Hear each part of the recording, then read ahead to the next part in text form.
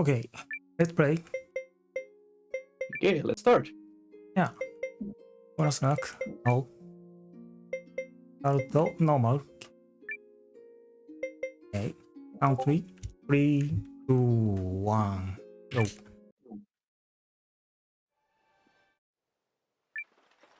The name's Yeah, so welcome everyone again on the Eiyuden Chronicle speedrun. I am Mio. So yeah, the runner is Mutol, or you could follow him at twitch.tv/modchile. And I'm SRD_27. I will be commentating this Eiyuden at any percent speedrun.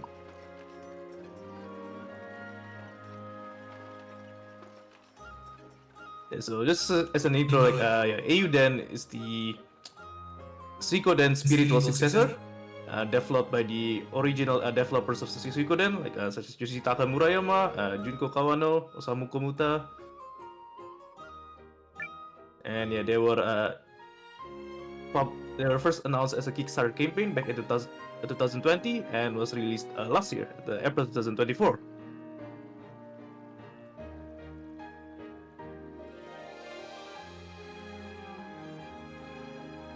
And one good thing about this game, unlike the other Suikoden games, is that they have cutscene skips. So yeah, I won't have much time actually telling about the story because I'm just gonna skip all of the cutscenes. And yeah, the first part is mostly straightforward. So in this world map, we're gonna have one battle. Let's get it done! And yeah, for the first series of battles, we're just gonna use the auto command. And instead of escaping, we do want to do the first few random encounters here, just to increase the level a bit. Because the first few levels will actually help us against the first two bosses of this game. Because yeah, Nothing to worry in the first dungeon we'll have two bosses, Forest Eater and Golem Pulverizer. And yeah, the little bits of level that we get at the start does actually help against that boss.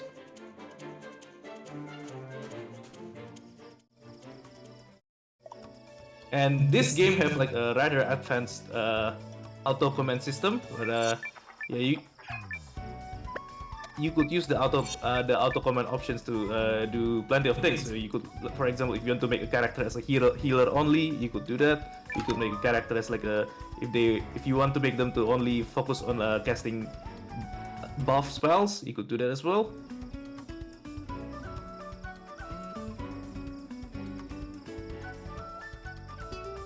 And yeah, some of the strategies throughout this run will is basically based on like what auto command you set up on the option menu Enemy sighted! to Ready to to intercept! maximize the usage of the auto in this game without doing any direct menuing. Although yeah, for the first part of the story, it's pretty straightforward. The default auto option here is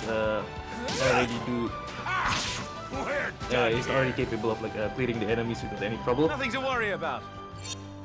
Does this mean I'm promoted? And now they're at level 2. So yeah, we're going to do two random encounters before we reach the final boss. No, not final boss, I mean the first boss of this dungeon, sorry. Oh, and also, I actually missed this, but earlier when we entered the dungeon, Mutol actually did a save and load trick, the first save point there. So that was done. Oh, and he's also doing it again here. So we save and then we load. So that will reset the encounter step count so that we could avoid getting an encounter before reaching the boss.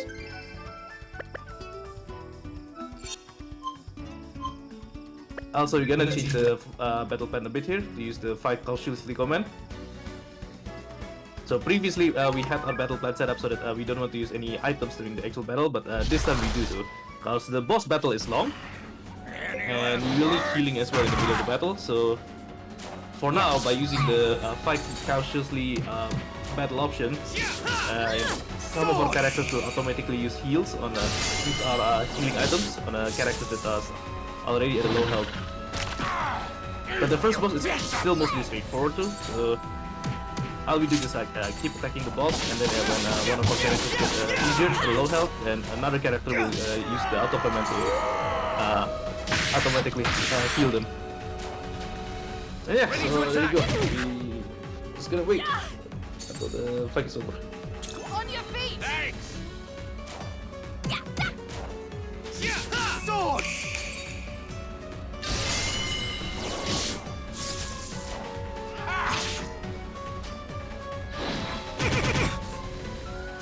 Yeah.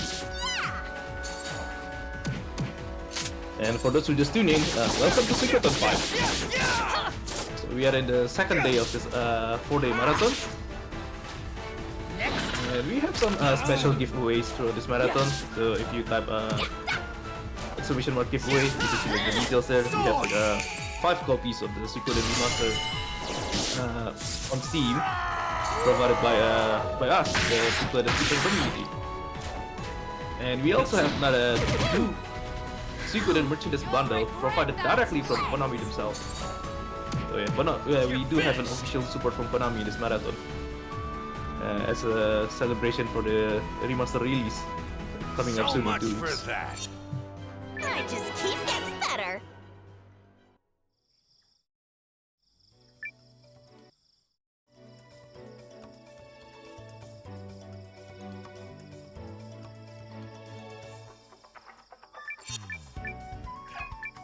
Now the second load trick here is to reset the encounter step count, so that while walking to the second dungeon we could like skip another encounter.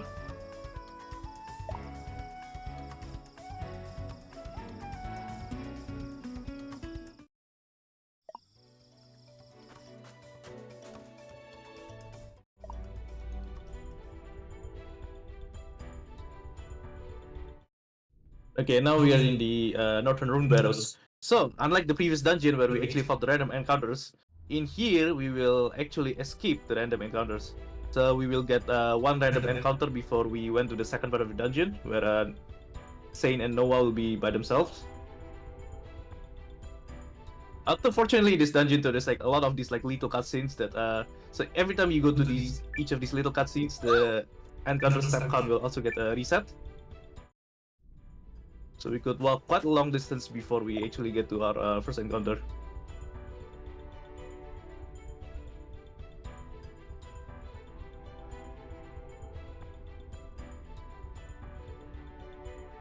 But yeah, when we finally get an encounter here, we actually do want to Let's get it escape. done.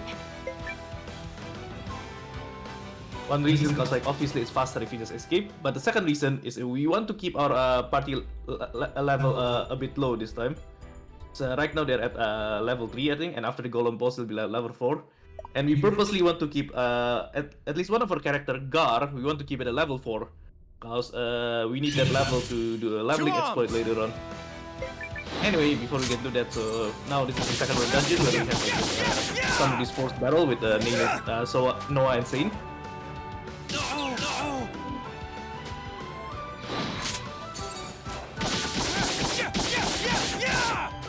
Last one. Nothing to worry about. Okay, so there's a couple of forced battle here, which kind of acts as a tutorial. Where on the second battle, we'll get introduced to the cover mechanic. Let's do this. Saign, look out! Thanks, Noah. Yeah, that self-death move from the enemy normally doesn't deal that much damage, but they purposely tweak the damage Nothing number to worry here about. to make the fight looks more dramatic, and because they want to introduce the cover mechanic.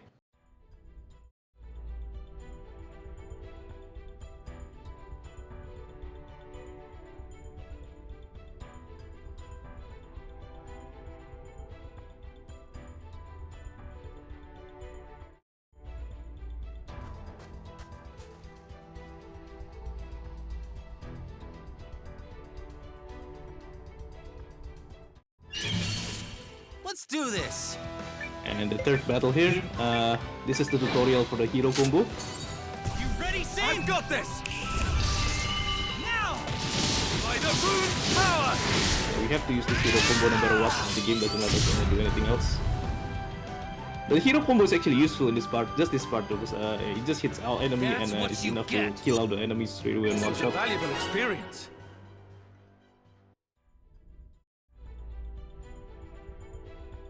And yeah, on the way to the boss fight, we will get one more random encounter, and we will also use the hero combo, because it's for this part it is still useful to wipe out all the enemies.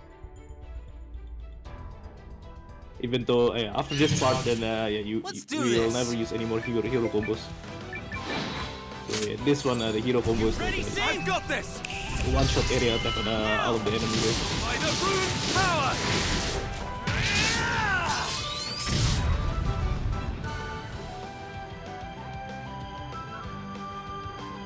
That's what you get!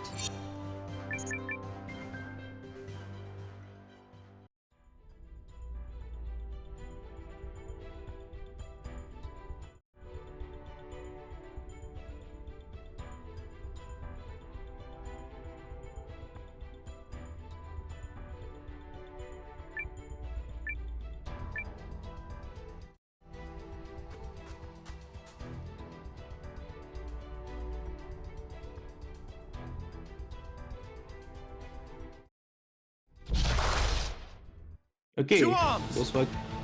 Okay, the first part of this boss fight, this is a scripted loss here. We are not supposed to be able to do anything in the first 3 turns. Just by ourselves. Also, one thing to note is that we want to keep Saign at high health after the end of the 3rd turn. We're in bad shape. Because Saign is going to be on the front line on the actual boss fight of the next one. Thanks!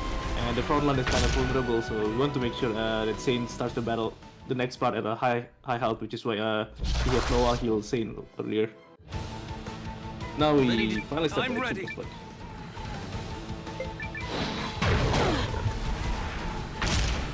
So the strategy is so straightforward for now. We're just gonna use the auto command, and the auto command will just automatically do the job for us.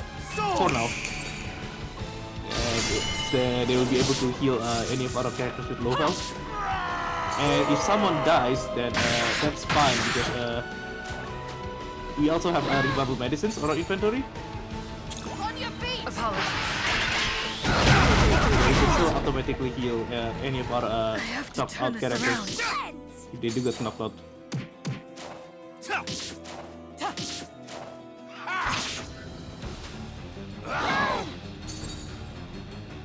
On your feet! Apologies.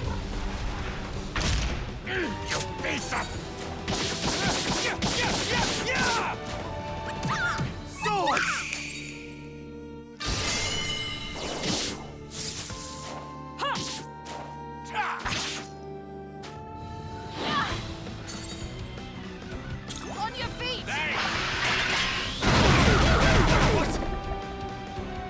I have to turn this around.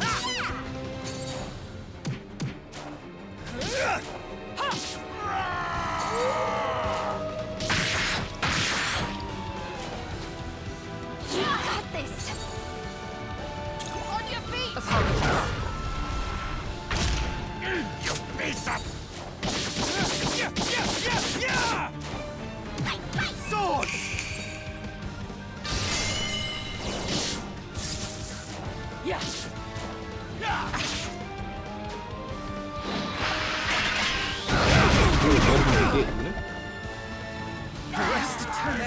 Two people did. Okay. Bit unfortunate, but that's still fine because okay, we have 2 revival medicines in our inventory, so we can only revive 2 people, Situation dire. which we'll probably do. Okay, start of the second phase here. Now we have to pay attention a bit. So in this second phase, Maybe we could the use game will teach us the gimmick mechanic of this game. And ooh, that's a bit annoying. So basically, for this boss, he will target one of the columns for one deadly attack, and the left and right column, if they get targeted, they could like hide in the use the gimmick to hide in the debris so that they receive no damage. But this time they actually aim the middle, so Saign and Noah can't hide in the debris and they have to defend.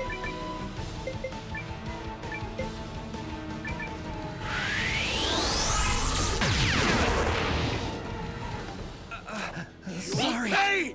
I can't! On your feet! Noah is dead, and I don't think we have revival medicines anymore actually, but that's fine. Like having one dead character is fine. Like it might actually Here I sometimes it might slow it down, but sometimes it also like trigger the fiery spirit effect there. So Gar and Lian, they hang on, I still have one revival medicine. Okay, never mind. I remember wrongly. I thought we only have 2. But yeah, sometimes having someone die, it actually helps. Like if you see the Gar and Lian actually got their fiery spirit activated because Noah's dead, and that will buff the damage by quite a lot.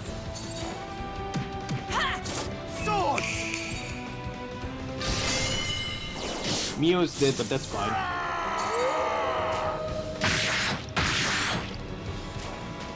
And normally I think the fight is going to be over before they use their second ultimate move. We'll see. Normally it's going to be over this turn, but there's a chance that we might have to do this for one more turn.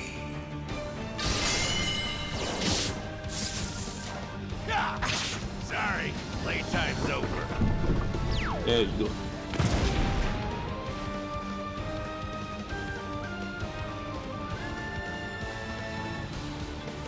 So much for that.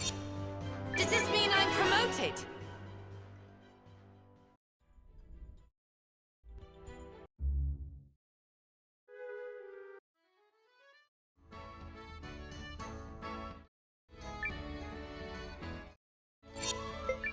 I know you need me, kiddo. Count me. Okay, now for this part of the game, we're gonna have like some quite a lot of walking for now. In this part of the game, to continue on the story, we need to recruit 3 optional characters. There's like I think around 6 available characters, and 3 of them are takes a long time to recruit, but 3 of them are fast. So we're just going to recruit 3 of these fast characters. So we'll recruit first Hugo, and then we'll recruit Francesca and Yusuke. And I think the 3 other available characters is Melor, which is takes forever because we have to go to an extra dungeon. Kuroto, which is also long because we have to kill a bunch of wild boars in the Retro Bridge. And the third one is Yume, which requires Melor to recruit, so which is also going to take forever. Yeah, while the other 3, Hugo, Francesca, and Yusuke is fast. All you have to do is just talk to them.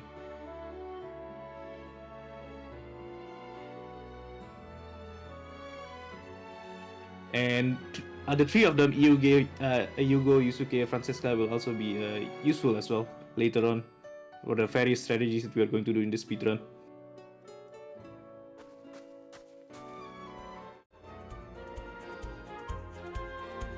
Okay, now we're going to walk from Alteswise to Altverden, and usually we could go there without getting an encounter if you're lucky, but there's a bit of chance that we could get one too, so let's hope we don't get it. Okay, good. So in here we're going to recruit Francesca.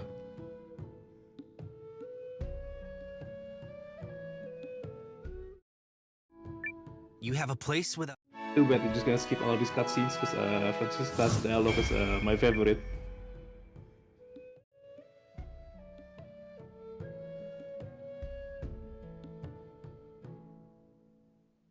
Also, if you noticed earlier during the party menu at the start of this section, we put Gar in the attendant section because we don't want to use him in our party because we don't want him to level up.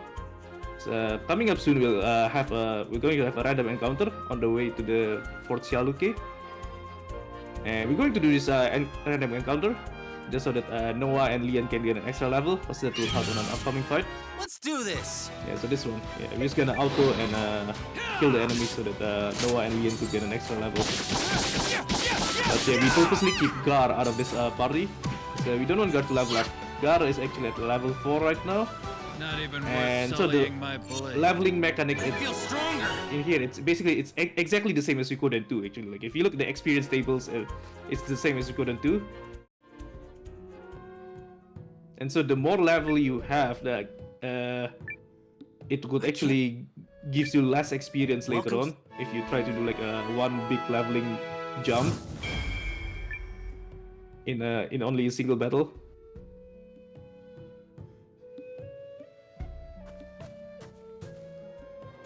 Anyway, we'll see that more of that later. But for now, we recruited our third optional character, Yusuke, and that lets us to continue the story.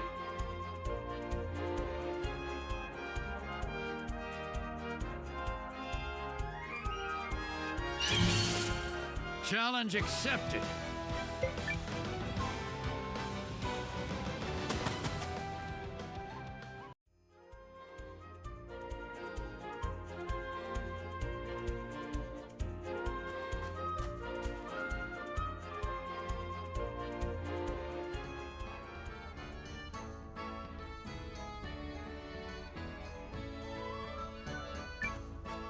In the meantime, we're gonna buy a couple of rune shard of return. So we'll need those to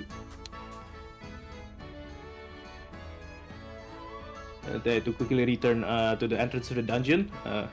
There will be several parts in this game where it's quicker to go through the dungeon by using the rune shard of return.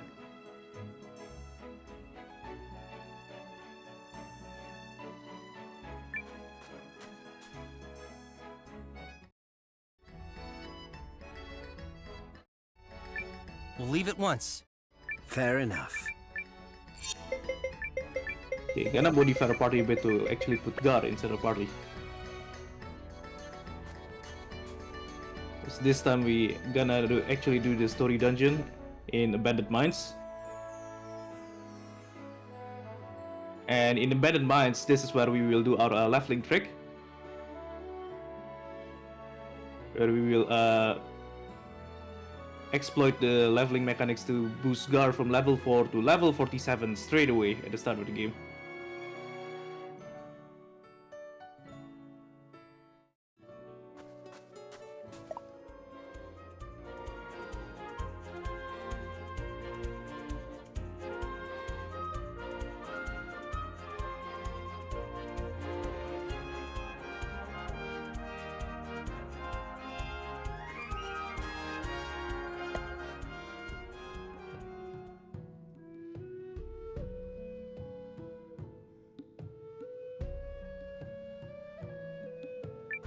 Ornato, the story told us to go to Alfredon first and talk with the village chief to hear the story about bandits possibly hiding in abandoned mines.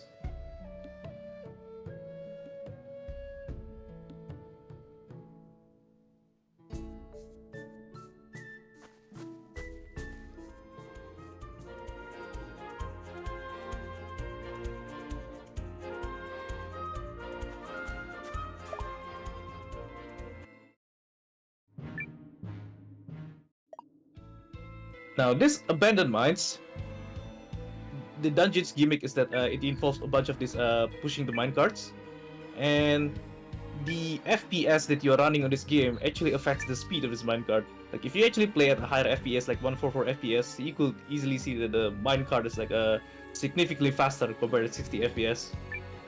So this is like one of the reasons why in the leaderboard rules we actually limit the game to 60 FPS only, because higher FPS will basically run faster in this game. Also, we use Rune Shard of Return here because earlier we pull the minecart down to open a path to the chest, and we have to walk the way around to grab this chest. And if you walk the way around manually, then we'll get an encounter. So instead of getting an encounter, we'll just use Rune Shard of Return instead to reset the encounter step count. And this chest here that we'll go to. Oh, that's unfortunate that we failed to escape. Yeah, so we are actually a bit under leveled here in this dungeon, and sometimes it could be hard to escape. So yeah, this chest is very important because it contains Earth Rune. And instead of carrying on continuing the dungeon, we're going to backtrack and return to Alfredon because we want to equip this Earth Rune. So the Earth Rune is probably like the most useful, the first level magical spell. Plus, like their third ability, Earthshaker, it's an area attack that will deal they'll deal damage to all enemies at once. Oh, Mutol, could you remove the mouse a bit from your screen?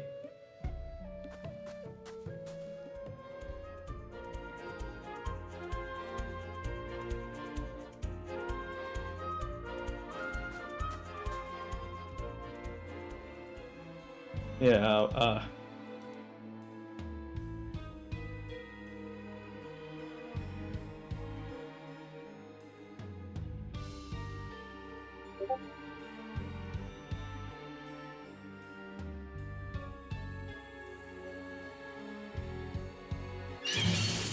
Challenge accepted.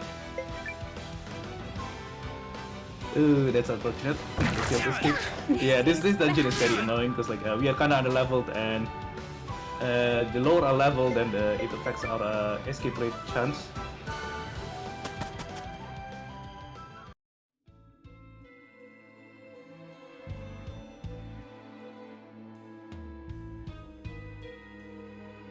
Yeah, because so in the middle of this dungeon, there's an item named Growth Badge, and this Growth Badge, when equipped, it will boost the experience gain by 20%, and we will need that for our leveling exploit later on. So before we get the Growth Badge, we're not going to do any encounter. We're just gonna escape everything. And once we get a Growth Badge, we're gonna aim for a specific encounter with 6 high-level enemies that let us boost Gar from level 4 to level 47. Eyes up! And for this battle, we'll need the Earth Rune, because like at the moment our characters are kind of under level, and without using the Earth Rune's area spell, it's very hard to actually beat the enemies. Like the way the first level magical spell works here, it actually like it doesn't look at your magical stats at all, so it will deal the same base damage. Yeah, no, like whether you are at a low level or high level, the spell will do like around 80 base damage. You do know But some I characters excel have either like a under pressure. higher or a lower affinity. So we equip the spell we equip the Earth Rune to Eeyuden, which actually have a negative affinity with Earth. So his spell will actually deal around like 65 damage, I think. Yeah, around 65 base damage instead of 80. And we actually do want to lower this damage a bit. So we don't want the damage to be too high, because that will like kill all of the enemies at once later on. And anyway, in the meantime, in the middle of this dungeon here, we have Hero, Sure. the Step right. item shop. He's actually like one of the few item shops that actually sells healing incense. His healing incense is very important. It heals 60 health to all characters at once. Thanks. So it's actually All very right, rare to future find a big shop shot. that buys that sells the healing incense. And later on, once we get our headquarters, we could actually recruit Hero, but we're not going to do that in this round though.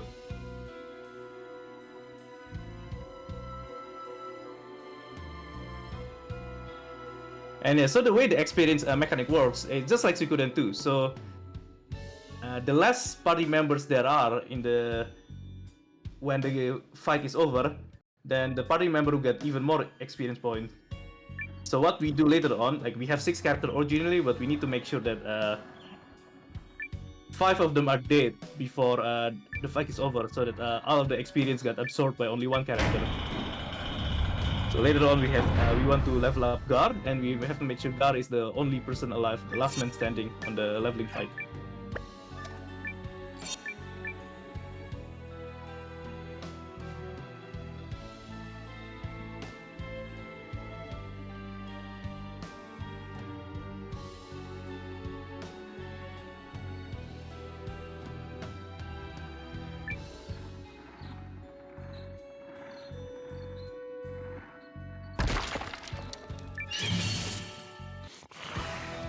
Any last words?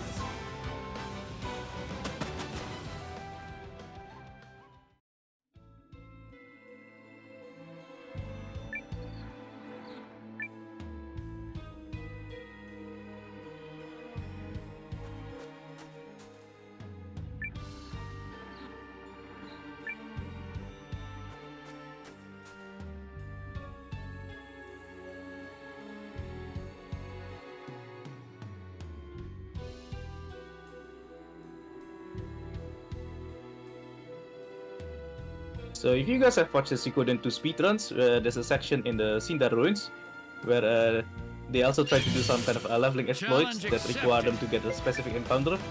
And that section in the Suikoden 2 speedruns are infamous for being a rather heavy reset point, because you need some luck to get the right encounter, and the encounter also need to get to be done in the correct way with the correct RNG. And yeah, this abandoned mines in Eiyuden, it's kind of similar to the Sindar Ruins in Suikoden 2. As you need to get a specific encounter, and if you don't get it by the time the dungeon is over, that means like you will have lost a lot of time, and you probably want to reset. You want to grab for a good time.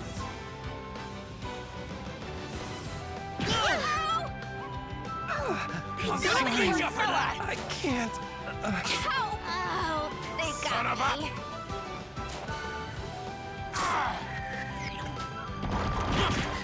You're just making me madder! And also, of course, this dungeon also heavily reliant on how lucky you are in these escapes. So there's a lot of luck in this dungeon. But basically, then you get the growth badge. So the growth badge, again, it's a very important item here because it boosts your experience growth by 20%.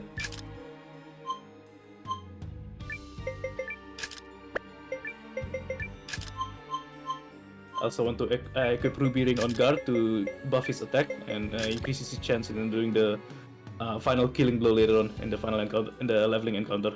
So okay, now this is finally the time where we could actually try to fight for the encounter with 6 rabbits, the 3 rabbit mages and 3 rabbit lancer. Those each of these rabbits are level 11, while guard is only level 4, so they have like a 7 level difference. Oh, nice! Oh. Very lucky. We get it. Gotta straight away. Okay, time to show this. Guards up! Okay, first of all, the most important part here is to have Eiyuden as Earthshaker. So the Earthshaker, because Eiyuden has a negative affinity for Earth, the Earthshaker will only do like 65 damage instead of like around 80 damage. That will make if the Earthshaker actually deals the full base damage, all of these rabbits will actually die in one shot. There you go. Yeah, so all of those rabbits will actually die in one shot if we do the base 60 damage and the 80 damage, which we want to avoid. Because before we kill everyone here, we want all other characters except guard to die. So, but if you don't kill those 2 rabbit mages in the back, the rabbit mages have like a strong area attack and strong spells, and they could easily wipe our party because all of our characters are kind of under level here. See how quick our characters die there? Leon is already dead straight away. So this encounter is kind of hard to do as well because we need to find a good balance between trying to kill the enemy quick enough so they are not too dangerous, but we don't want to kill them too quickly because if most of the enemies are wiped out too quickly, then our characters will take too long to die. And the fight will be slow. So. Okay. Guards up!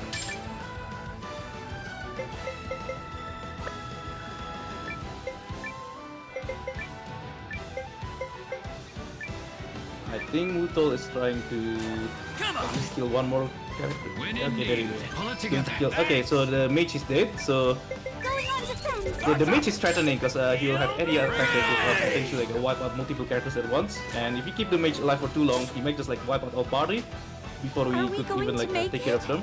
Now that we have only the lancer left, this is a tricky part. We still have 3 characters alive outside of guard, and we want the lancer to kill them, but we don't want the lancer to kill guard though. So in the meantime, we're just gonna keep killing guard.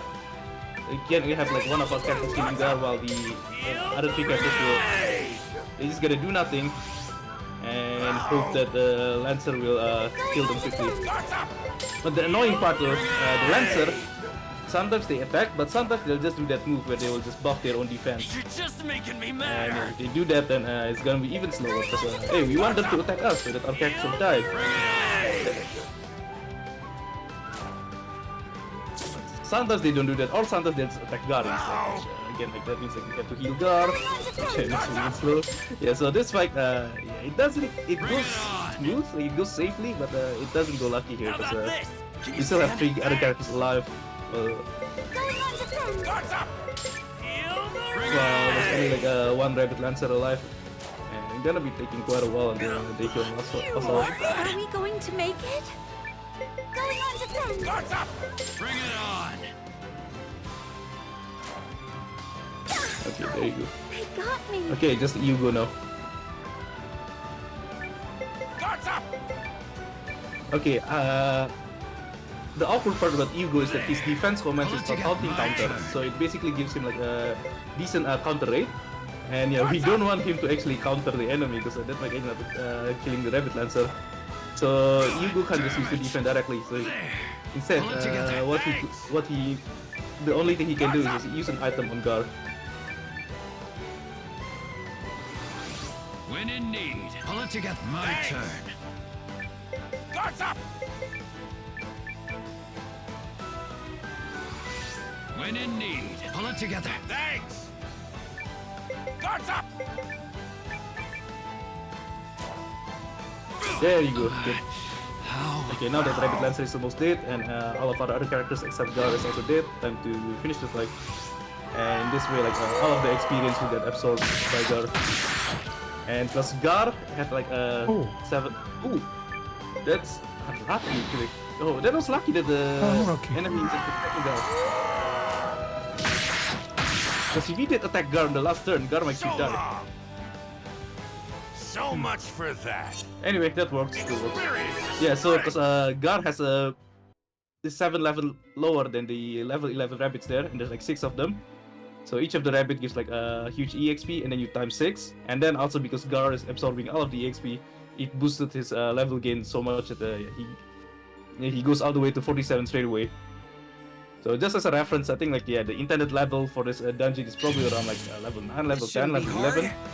And level 47 is the level that you'll get like when you're around like maybe like 70%, 80% of the game story. So now we have like one late game level character that could just like wipe out everything pretty quickly. And a bit of safety there, we're just gonna grab that chest with 6 quality healing herbs for later. You see this, we have this section where we have to push the minecart hard enough on the wall so that a stone will drop down on it. And at higher FPS, you could actually just push the cart straight away at a shorter distance to trigger the boulder drop. While at 60 FPS, you actually have to pull back the cart a bit of distance before pushing it. Same with this part here. So this is one of the reasons how we found that the higher FPS will actually like makes the game runs faster in multiple ways. And why in the leaderboard we actually have a rule that we can only use 60 FPS.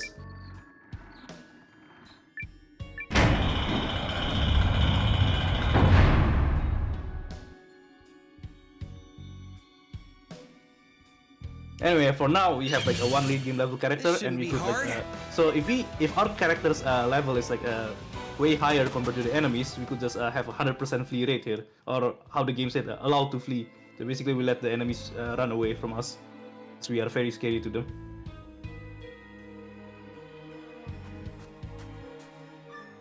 And yeah, once the leveling is done, then we no longer have to worry about the escape RNG.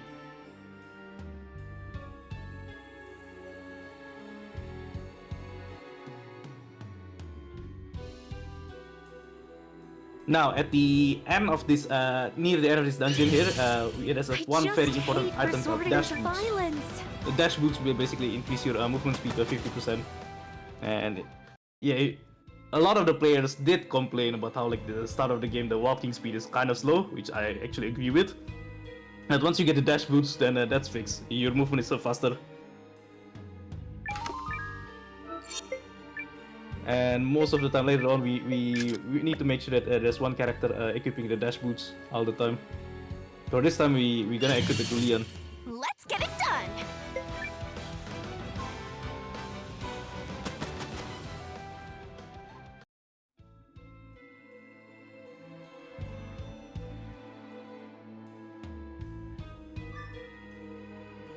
Okay, boss fight coming up soon. So we have one super high level character, and basically he's going to we're going to wipe out the boss just with guard.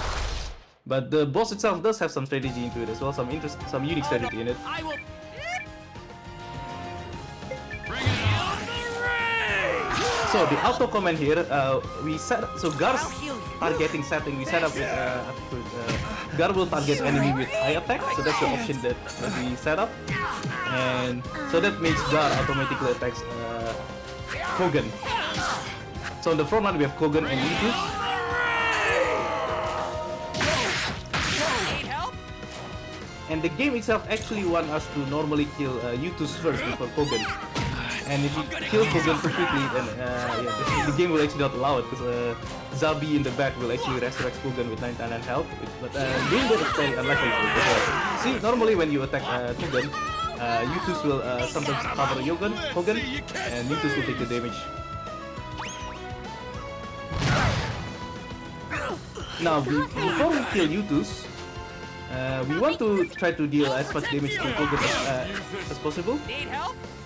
Because on the second phase later on, I'll heal you. once Eiyuden is dead, we have the second phase of this fight where Kogan will sometimes use his gimmick, where he will pull some kind of lever and like what do you call that thing? There's a crank with a boulder in the top that moves around, and the animation time of that ability is it takes a long time.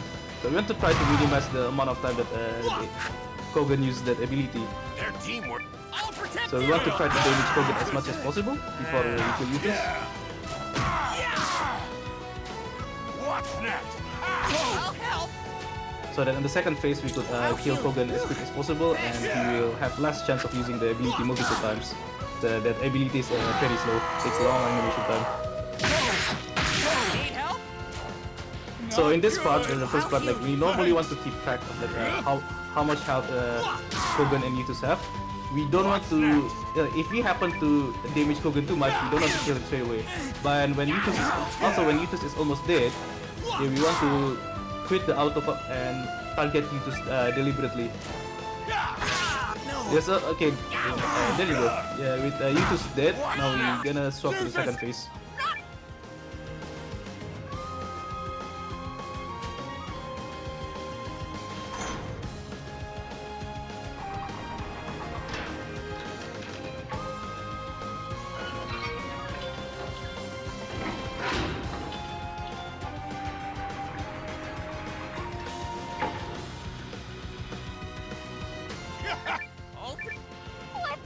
It's some that. You see how long that animation is, where he pulled the lever, the crack moves, and all of that. So yeah, we want to try to minimize the amount of times he's doing that ability, which is why earlier on the first part of this fight, we want to try to damage Kogan as much as possible.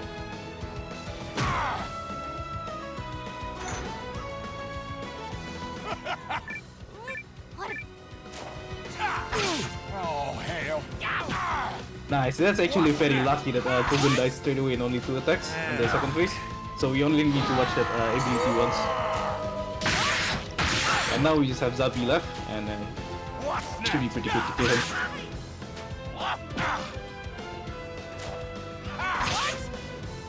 I'll help.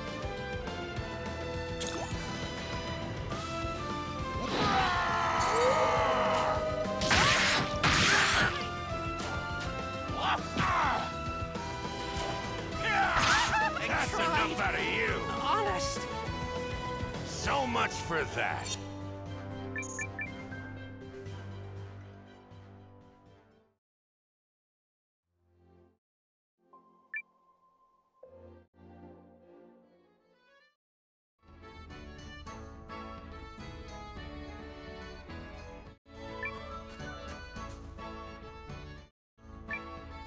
Going home.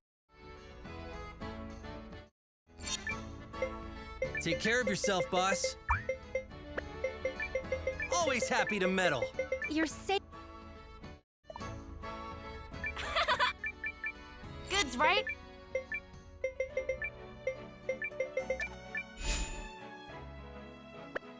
Okay, to the next part of the game, we don't need Iogo to use the Earth Rune anymore, so we swap it. We swap that Earth Rune to Francisca.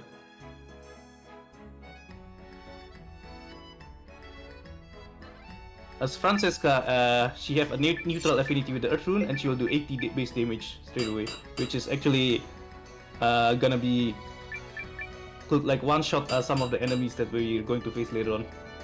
Also, in the meantime, we're going to upgrade Gar's weapon as well. This is for a later fight, so there's another leveling exploit fight that we will do later on in the game, like around like more than an hour into this run. And buffing Gar's attack a bit there actually helps.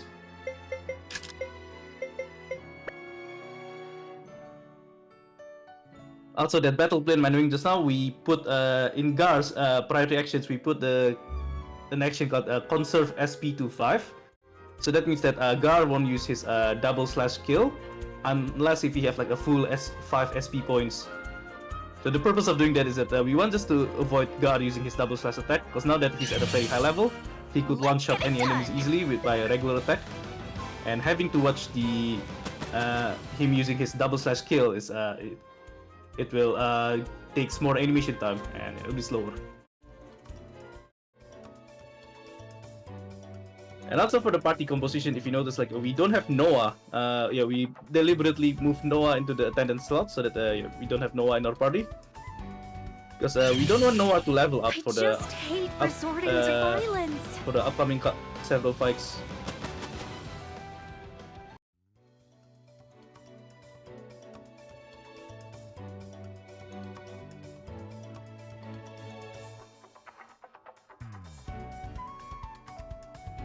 Start running, worms!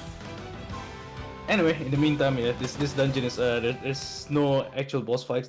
And yeah, we're just gonna walk and have 100% flee rate for all fights because we already have like a very high level guard here.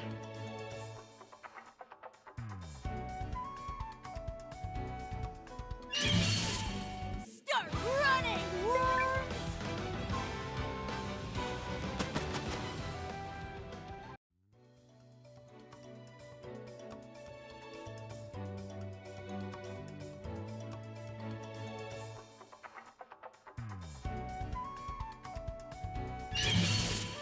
Where's the challenge?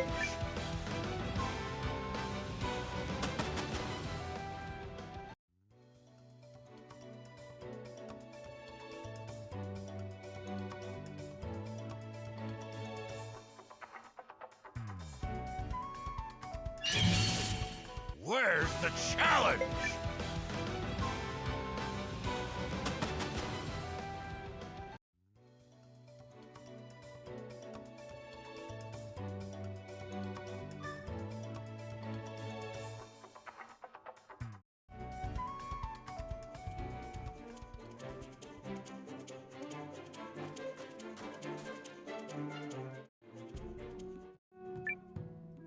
No.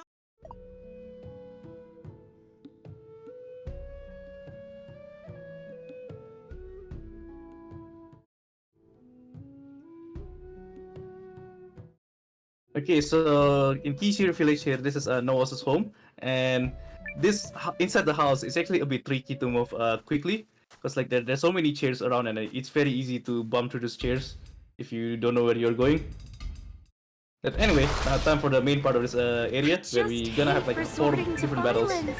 First battle here, this is against Hearthstone, and the game we are not supposed to win this game because Hearthstone has very high health, and also the fight is gonna be over in only 3 turns. You will sleep where you stand! Got me.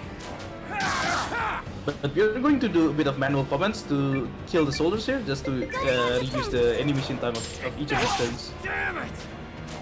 Yeah, unfortunately, we can't do like an auto target, a way to do the auto command to target the soldiers. I mean the bandits automatically, because if you try to do auto, a guard will attack first one instead, which is a waste of time. Ay, damn it!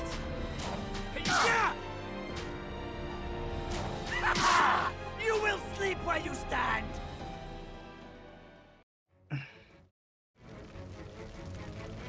Okay, time for the actual battle. Any last words? Going on defense! So there's 3 more battles left that we need to win, and for now we're just gonna have to use guard to use his guard's regular attacks, because we don't want to use Francisca's area spell yet. She only have a limited amount of MP, and if she uses her area spell right now straight away, then she won't have enough MP for the layer fights where we have more enemies to deal with. That doesn't even count. And also as because we only have 3 exercise. characters here, our characters get their level boosted by quite a lot. So Francisca to 14 and Lian to 13.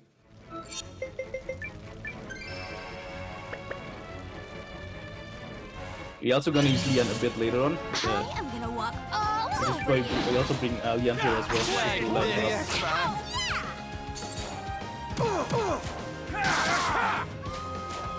Stop it! I think that's a bit of a mistake. I think we forgot to set up the heck, man? the area spell command for Francisca. Normally if we use auto here, Francisca should just use her Oh, area spell midway.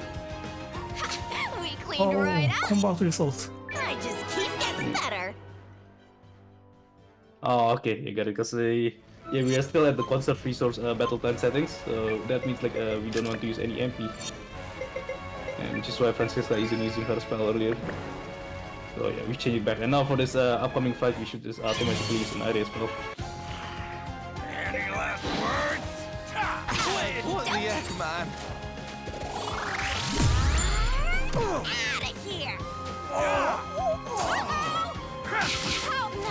Doing good here. Chew on this! What the heck, man? Yeah, so that spell will do like a base damage of like close to 90 damage, and it sometimes could one-shot these bandits, sometimes We don't. cleaned But right if you don't one-shot it, then we could just like I attack just them. keep getting better.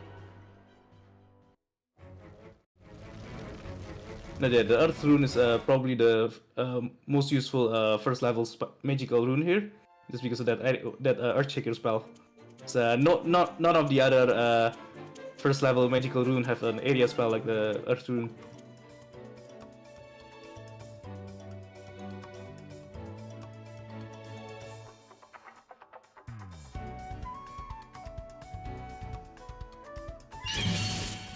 Where's the challenge?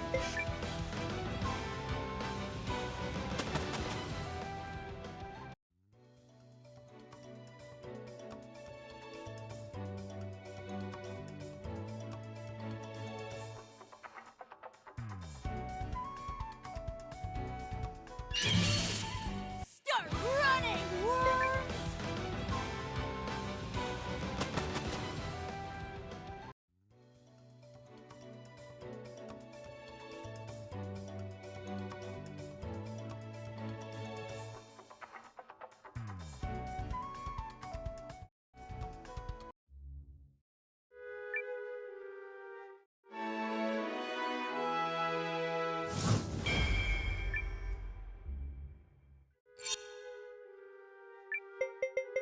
We'll continue the journey together. And for the next part of this I'll wait till I'm needed.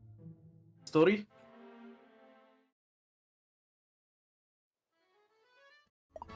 So yeah, we have to go to Wern Village, and there will be like a few battles against the enemy soldiers, but the battles are kind of straightforward too.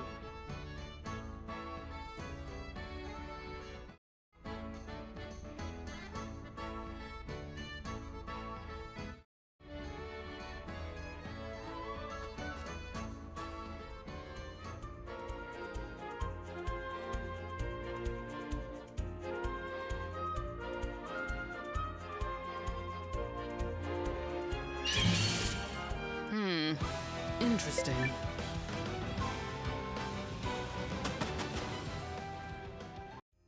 But the exciting part of this Wern Village part is the stealth part.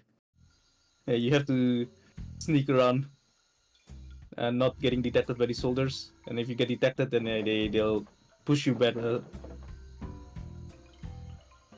And you have to start over some part of this dungeon.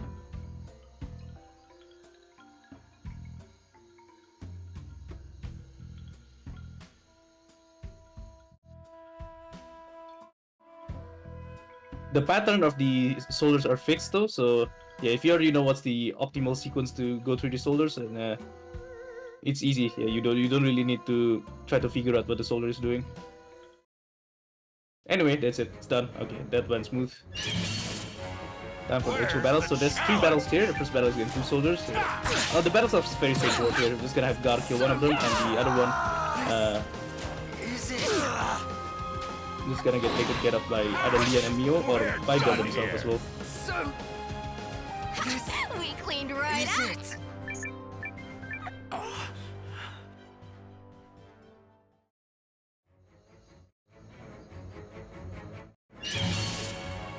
Where's the challenge? No. What? What? Oh, that got me. We're done here. Done. And not a hair out of place. Training is the friend that never...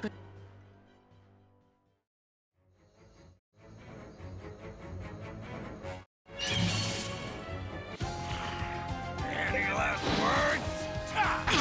No. What? so, I have to turn this around. is it? Hey, Choki fired. Yeah, the Switch version of this does have long loading times, unfortunately. Is it? I mean, it's still playable. Like, if you like to play the game on Switch, then it's still going ahead. But yeah, if you want to speed run, it's definitely not recommended to do it on Switch. Keep getting better. Yeah, the performance is not that good.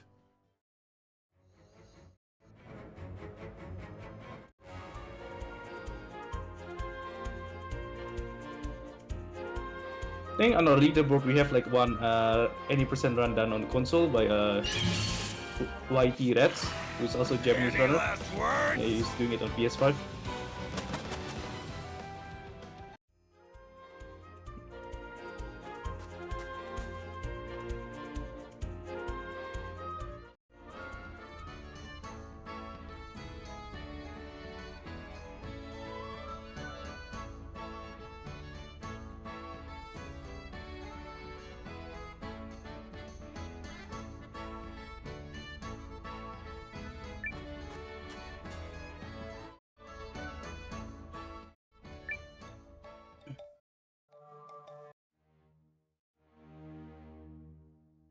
Okay, coming up soon is the war battle.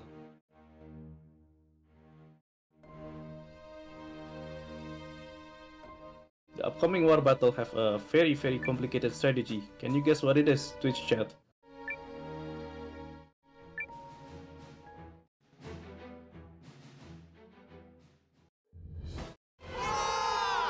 Okay, so in this first war battle, all we have to do is just to defend the back row there, and make sure the enemy doesn't get into it. So we just need to make sure that we don't lose to any of our opponents. But since it's the first war battle, it's kind of acts as a tutorial and the enemy is weak. So for most of the time, all we have to do is just stay in the back and do nothing here, and we should be able to defend against the enemy pretty easily. Hey Lacey, the magic is okay. I think the way the magic work here is a bit confusing. So yeah, some people just think it's end up being bad because like the first level of the magical rune, they only deal like a fixed damage. So if you try to use it when you're at a higher level, the magic doesn't increase. And it's actually the magic is actually very useful here at the start of the game, but later on, yeah, once we get a higher level, the first level magic is not useful anymore because it only deal like a fixed base damage, and no matter how high the level is, you won't get a high damage output from it. But it does have some of its uses though. Like earlier, the Earth Rune, we use it a lot in the start of this speedrun. Pull the troops back And exemplify the Bandit trio battle. Yeah, the Bandit trio battle, like I think if you do it the intended way, it takes a long time because each of those bandits does have like a rather high health. And also, just now on the third turn, you see Mutol moves Sabin to the middle. So normally you don't need to do that, but it's just as a safety precaution because in the final turn there is actually a small chance that Sabin could actually lose, and if Sabin does lose, then she will move backward. And if she's not in the middle, so if she just stay in the back and she happened to lose, then Chapel and Saign could actually go inside the middle back row, and that will lose you the game. But this time, because Sabin is actually still not on the back yet, if she happens to lose, then she will just retreat to the back line and it'll be fine. You won't lose this war battle yet, because the enemy will still stay in the middle if Sabin loses. But other than that, yeah, you don't really need to do anything special in this war battle. Basically, you just have to survive for 5 turns until the war battle is over by itself. Retreat! Hurry! Don't waste lives!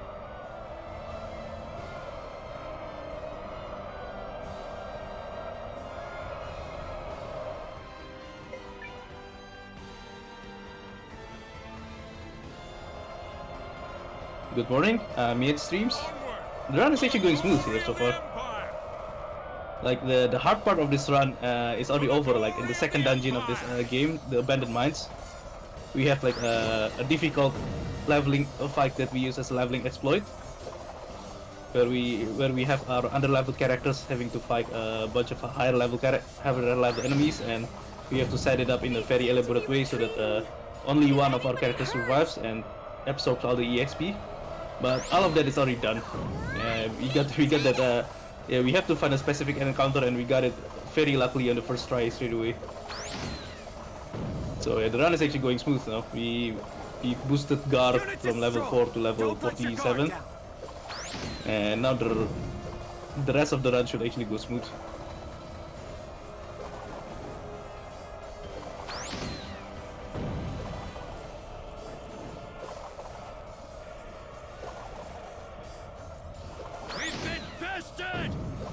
And thanks for the good luck, mates. There is still like a bit of luck as well throughout the rest of the run, but at least the one hard part of this speedrun is already done though.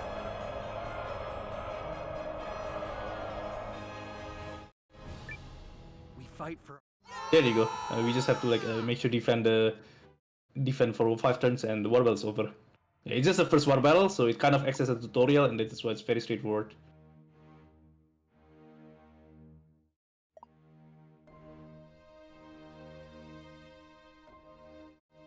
Oh, Mutol, are you going to do the leveling fight in LT's voice? Okay. Will you level up Yusuke in here? Oh yeah, Yusuke leveling up. Okay, this is going to be fun. Yeah.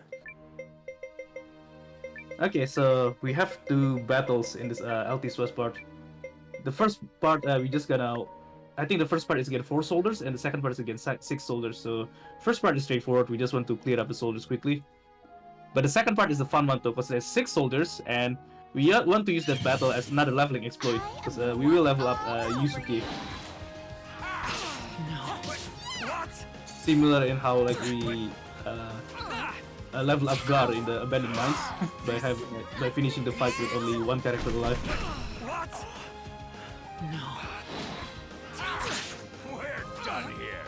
Okay, this one is straightforward. The first one, we're just gonna wipe out the enemies with the area spell and all that.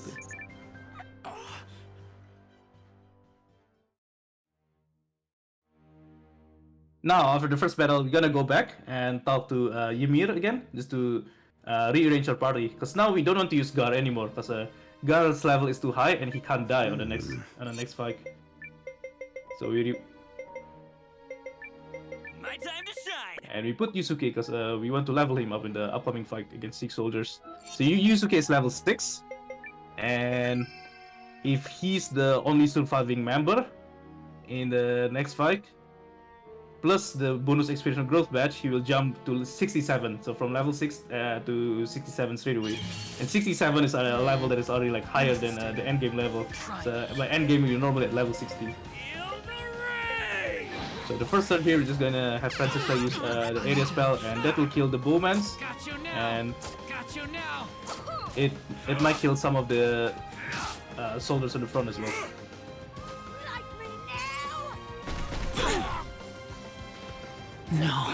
So good, but we don't want to kill all of them straight away though. Now again, like with these leveling fights, it's a bit hard sometimes because we need to balance. We need to find a good balance between like trying to kill the enemy quick enough so that they won't kill us too quickly, but at the same time we don't want to kill all of them too quickly as well, because we want our other characters to die. So now we only have 1 enemy soldier left, and we want Mio and Francisca to die, so that Yusuke will be the last man standing at the end of the fight. Okay, we just have to hope now he's attacking Francisca.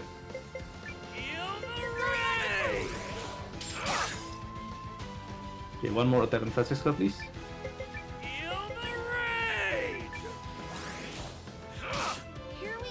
We preemptively set a heal that will have Francisca healing Yusuke, so that if the soldier happen to attack Yusuke, then Francisca will heal it straight away.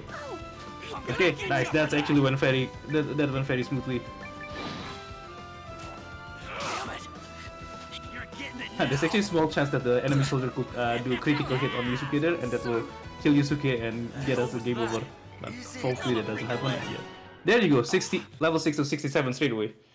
Again, 67, that's already that's 7 level higher than the regular endgame level at level 60. So now we have like 2 superpowered characters, Gar and Yusuke.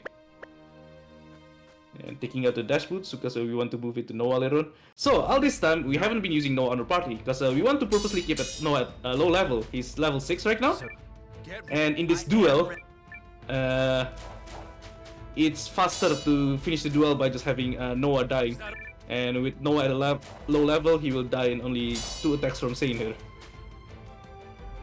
There you go. Duels is over in like, I don't know, 20 seconds or less. Yeah, so for the last 3 areas of this game, in Kishiri Village, Wern Village, and also in this Altis West part, we purposely keep Noah out of the party because we don't want Noah to level up. And with him being at level 6, the duel finishes very quickly. But now we don't need to keep Noah at a lot. Now we're going to use Noah, and that's why we could put the dash boots on Noah. We believe in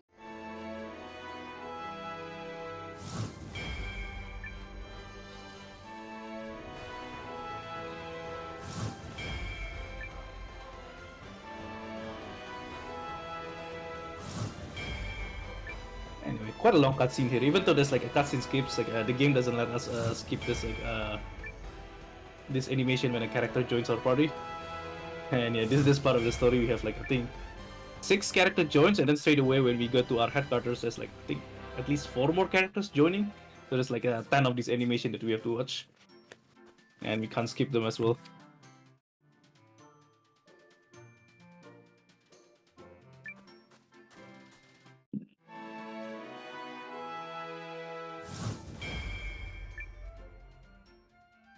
And we get to name our headquarters as well. So this game doesn't let us give a custom name to the headquarters, but they give us like a lot of, it's like I think around like 100 different choices of headquarter names.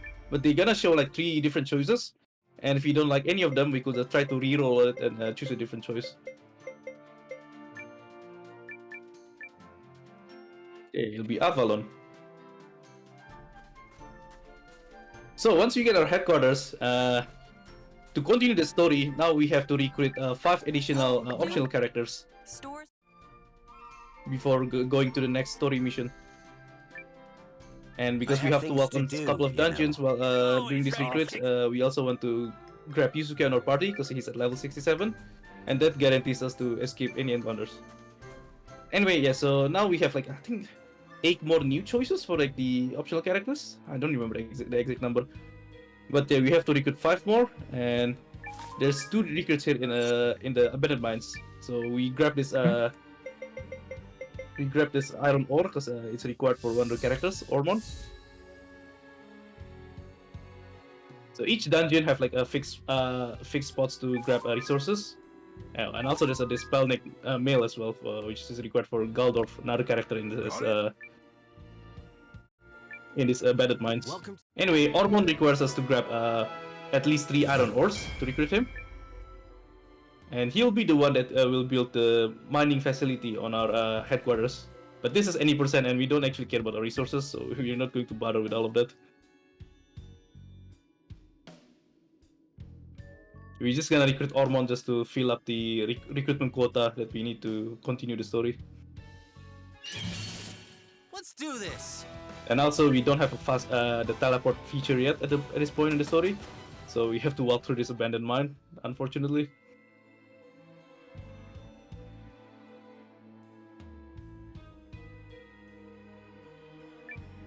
And that's Galdorf, and to recruit him, he wants us to bring him a Pale Knight mail, which we already grabbed earlier at the start of the abandoned mines. But since we have to return back to abandoned mines later on anyway, we're gonna do the second talk with him once on our way back to headquarters. Anyway, now in Alphardan, there's another recruit, Falward.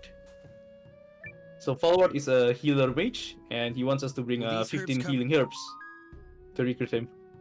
Earlier, when on our first visit to abandoned mines, we talk to Hero for and we buy 15. We buy not 15. I think like 20 something healing herbs. Like we buy a bunch of healing herbs basically. One of the reasons we buy a lot of it because we want to use this 15 healing herbs to recruit Falward.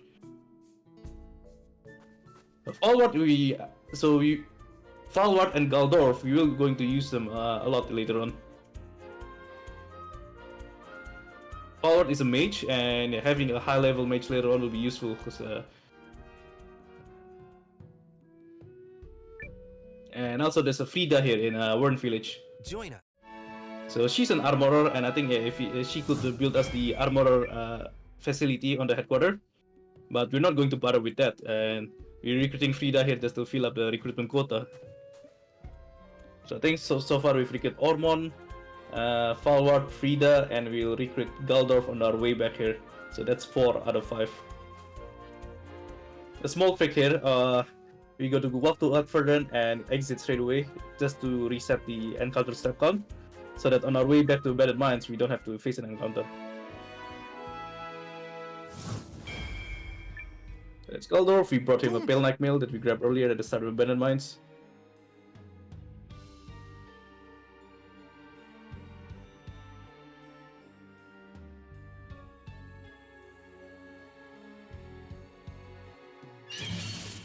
I don't got time for losers!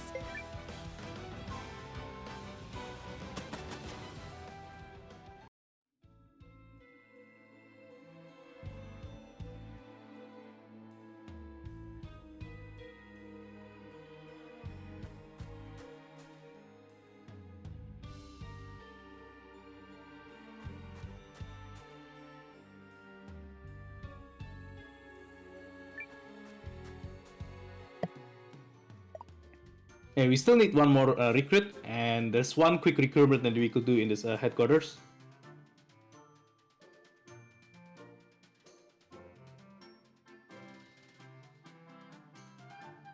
So this is Martha, and yeah, we can recruit her by just talking to her, and she will be the one who built the farm in our headquarters to build the food resources. Now that we have 5, to continue the story, we just have to like walk to another room and get out again, and that will continue the story.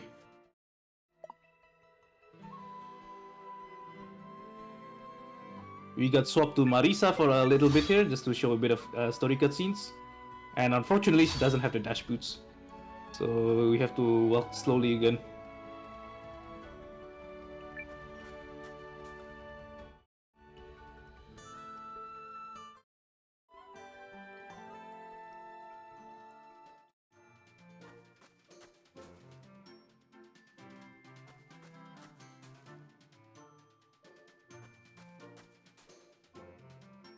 Yeah, the next part of the story will be going to the Greatwood.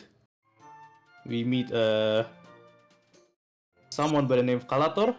He's of a race called Tree Folk. You're gonna be Is it my turn then? You got it! Oh, yeah, so this is like one of the non-human races in the Eiyuden world. He's Think of tree people. And earlier, so we put Galdorf forward, and of course Noah ourselves on our party. So Leave it to me. on the upcoming dungeon, we're going to do huge, massive leveling exploits, and we're gonna make all of these 3 characters to be level 99 characters. In the meantime, though, we want to buff Gar's damage a bit. See? By equipping those power runes on Gar. So Gar is already at a high level, and he have like all of his rune slots unlocked, so he could equip like multiple power runes.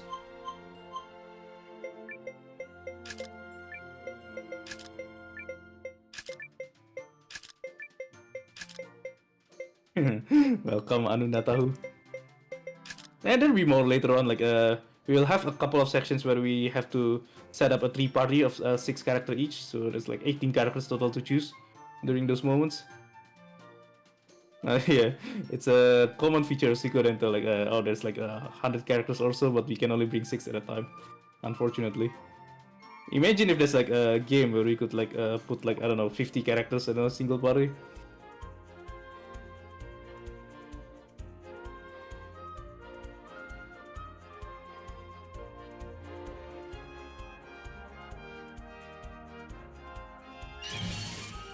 We go!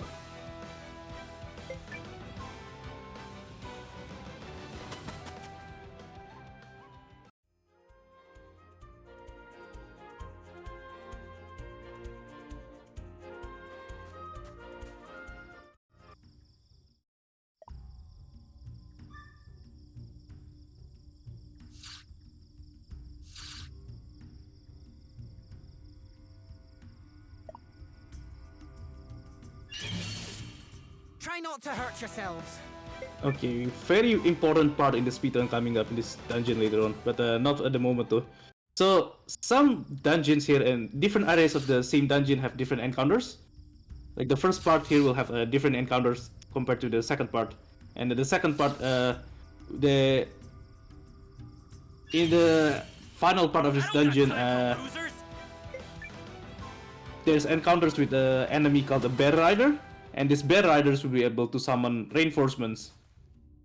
And we will abuse that fight to kill dozens of reinforcements in a single fight and get a bunch of EXP in only a single fight so that we could level up like 3 of our lower level characters here to level 99 straight away. We go!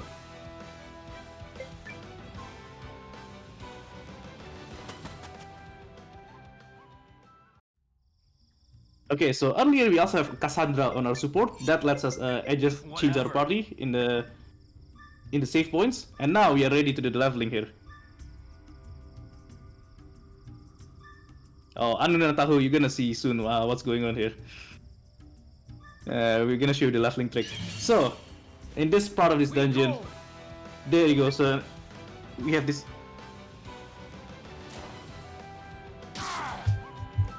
Oh, hang on. I think we can do this encounter, Mutol. This one should be good enough as well. They got me!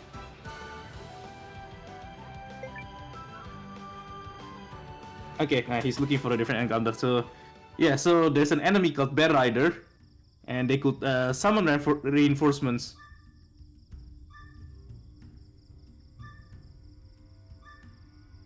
And we will abuse that so that in only a single battle, we will kill about dozens of reinforcements. You could use this battle. Mutol, you could actually use this battle. This battle is still quick enough.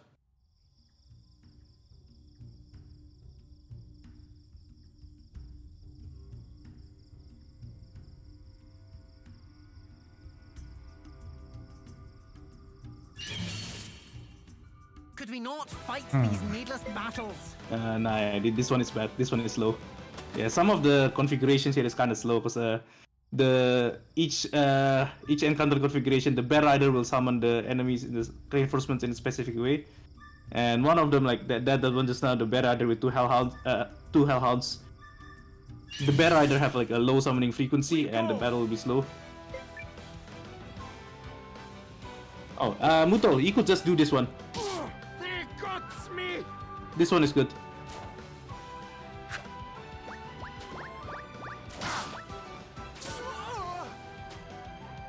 One, two bear, two bear. Okay, yeah. And this one is, I think, is good as well. Could try it. That's it!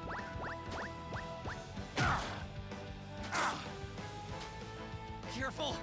We're in bad shape. Okay, yeah, we will find the one with the 2 bears. That one is a bit faster than the other setting.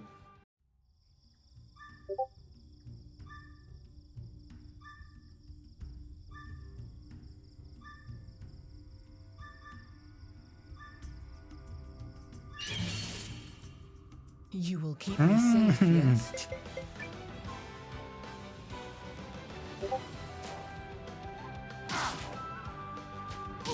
They got me!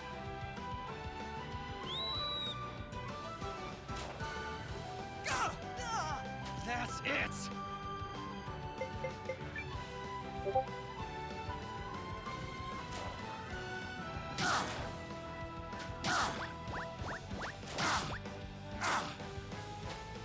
Ow!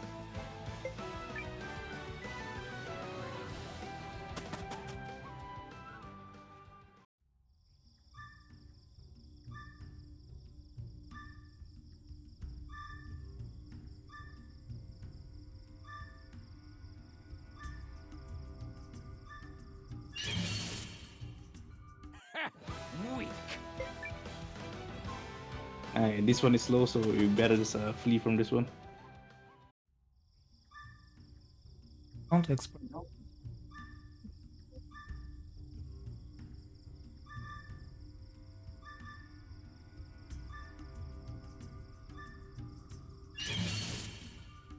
Could we not Oh, fight yeah. these needless Oh, there you go. battles? Okay, so this is how this battle will work. So we're just going. So the Bear Rider could summon the reinforcements, and we are aiming to kill 30 enemies total in this battle, single battle. So, hey, chat, please chat. Can you help count us how many enemies we have killed in this battle? Thank you, because I'm bad at counting.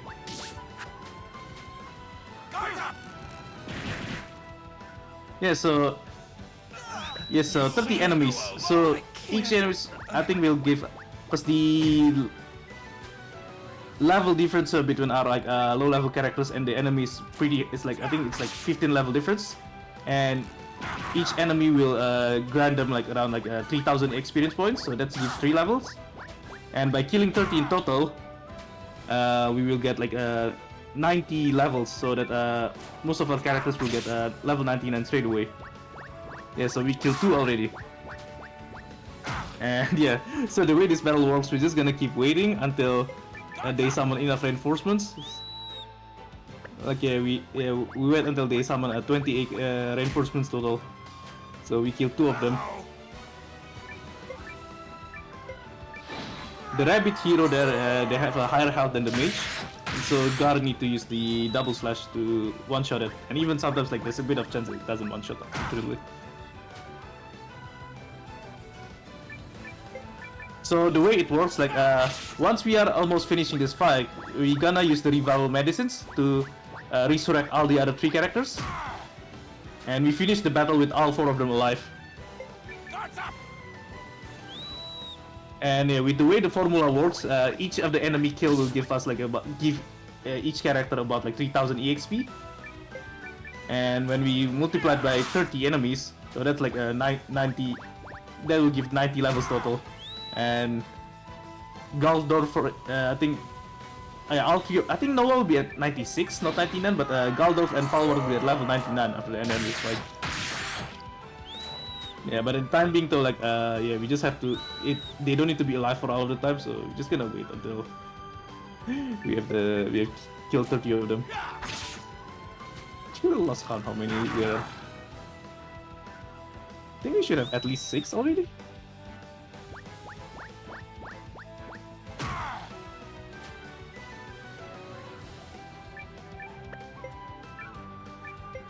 Oh, anu tak tahu. That enemy is a reference to the company name. So this company name is Rabbit and Bear, right? So this enemy is called a bear rider. It's a rabbit riding a bear, and yes, that is a bear actually.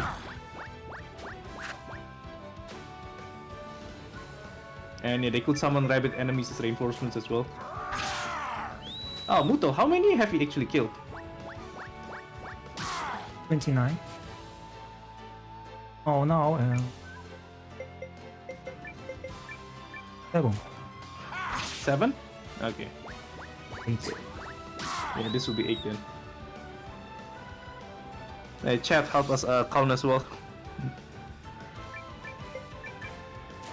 Okay, so this is 8.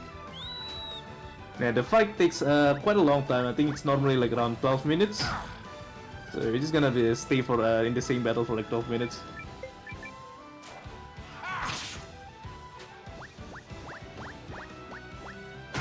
Actually, you're correct, authorities. That's a rabbit riding a Victor.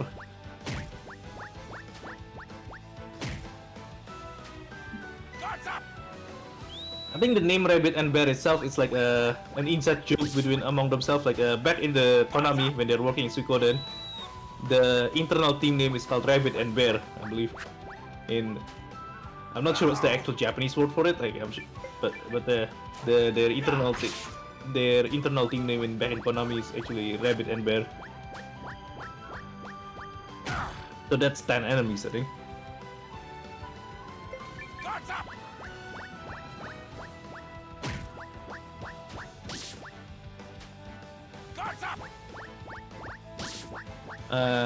Anu nak tahu?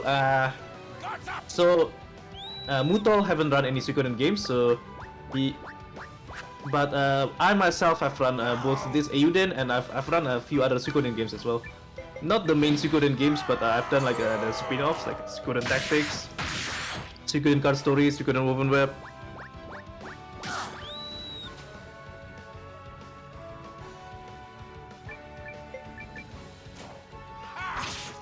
That's 12 enemies.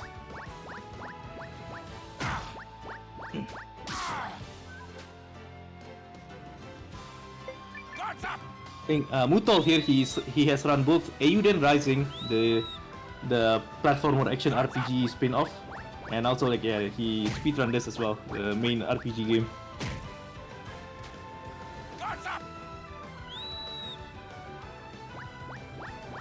Anyway, yeah, the annoying part about this also the rabbit. I think they only have like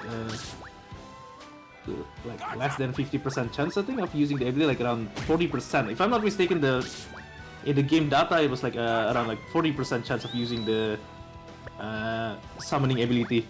And when they do use it, there's a 20% chance that it actually fails. So sometimes if you see when they summon like sweat coming up and no reinforcement pop up, that means they failed their ability, and which sucks because we want them to bring up the reinforcements. So yeah, unfortunately this part of the game does have some RNG as well.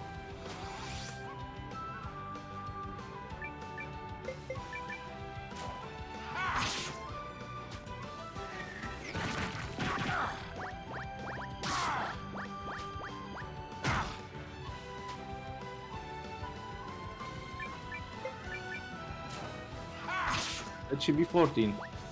Thanks, Mahwin, for keeping track on that count. So I think I would have missed one of the counts in the middle if you don't keep track of it.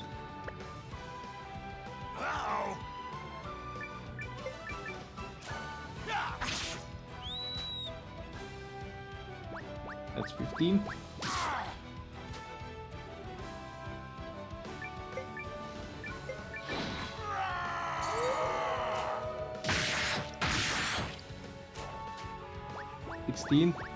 Okay, as to, yeah, by samurai moment you're talking about Mio. Yes, her stat growth is actually bad. Like okay, funny thing about Mio, her damage in the early and mid game is bad, but if you actually bring her up to end game and post game levels, like level 60 and above, her stat growth end up being high, and she actually had good stats on end game and post game levels. But before you get to that point though, then yeah, Mio is bad. Yes, there's some characters in this game with funny stat growth like that, like a bad early stat growth, but the good late game stat growth. And there are other characters who are the opposite as well. Like they have good starting stats, but on later late game levels they are mediocre.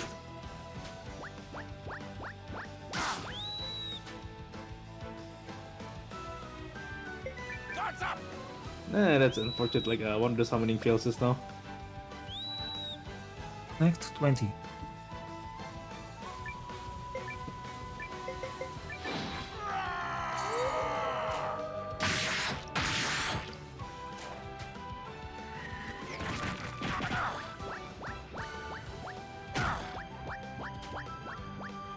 Oh, we also recently found like the way the bear rider summon the enemies. They have some sort of like a fixed pattern. So each encounter configuration have their own like a specific pattern on the way they summon. Like I can't find any like consistent pattern between each of the different fights. Like I can't explain like, oh, why does this one fight have this pattern, while why does the other fight have another pattern. Like there's one configuration where they only spawn enemy on the left side, or while another pattern have they could spawn an enemy on either the left side or the middle.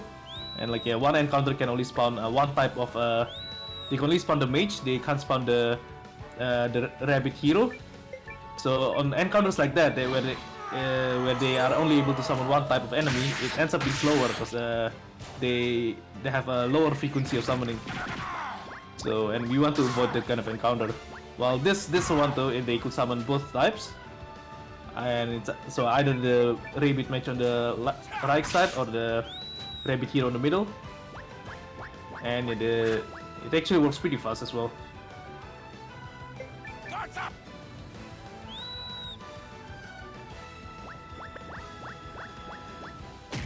Well, earlier, like when Mutol was like walking around the area trying to find the right encounter, there was another encounter configuration where there's a bear rider and two hellhounds.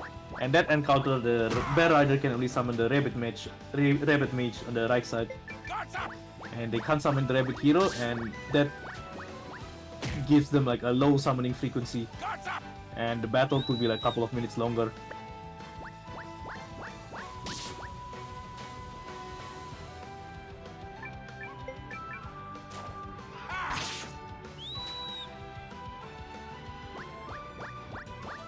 Okay, I think there was 24, and this rabbit hero will be the 25th.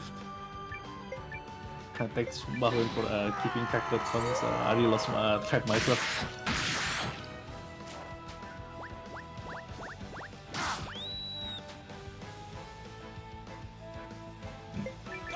So 3 more enemies, and once we are at 28, then we could kill the bear riders. Although actually, nah, hang on. If you want to get level 99, I think we might actually kill 31. I don't remember exactly. I think Mutol should remember already how many enemies we need to kill.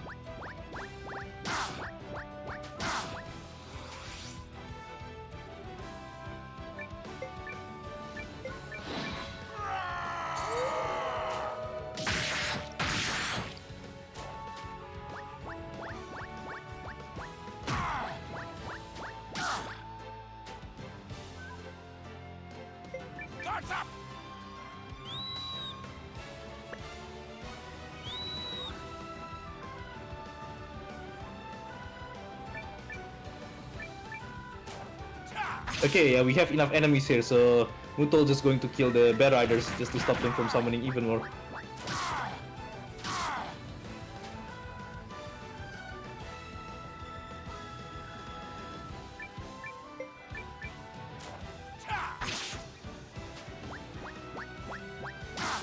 Okay, we want to make sure it's not the mage who is the last enemy though, because the mage could use like some area attacks, which could kill like our other level characters once we revive them.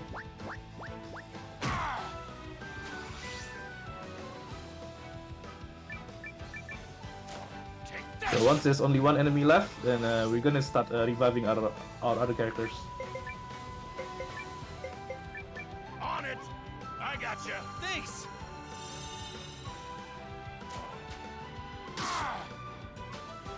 My turn!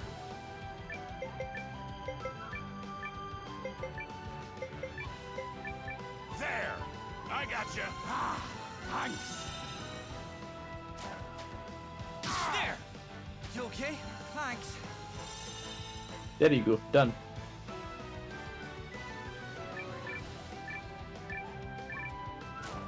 Ha! We're done here. Nice knowing ya. I feel stronger. And just like that, Noah, Falward, and Galdorf is now at level 99. So we're not going to bother using Gar anymore actually, because Gar being only at level 47 is actually kind of weak compared to our other 4 characters. So now we're gonna use the 3 level 99 characters plus Yusuke at level 67. Okay, now time for the actual boss fight in this dungeon. Obviously, now that our characters are level 99, it's super easy. So we set up our battle plan where Galdorf and Yusuke still have use their defense command, because their defense command is called charge up, where they're basically gonna build up their attack. So if they charge up twice, and then their next attack will be dealt with 300% strength stats. And with the way the formula works in this game, having a 300% power stats will build up more than 300% of the damage. Sometimes it will be like 5 times more. So yeah, Gar has carried the run all this time, but now that we have higher level characters, we're just gonna dump Gar and stop using him. You'll be glad. This be off. And yeah, you see how quick that boss was, just 2 turns. We barely have to lift a finger. Gonna do some rune shopping here too. Later on we do want to have 1 fire runes and a couple of earth runes as well for... if you guys remember, later on there's a part in the middle of this game where we have to play with Saign's party. Because their party comes at an intended level at 34 and we can't do leveling exploit on them. So we have to play the game normally, and we need those earth runes later on to do some area kills. But anyway, for now, yeah, we have 100% escape rate on all of the enemy encounters, and the boss fight is gonna be very easy.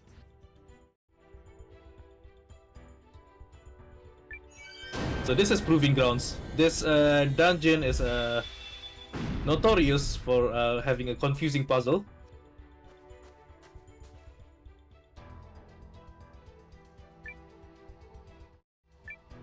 Like every time you click the switch here, it will swap the cycle of the, what do you call it, the walls and ladders here to. And if you want to go to a specific room, you need to know like how many times you have to press that switch to get the right cycle. And to unlock the main door in the middle, you have to like activate 4 different switches. I don't got time for losers. And in the first path here, there's a bit of puzzles. Now you have to walk around these how do you call it? The tiles, the color tiles in a specific sequence to get the gears out of the way.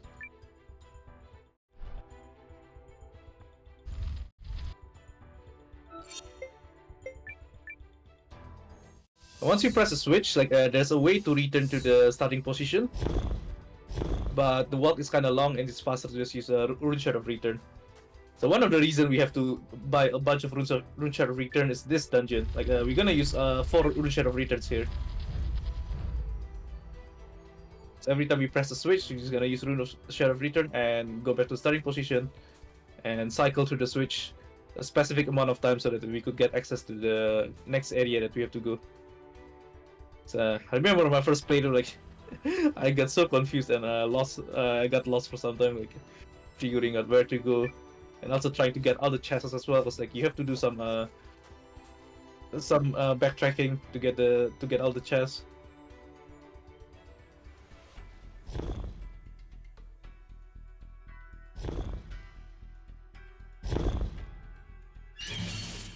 We go.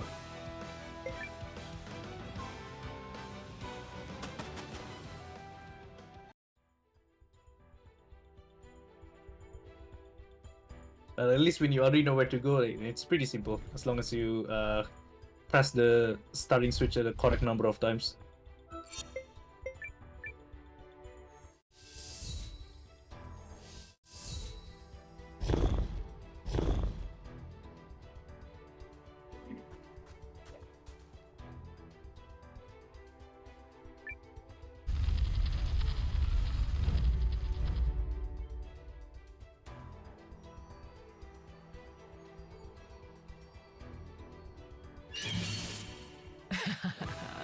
Fight bravely.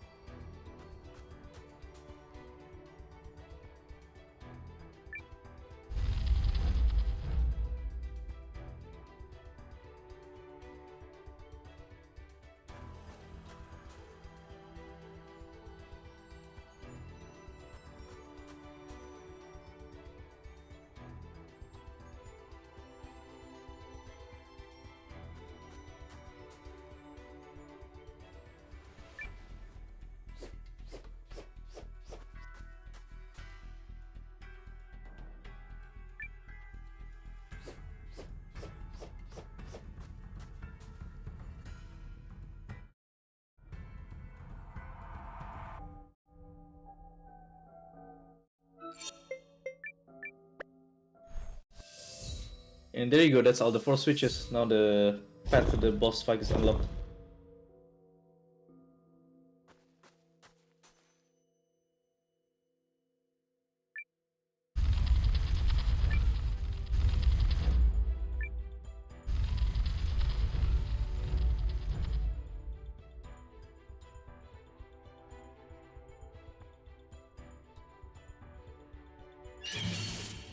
Try not to hurt yourselves.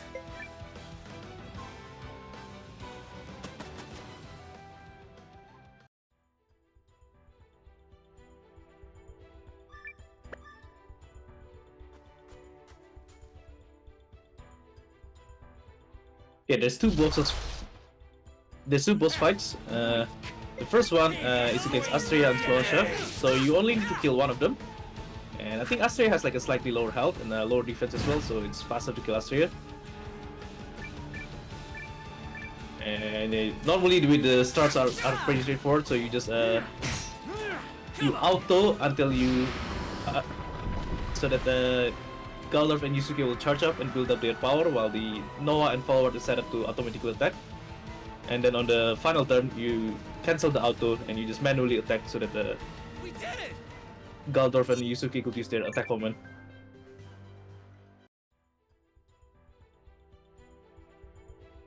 And even though they're like level 99, huh? Next 3-turn finish.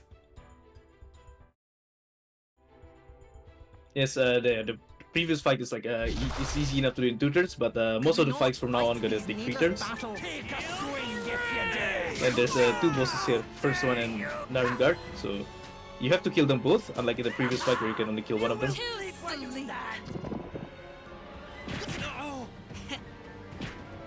Take a swing if you dare! Eventually, like recently, we've been tinkering with the strategies of this fight. We tried like some other fancy strategies, such as like trying to use Noah's area spell, the Searing Blast Wave, to deal even more damage and trying to kill them on turn 2. But that spell have a long animation time, so we figured out it turns out it's faster to just do regular attacks and finish it in turn 3. Nice knowing ya! Or like another alternative fight is that we could change the battle plan of the Yusuke and Goldorf to use the attack command, so that they'll just automatically attack with the auto command and we don't need to manually attack. But later on, for later fights that have a higher health, we do need Yusuke and Goldorf to use charge up. So if we do the attack only command for the previous fight, we have to spend another time go to the battle plan menuing and do another setup, which actually wastes some time because the menuing in this game is kinda slow, and one extra menuing could take like 10 seconds or so. To be clear, I won't stand for any reckless fighting. My time to shine! And yeah, for the next part of the game, again, like we're just gonna carry out like regular party members from Noah, Galdorf, Yusuke, and Forward, Concerned. and Cassandra as well to allow us to change party the save point later on.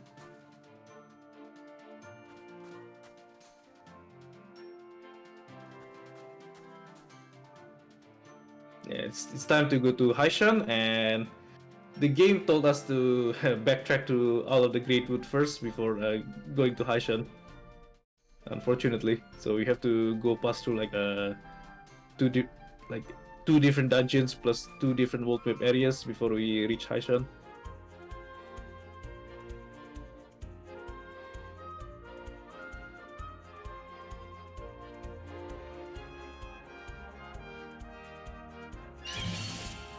You will keep me safe, yes?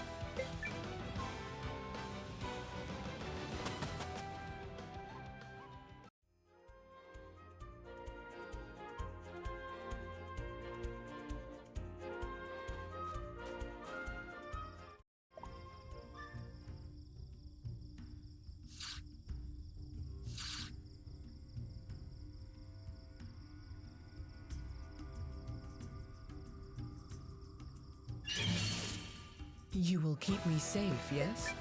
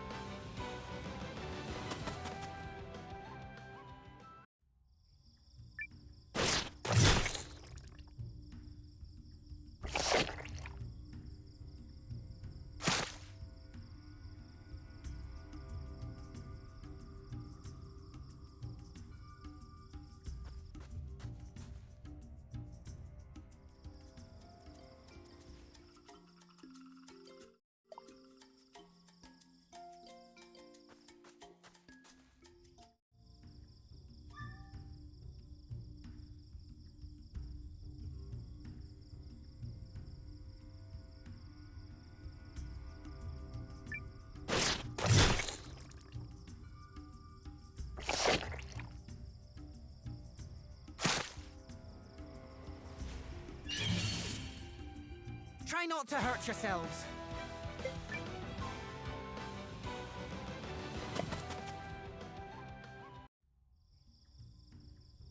If you watch the current world record, I think the time is 3:43. We actually do our Bear Rider leveling in here, instead of the previous Greatwood dungeon. Because this place gives us a higher chance of getting a good Bear Rider encounter. And back then, like we haven't realized that there's a way to actually more consistently get a good Bear Rider encounter on the previous Greatwood part.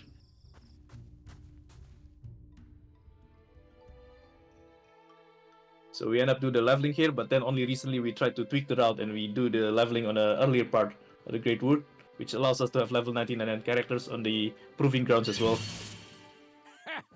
Weak.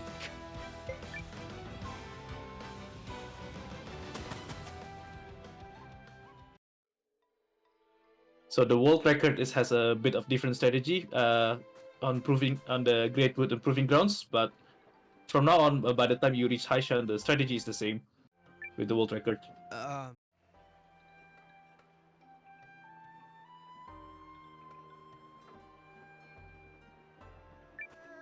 Anyway, the start of the Haishan story, you have to walk back and forth around between the town and the palace. And you have to recruit Carry as well. So Carry is the Fiki in this game, the teleporter in this game. Well then, At the start, you don't actually have to recruit Carry to progress through the story, but on the upcoming dungeon, game actually requires you to have Carry, because the story will be that there's a huge river that they can't pass, and they need Carry's help to teleport you across the river. Yet.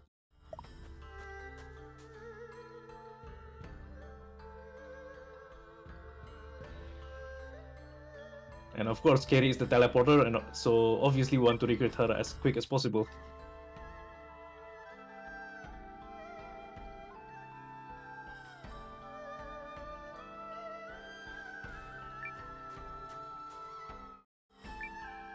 I rose.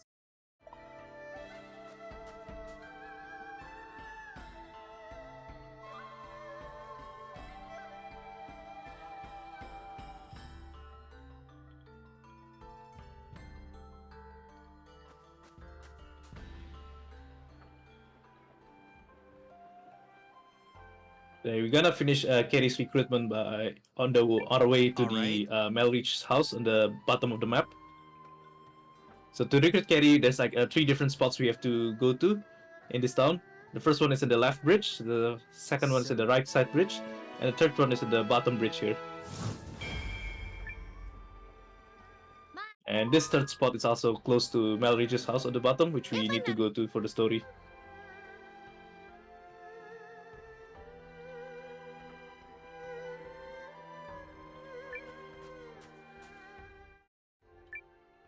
So you're just.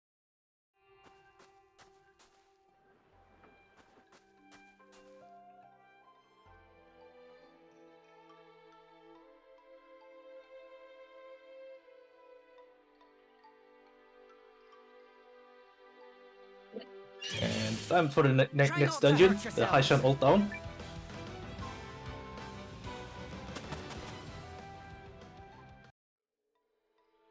There's some story about how we got introduced to the various political factions inside Haishan, and how we want to sneak up on the mansion of one of the Haishan lords You know me. to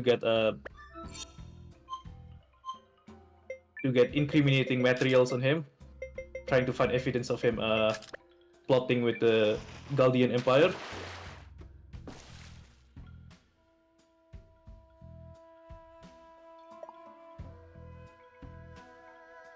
But because we do a bunch of cutscene skips here, there's no time for me to actually talk through them. Anyway, so that part just now, yeah, we need Carry to pass through that part, because Carry need to teleport us across a wide river. And this dungeon is actually kind of tricky to move on, because yeah, there's like some of the walls, the exact position of walls aren't really obvious, and some of the camera angles also kind of blocks you on seeing where you are.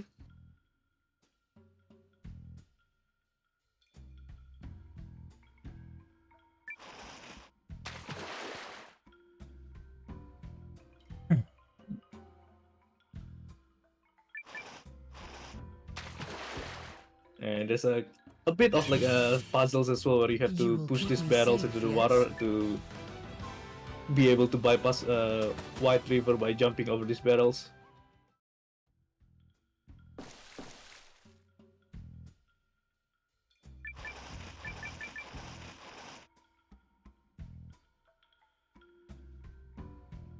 I want to banish butter.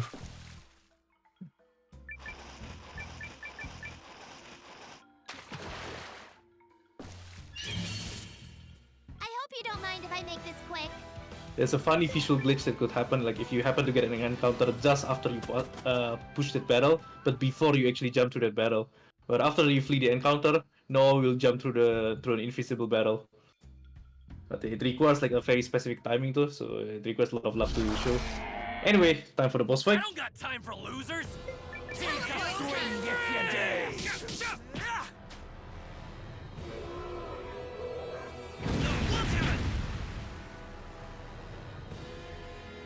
So standard strategy here, we're just gonna use auto for the first 2 turns to have Noah and forward attack, while Galdorf and Yusuke will charge up and build up their attack for the 3rd turn. Keep going. And once their charge up got built, once their charge got built up, they could attack for a very high damage. Better grit those days. Another victory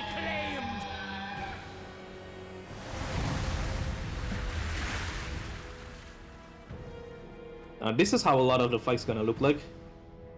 But there's a bit more strategies later on to buff some of our attacks. Thank you. Welcome, Kuibelai. Good morning for you. It's a night time for both me and Mutol here, but yeah, good morning for people in US. And This shouldn't be hard. I think it's like good afternoon for the people in Europe.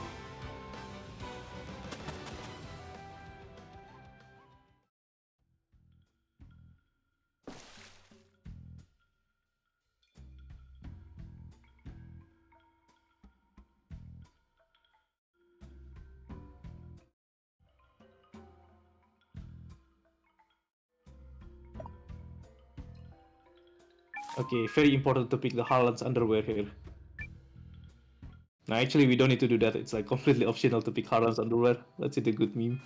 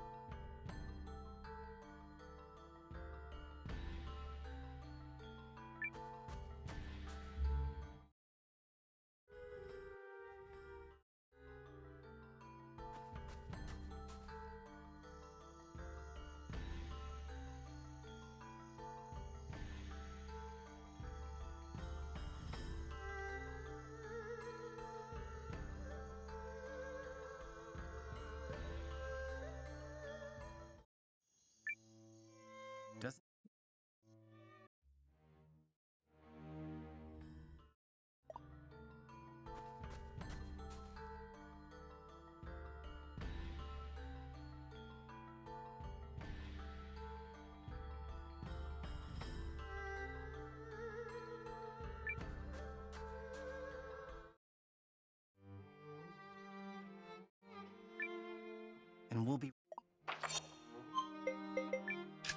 I have Okay, we're gonna have 2 war battles coming up soon.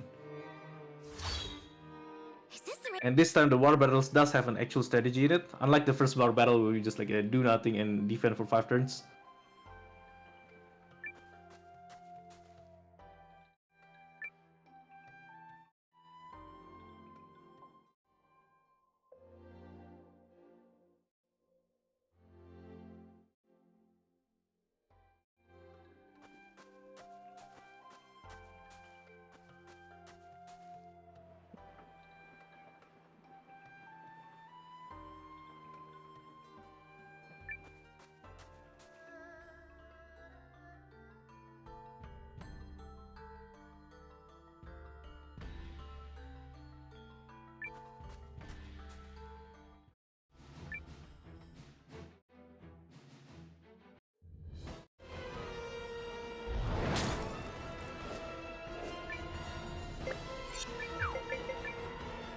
Okay, so the first war battle here, it's going to end automatically in only 4 turns.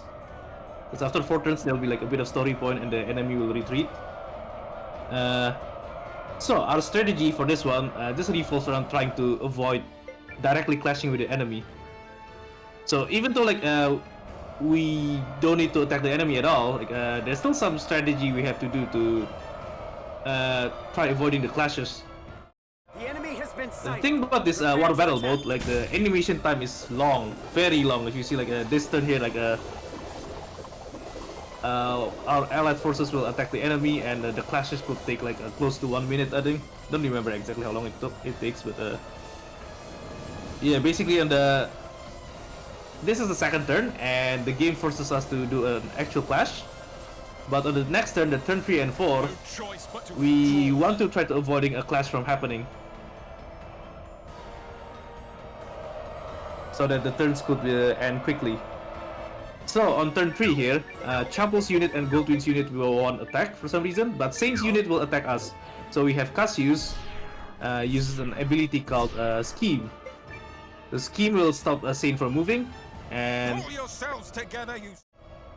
we have our allied characters move away from the others as well, so that on the next turn, the 4th turn, none of the enemy units can reach us. Barnard, however, though, even though he's next to Goldwind, for some reason the AI never attack Barnard. So the AI's movement is sometimes it's fixed, but there are other later war battles later on where the AI's movement have some randomness in it, and you might not be able to predict everything. But at least for this battle, though, the AI is predictable. So so you could do some specific plans to avoid the clashes turn 3 and 4.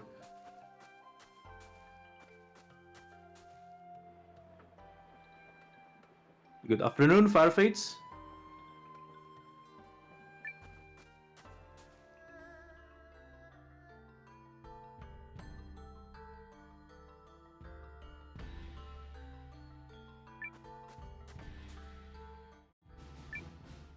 Ready to.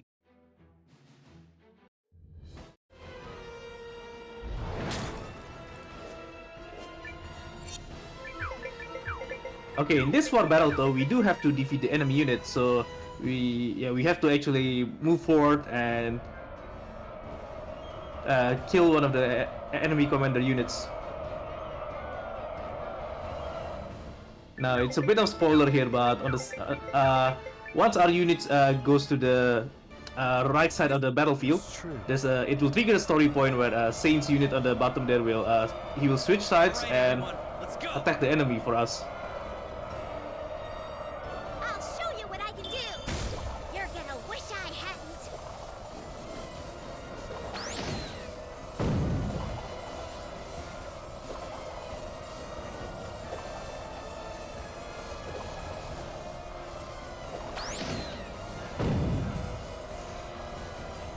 No choice but to withdraw. And the game at this point says the goal is to beat Goldwind's forces, but on the next turn, the story is that Goldwind's army will retreat while Chapel will stay, so we have to beat Chapel's unit. And yeah, our strategy aims to kill Chapel as quick as possible while trying to avoid clashes with other enemy units. So here we have, first of all, we're just gonna use Noah using crossbows just to buff the other unit as well. And we're going to use Scheme on the bottom units to stop them from moving and clashing with our own units on the top. Because if they do clash with our units, it will cost even more time. So yeah, normally like some of the strategies, if we have to kill like a specific unit, then our strategies tend to revolve around focusing to kill the commander unit while avoiding clashes with any other unrelated units. Because the other clashes would normally take even longer, and yeah, it would waste our time. So we able to get 2 allied units attacking Chapel's single unit, which makes it fast in beating them. Unfortunately, though, that clashes with Cassius and Ymir as 2 other units. We can't really avoid them, so that clash takes a bit longer. But our units are stronger, so it doesn't cost that much time. And okay, so just now we have Ymir attacking at the top as well. Because those 2 soldiers at the top, the 2 unnamed units at the top, they will try to assist Chapel. But by having Ymir's flanking them from the side, they will be unable to move, and we could attack Chapel's single unit with 2 of our units, which will make it faster to beat Chapel's, and the battle is over as soon as Chapel's unit run out of health.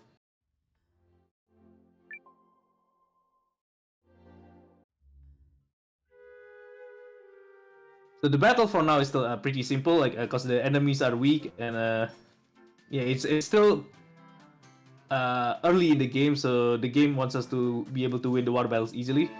But there's still like some elaborate strategies to ensure to try to minimize the duration of the clashes, and to try to get our units moved in a way where we have the numerical advantage over the enemy. Anyway, this game have cutscene skips, but unfortunately we can't skip this animation when a character joins our party. So this part of the cutscene, I think we have like how many characters are there? 1, 2, 3, 4, 5. I think 5 characters at least joining. Barnard and the 4 Saint party members, right? Yeah, so it's quite a lot of cutscenes, unfortunately. And also this part is like there's like a branching parts in the storyline. You could either try to do the Noah storyline first, or you could try to do Saint storyline. Me? I'm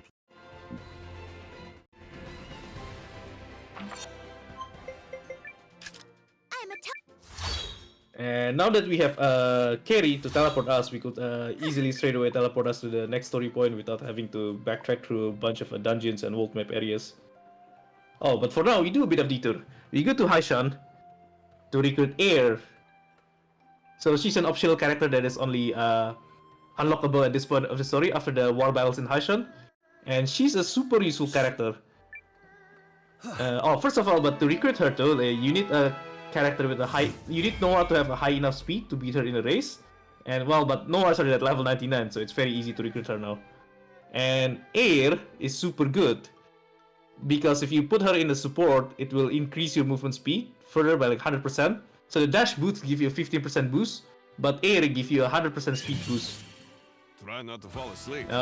So if you have to be faster, then you want to try to have Air as much as possible in your party.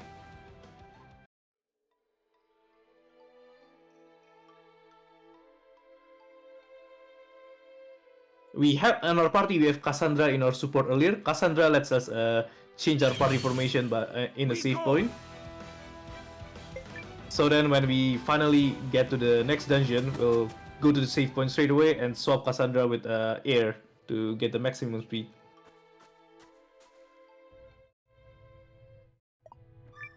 So here we go. Go to the party menu and swap Cassandra with Air.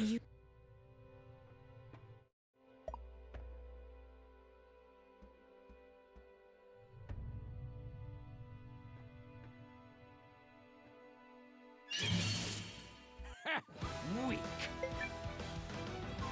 Dungeon itself is not a straightforward dungeon though, because again we already have like level 19 characters. We could escape any encounters, and the boss fight is also easy.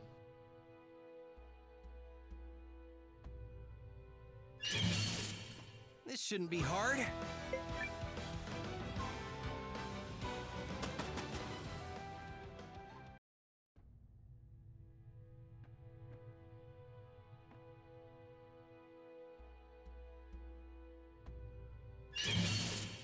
Try not to fall asleep.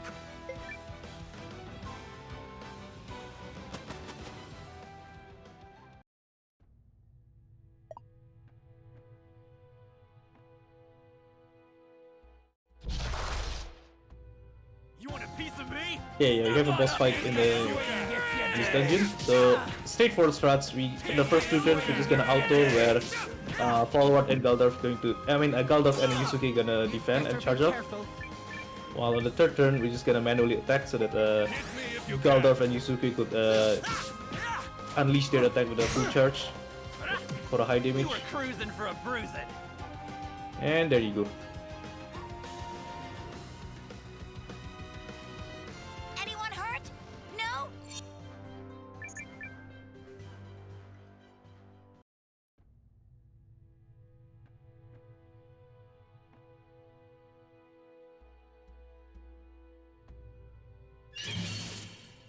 do this.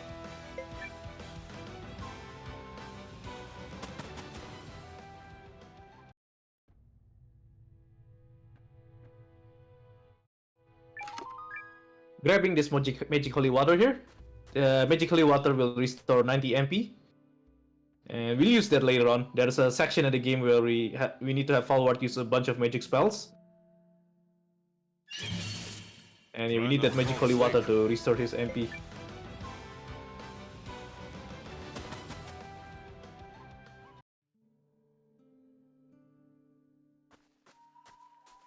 Okay, so the story of this game, the story of this part, we want to go to the a city called Imperishar. That's where the shark people lives, and we want to try to recruit them, have them join our cause.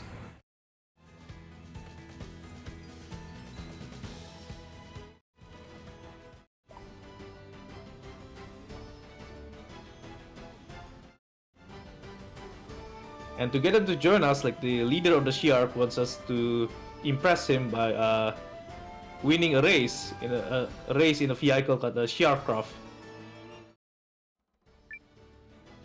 So there's a very special strategy on this Sharkcraft race mini game coming up soon. But in the meantime, before that though, the rune shop in this Imperial Shark is very important because they sell a bunch of the level 2 status buff. So first of all, we want to get as much money as possible by selling all of our unused items. So we going to do a bunch of shopping pretty soon in this rune shop. So the Imperial Shark rune shop, they have the level 2 status buff spells. The one we are looking for is a Rune of Mighty Power and Rune of High Magic. So we're gonna buy a bunch of Rune of Mighty Power to buff the physical attack of some of our melee attackers. And going to equip both the Rune of Mighty Power and Rune of High Magic on a... So we're gonna equip the Mighty Powers on Noah, Yusuke, and Galdorf. And for Falward, we're going to equip him Rune of High Magic.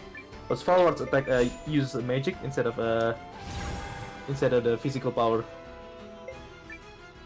And these buff do gives a significant impact as well.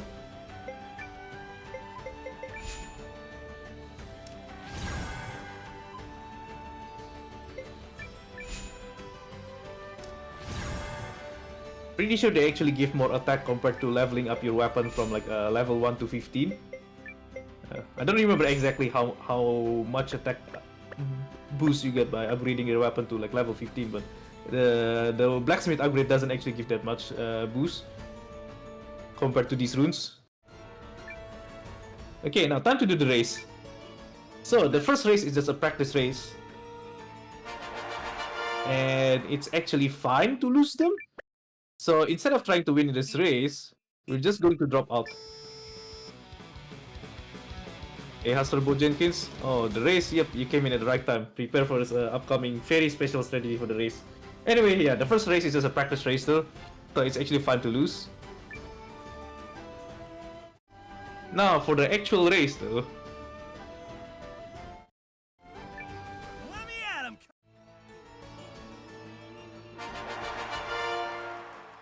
Here it is, time for the special strategy. So you drop out, and the game lets you try again. You got it, coach.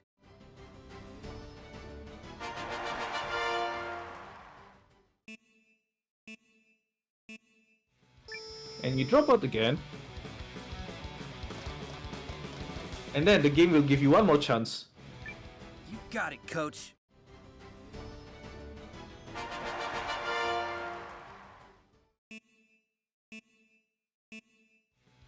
And you drop out again. Amazing performance here by the top racer Mutol. Anyway, yeah, so once you fail 3 times, so the leader's kid will say, "Wow, even though you're bad at racing, you are very determined. You have a very high dedication." And yeah, he still got impressed and he decides to join us. Yeah, so you don't actually need to win this race to finish the storyline. If you want to recruit Scarlet though, you do have to win the race because there's a character called Scarlet where she will challenge you to another race, and yeah, you can't just drop out for that one. You do have to actually win the race properly. But yeah, it actually, I think not a lot of people realize that you could actually just fail the race 3 times to skip the storyline. Oh, anyway, time to do some equipment menuing because coming up soon is the Saign story part. We buff Saign a bit by equipping like the latest armors and gears. But the most important just now what we do is like we equip dash boost on Hildy. So we can't have access to air for the Saign party. Also, another important part here, we're gonna equip Earth runes on 3 of our characters. And also at the same time, since we have the chance to do it, we also equip Mighty Powers on Saign to buff his attack. Yeah, so Saign, Hildy, and Valentine, and Paul, all 4 of them will have Earth rune. And we also equip Fire rune on Hildy. The Fire rune on Hildy is not for damage, but Fire rune has a spell called Fire God Sword because it will give a magic enchantment and it will also buff the attack. I am. Of a character. So the Fire God Sword is actually like a very strong buff spell, and you're going to use that for one of the boss fights. Anyway, here it is, time for the infamous Saints party, Saints campaign. So for Saints campaign, we have to use the Saints fixed 6 characters, and these characters are mediocre. And they also came in and intended levels. They are started at level 34, so we can do some leveling exploits on them, and we can't just like cheese the boss fight with a level 99 characters like we like how we play some of our other bosses just now.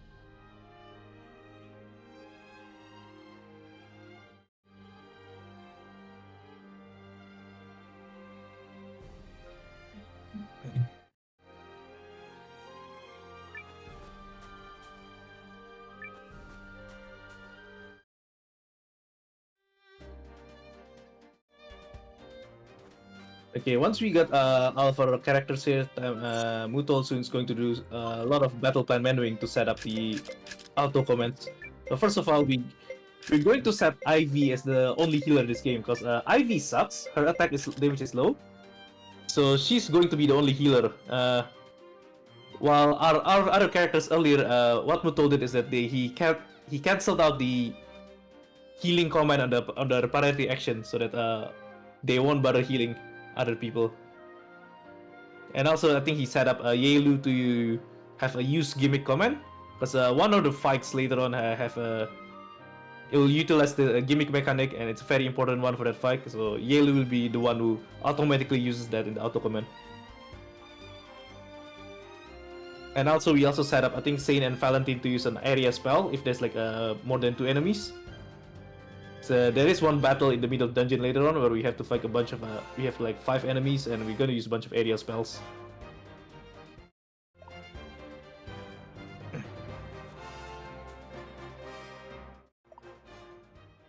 Anyway, it's a bit of a long dungeon here, and because we are at an intended level, we can't have a 100% escape rate in this dungeon, so we are still in the mercy of the escape RNG. Unfortunately, like the escape rate isn't bad because our party's level aren't too low, so we have a decent chance to escape these enemies on the first try. But it's not 100%, so yeah, we're still at the mercy of RNG here.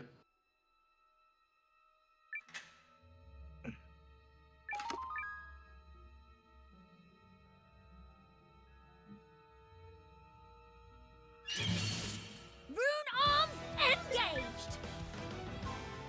There you go. Yeah, sometimes the escape doesn't succeed on the first try, and you just have to deal with it. How's your day going, chat?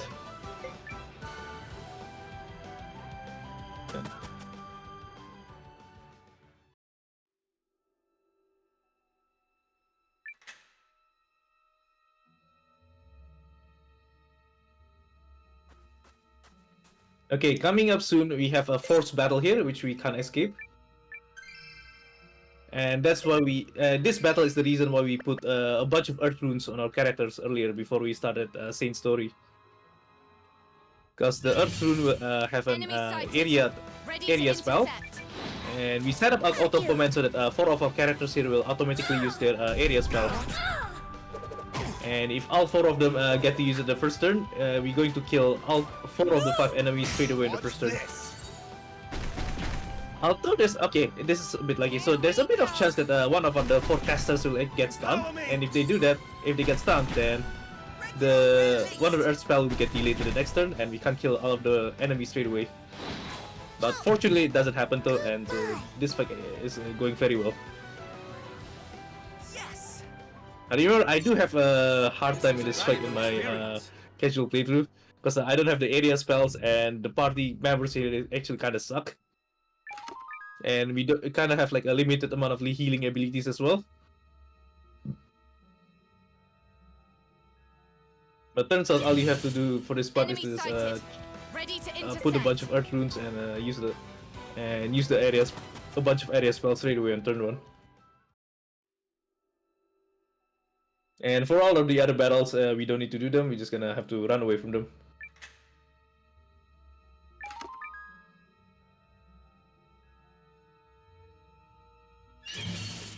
I'm counting on you.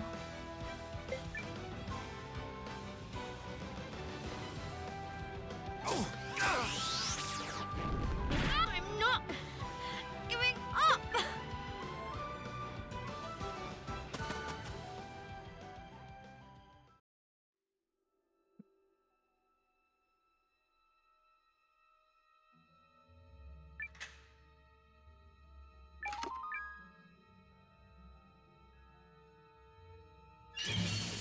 Let's get this over with.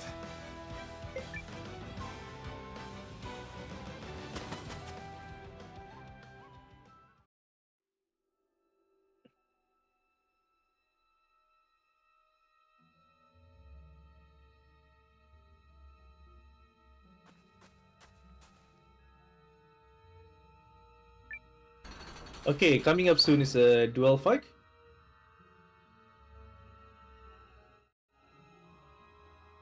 And there's 2 possible strategies in this duel. The first one is just a straightforward strategy where you just try to go to the break point and as how it was intended by the game. But during the break animation for this duel, the animation costs a lot of time. It's like more than 45 seconds, I think. So instead, what Mutol is going to try to do is going to intentionally lose without reaching the break point. Is going to try and get Saign's health to 0 as quick as possible. And there's like 3 possible dialogue lines here from Aldrich. For 2 of them, you want to use counter. That's the one that will gonna get Saign damage. And there's one more that where you will use attack, where both of them will get damage that way. Okay, for this one, if he uses an attack, he will Saign the damage by a tiny amount. So sometimes instead of doing the attack, it might be better just use counter and have both of them do nothing for a quick animation time.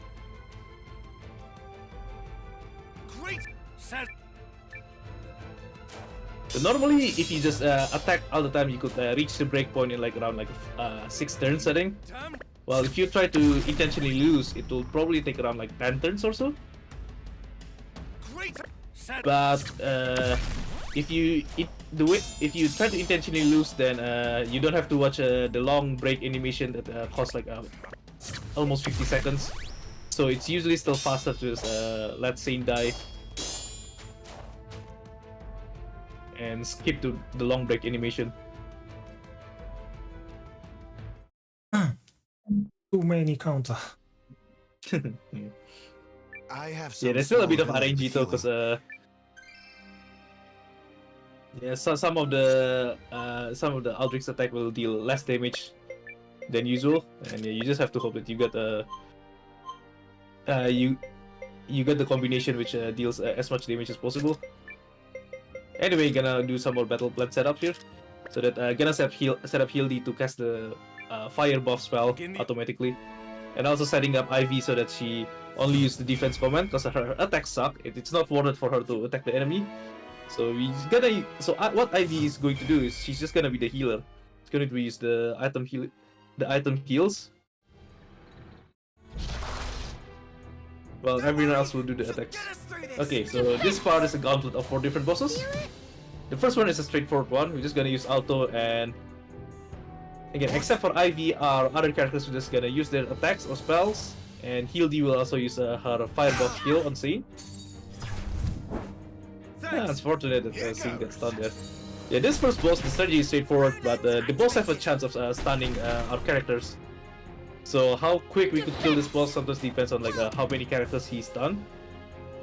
If you get unlucky, he'll stun us, stun multiple characters, and our battle get delayed by one more turn. Like that one just now, that any attack, they have a chance of stunning as well. And if you see Saig's damage just now, like it's quite a lot higher compared to every other character. That's because he got not only he got the attack buff from the fire spell, but he also got another magic sword effect, where his attack will deal additional magic damage. And Saign have both a decent attack and a magic value. So combining that with the magic sword effect deals a high amount of damage, like 250 damage, while our other characters only deal less than 100 damage each.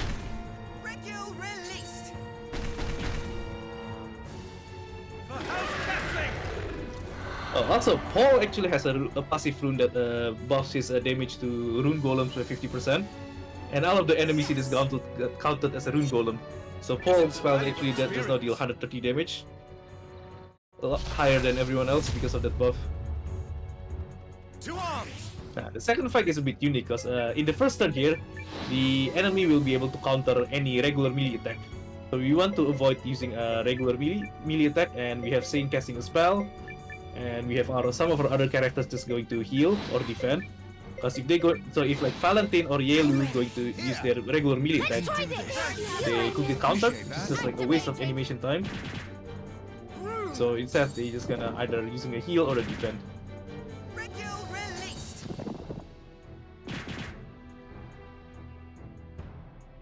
Defense. The rest of the fight is straightforward though. We're just gonna use auto. And also one thing to note is that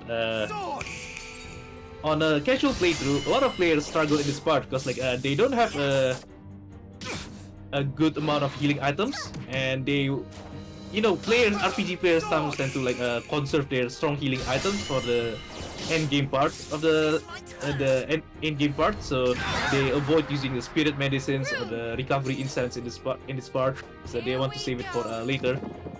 But it is speedrun because we have a bunch of healing items here. We already have a bunch of strong healing items that we never need to use on any other part. So outside the Saints campaign, our characters are at level 99 and we don't need any more healing.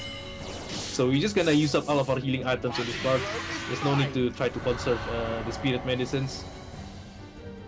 And so this part is not Conflict resolved without incident. this part is not difficult at all. As long as we set up our auto command correctly and have Ivy automatically heal anyone who's happened at a low health, Enemy then sighted.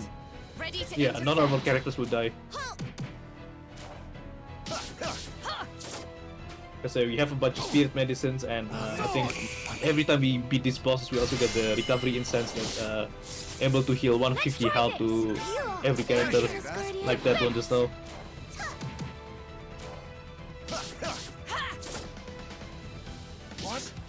So there's no need to worry about any of our characters dying.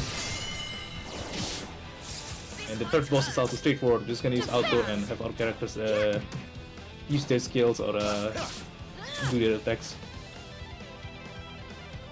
Although by this point, like I think every character already like run out of MP, so they can only use regular attacks, except for Saign. Because I think on the previous fight, Saign tend to use his own skill instead of his spell, so he doesn't use as much MP as the others on the previous fights. Item time. Ready to attack.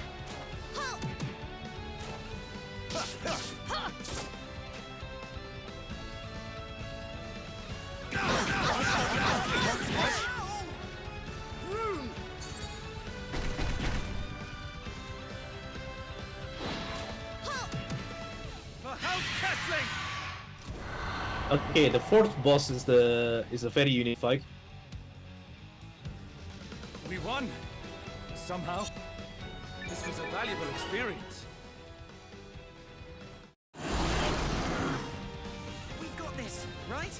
So there's a gimmick here where we could use the fire cannon. And so this boss has a super high health, like 4,700, unlike the previous bosses which have only around like 1,500 health. Miss Guardian. But we also have this cannon that deal 1,000 damage. So this cannon will take like 3 turns to recharge. And the way this boss works, we earlier on Yelu's battle plan, we set her up to have a use gimmick as her first priority action. So whenever we use outdoor and the gimmick is available, Yelu will use the gimmick and fire the cannon. Engaging. So we will end up using the cannon 4 times for this fight to deal 4,000 damage total. And our other characters will only need to deal about like 700 damage on the enemy. Defense.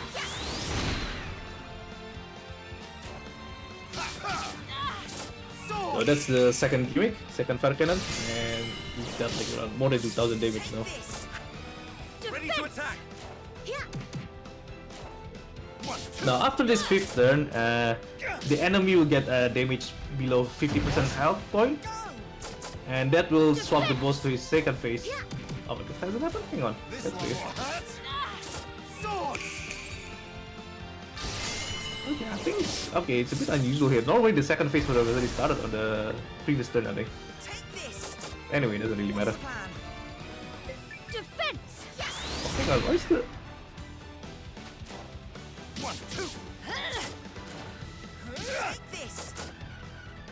Wait, this is a bit weird. Okay, there you go. Second phase started.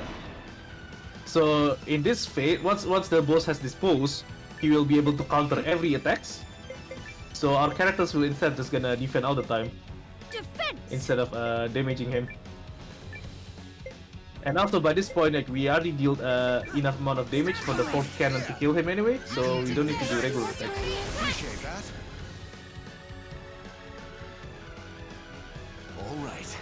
Gonna wait, and I think on the next turn, either the next or the turn this one, I don't remember exactly, like the boss gonna have like a strong area attack.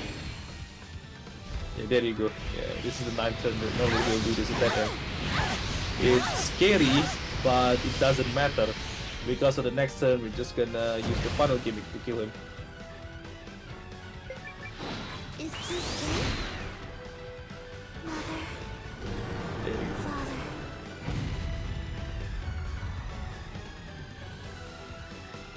I'm glad that's over. Does this mean I'm promoted?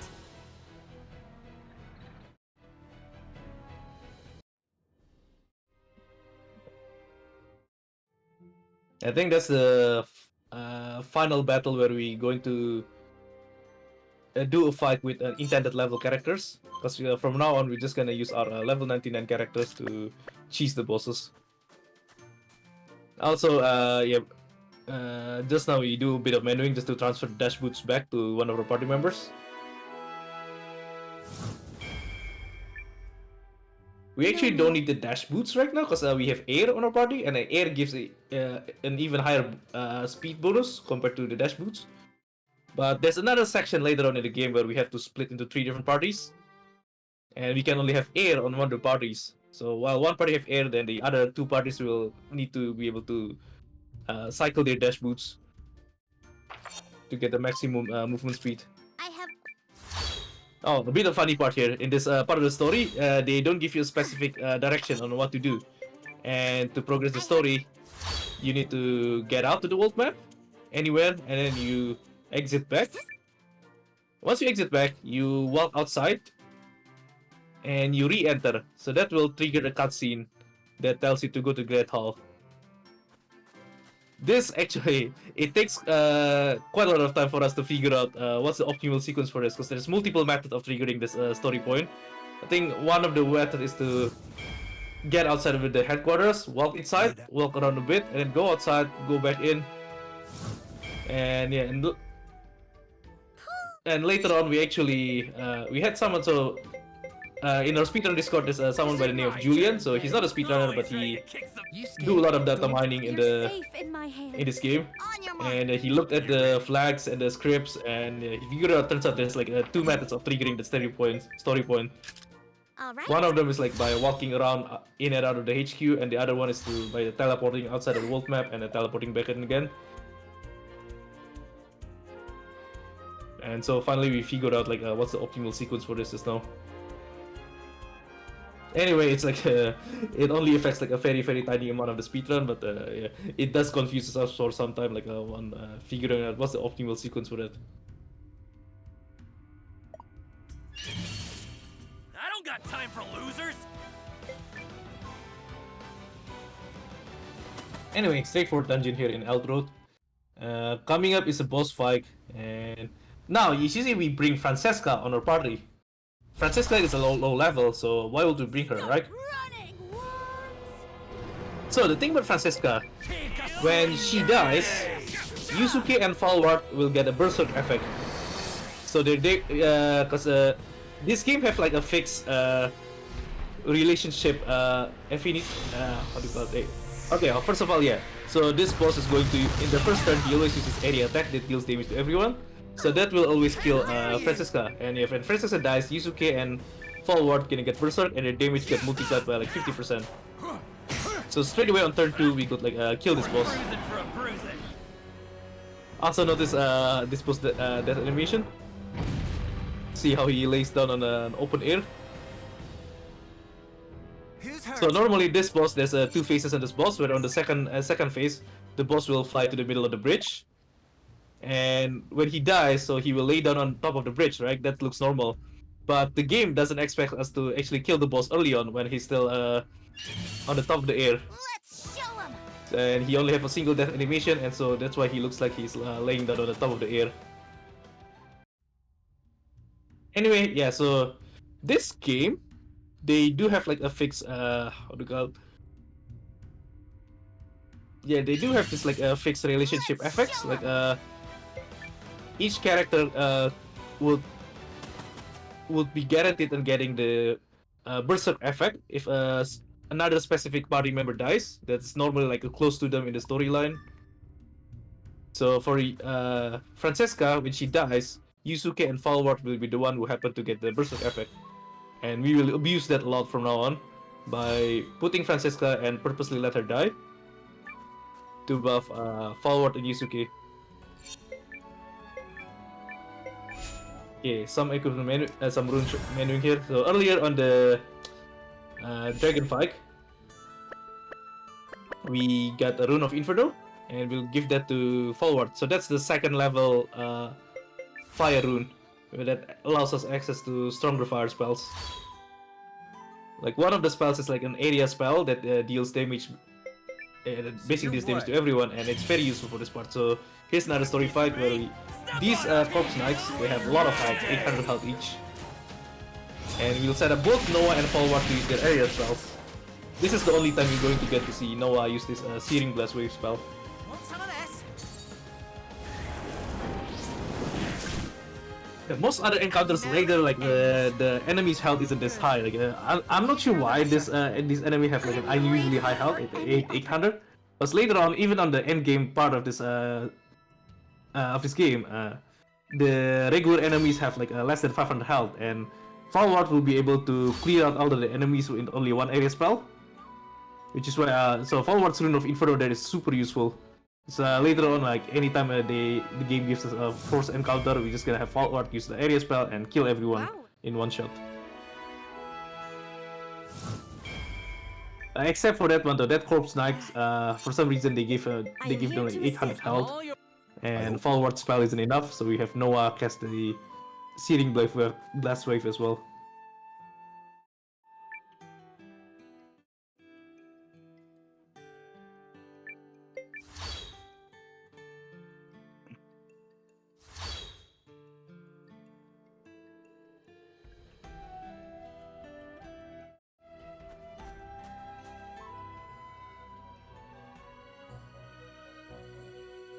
Anyway, in this part of the story, we're going to walk around Atrabalt multiple times. I think there's like at least 6 times where we have to walk from the entrance to the castle at the top. So we will repeatedly see this walking sequence over and over.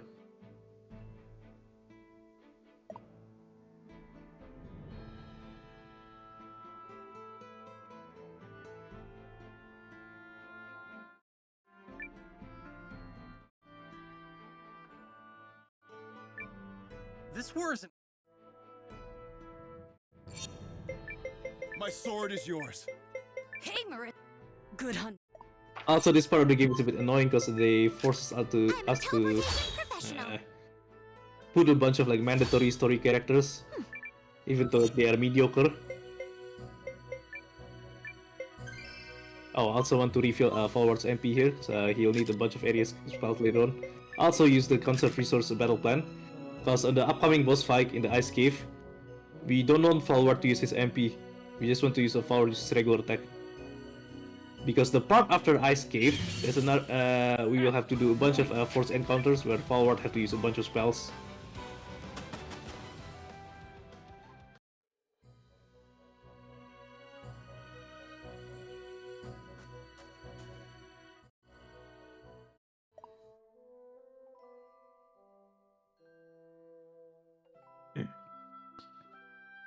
Anyway, Ice Cave is a unique dungeon. They have this fancy mechanic of where you can get yourself frozen in an ice cube and use that as a way to jump through over like jump over these gaps. The first time you get hit by this ice cube though, like you could just use Rune of Return to quickly go back to the start.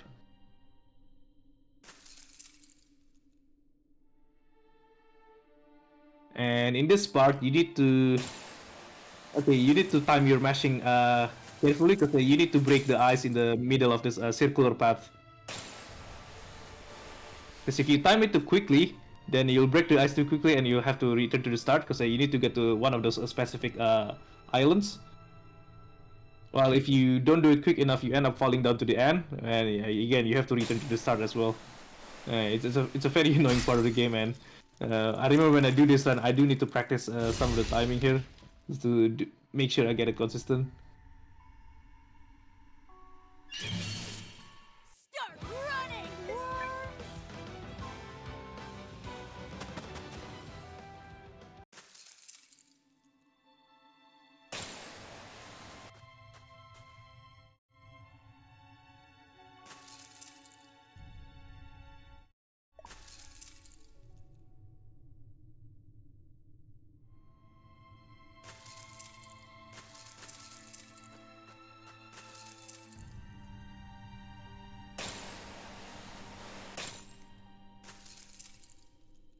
Although, like after that first part where you have to time the ice block breaking precisely, the subsequent parts is pretty straightforward.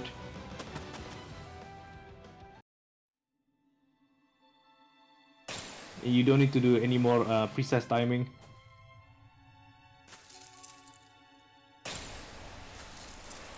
And now time for the boss fight.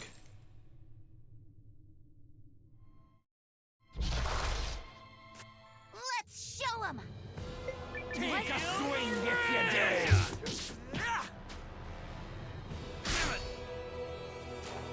Suck it. One damage by Francisca, very powerful.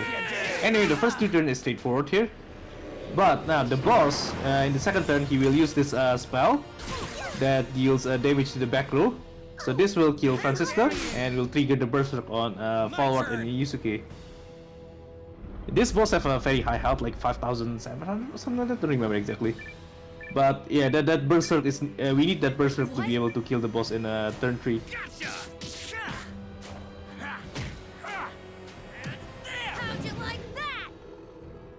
So without the berserk, we'll probably have to like wait one more turn on turn 4 to kill the boss. Who's hurt? I'm gonna get even stronger.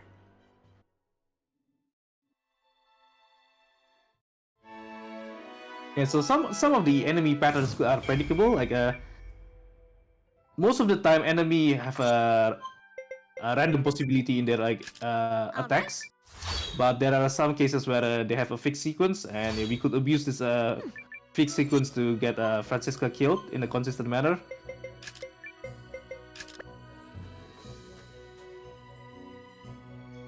Because there's one boss later on where they don't have a consistent pattern, and it's just up to luck whether Francisca will die or not. And if Francisca doesn't die, then that means the boss will be slower. all right?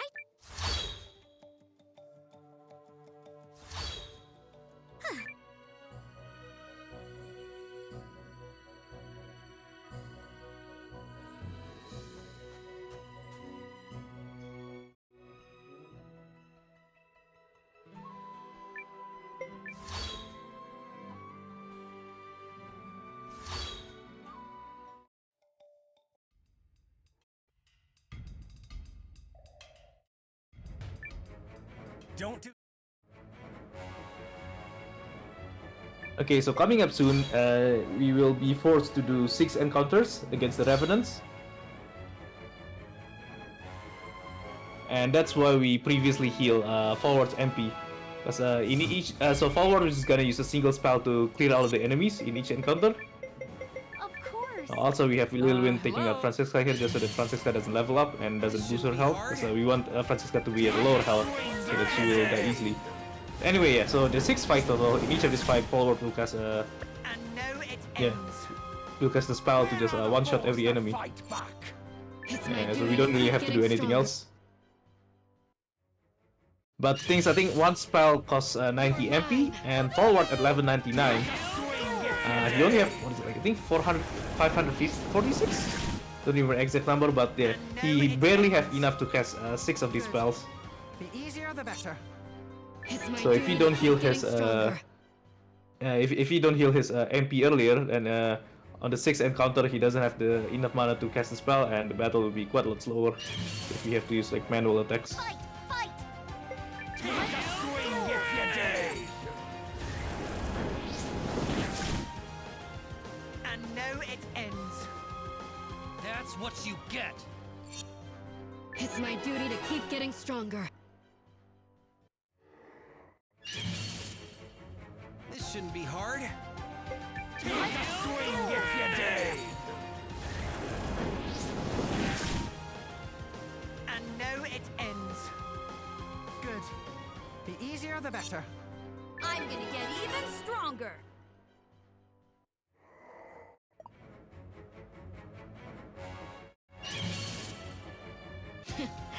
Not sure you even need me for this one. If you dare.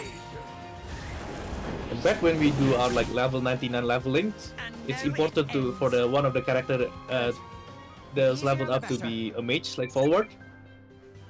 Because of encounters like this where we need a strong area spells to be able to wipe out everyone in a single I don't attack. got time for losers. Swing if you dare. My gift of mercy. That's what you So get. come the decoy man. Yeah, it does. I do feel like this game is like it's the game design isn't fully fleshed out yet. Like there's some like the QOL, the menuing is kind of clunky, and like the game balancing isn't like really polished well. So it feels like they didn't really like spend enough time to polish the game mechanics and the balance. But the concept itself is fun, yeah, and the game itself like high quality visuals. It's the story itself, it also feels like not polished as well. Like the story has some good parts, but has some parts that is like rather straightforward as well. So I feel like if they if they have more time to like to review this both the story and the game mechanics, they will have a more polished product overall. But yeah, it does. I do still enjoy it a lot, Most despite like the obvious flaws, some of the obvious flaws in this game.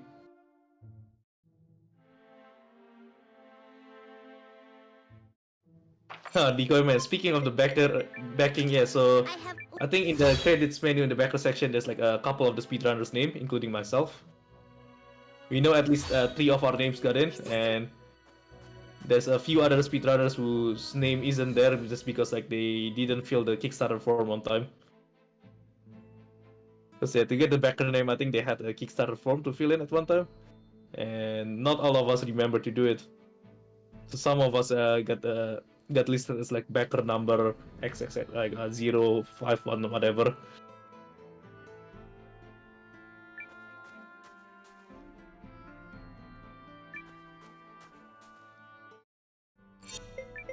Right. Let's go. Luck.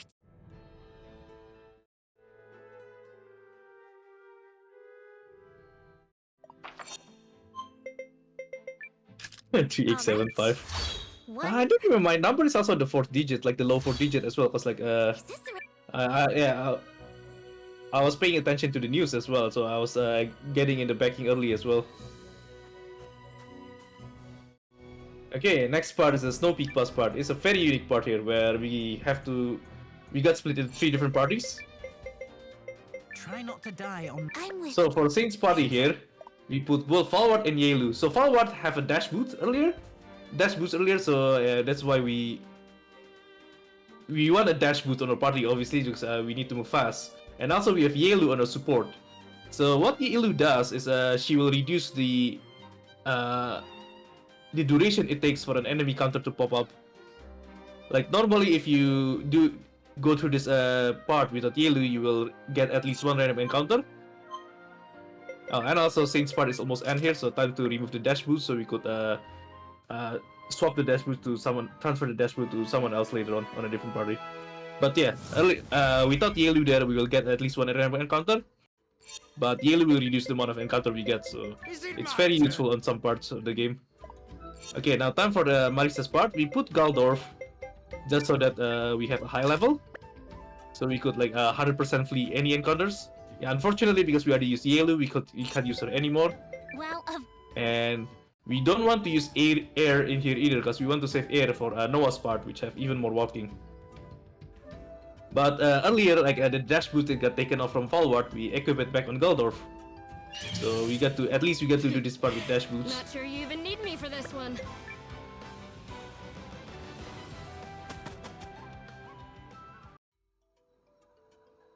And there's no actual boss fights which you have to win in this dungeon, so you don't need to set up your party to have like strong attackers and all. All you have to do is just to set up to make sure you could like escape the encounter at 100% rate. Yeah, indeed. Either dash boost or air is very important in this game because the default walking speed is low. Here's Now for Noah's part, yeah, we want to put air because there's a Noah's part have the most walking, and we want to put Yusuke as well. Because just only by having Noah isn't enough for a guaranteed escape rate. Noah is at level 99, but the enemies are already at a pretty high level by this point. So we want to put one more high level character in Yusuke just to make sure that we had a guaranteed chance of guaranteed 100% chance of escaping.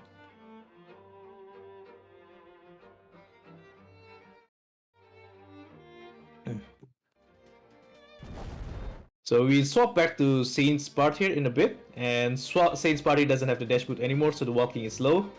But at least in this section, we only have to just to walk a short amount of distance too. So it doesn't really matter whether we have the dash boots in here or not.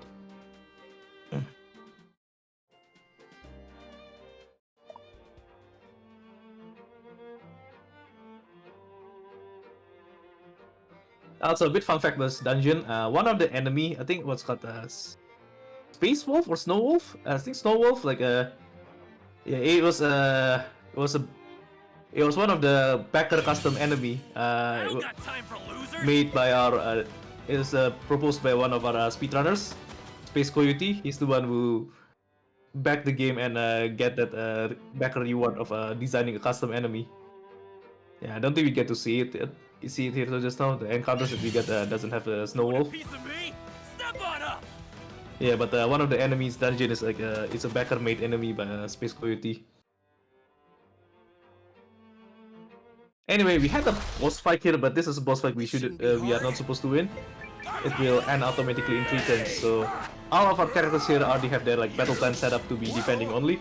So we're just gonna defend for 3 turns and do nothing else. The end of it. Let this be the end of it. You will yield. You will yield.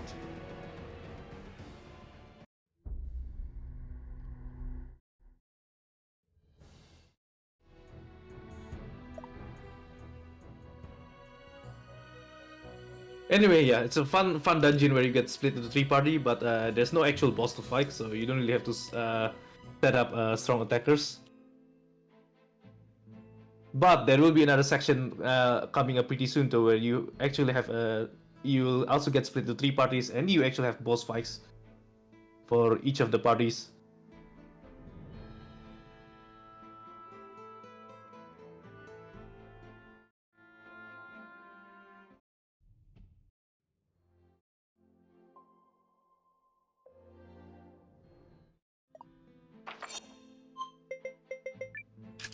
All right. One perfect.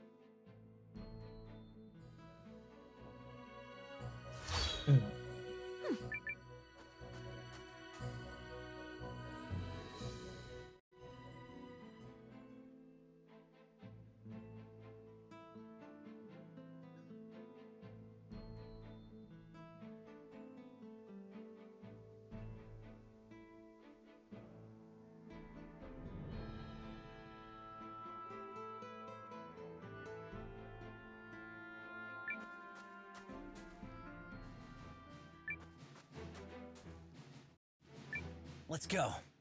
Okay, time for war battles.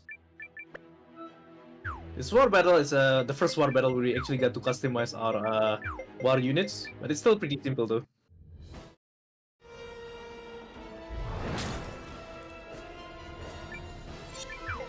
So the goal here is to kill one of the commander units, so either Chapel or Heinrich. And because Chapel unit is only accompanied by one other enemy unit, so it's the easiest to kill Chapel, which is why we put all of our important units on the left. And we won't bother moving anyone else, so yeah, we don't need to. We only need to kill the left enemy unit. So we have Marisa and Saign, because both Marisa and Saign have a powerful ability that lets you do direct damage on an enemy unit here before the actual clash. And these direct damages does deal like quite a lot of damage and shorten the clash by quite a lot of time. And also, fortunately, the AI will also just like go into our charge into our unit directly without us needing to moving forward. Just execute the plan. We did it. The enemy unit is destroyed. Yeah, some of the most of the war battles actually the AI's movement are predictable. Although some of the later ones there will be some randomness in it. But at least for this one, it's the AI unit is predictable, so we'll just do the same thing every time. And now Chapel's unit is almost dead. And on the next turn, Chapel's unit for some reason they decides to move forward as well and charge into our units, even though they're almost dead. But fortunately, Heinrich's unit for some reason they just stay in place without attacking any of our units. I don't know why, but it's a good thing that they stay, so we don't have to do anything else with our other units. Now, straight away we get another war battle, and this war battle we are not meant to win. Like after the 2 turns, the war battle will stop straight away. So obviously, all we have to do is just like do nothing here. A decoy man, I think a lot of people say the same thing as well. The Begoma game is something else. Like, okay, funny thing about the Begoma game, I think the game itself is kind of funny. It's okay, but to do the recruits, you are forced to do 27 Begoma fights at least. Because yeah, you have to do a bunch of Begoma fights to actually get that final Begoma recruit. And that's why most people end up complaining, because they end up having to do too much of it. And they end up having to look up a guide and search where the Begoma players are, because there's too many of them. Anyway, now time for the Ultra attack part. So again, our party got split into 3, and this time there's a boss fight in each of these for each of these parties. So we need to set up good attackers. So for Saign side, we have Galdorf and Yusuke. So back when we do our level 99 leveling, one of the reasons why we have 3 level 99 characters is because of this part. Because we have 3 different paths, so we want level 99 characters for each of the parties. And also Galdorf had a dash boot earlier, and just before we reach the boss, we take out the dash boot, so that another party could use the dash boot. Anyway, for the actual boss fight, well, the way Galdorf and Yusuke works is that they are set up to defend all the time in their auto command, so they just get a defend to build up their charge, and once they charge up twice, they could do the attacks. And Hildy already had a fire rune from earlier back when we played Saigns campaign, so we keep Hildy in this party because she could use the fire buff.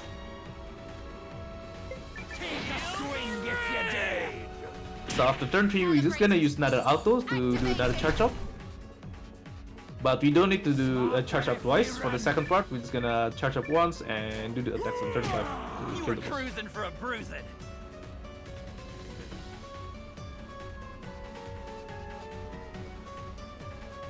felt that one in my bones. It's actually better if Hildy die quickly there on turn 3, just so that we don't have to do manual with Hildy. Unfortunately, she doesn't die. So when doing the manual attacks, Mutol still have to like select the defense command with Hildy, which wastes a bit of time. Anyway, now for the Noah's part. Noah is level 19 in character, and Noah will be the only damage dealer for this fight. Everyone else will do nothing. But we still want to put Ivy and Rudy here on our party. Because without them, we won't have a 100% chance of escaping. On the way to the boss, we will have like one random encounter, and yeah, without Ivy and Rudy, the escape rate is not 100%.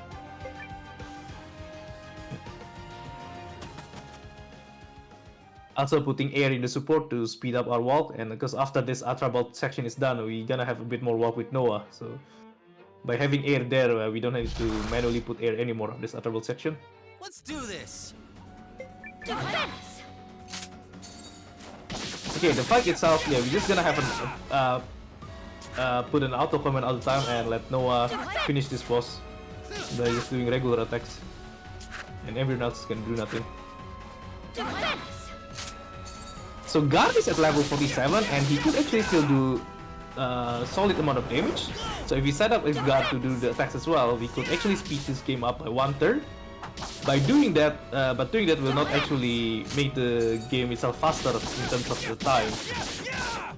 Because Guard will spend a bunch of time in doing those regular attacks. And it's faster to just have the game longer by 1 turn. But keep Guard from doing anything to save animation time.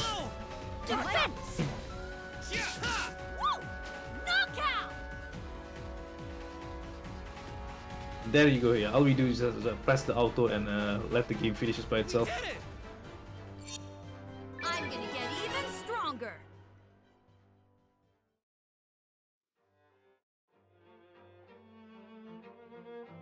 Now, the Marisa's part is actually the rather complicated one here. Try not to die on my watch. I lend you my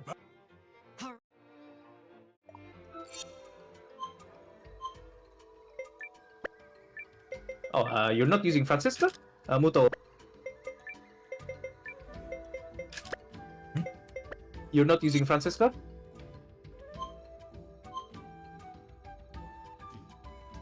Oh.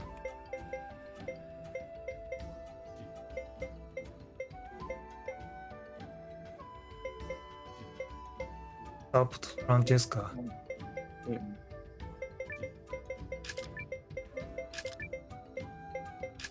I mean, it still works. It's just gonna be a bit slower, I think, with the Francisca.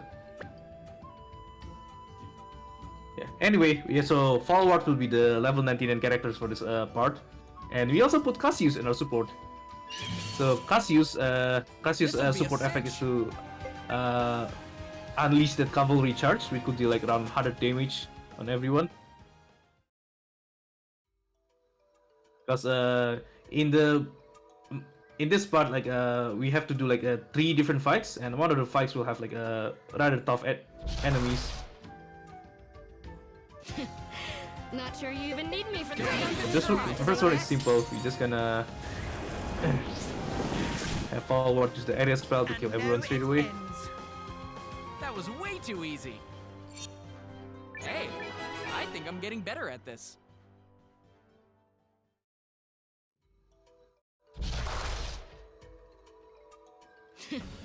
Now the second part though, we have these corpse knights which have like more 800 health, a lot of health, so to clear them all in 1 turn. So first we use Cassius to deal extra damage with his cavalry charge, and then we have Wave doing magic barrage, because the Wave also could do like a lot of damage, like more than 250, plus the Crimson Nova as usual. So we need all 3 area attacks to be able to kill the corpse knights in a single turn. You got it. And these corpse knights, their attack animation is also a lot of time, so we rather do a bunch of area attacks to kill them straight away, instead of not do as much as area attacks and wait until turn 2 to be able to kill them.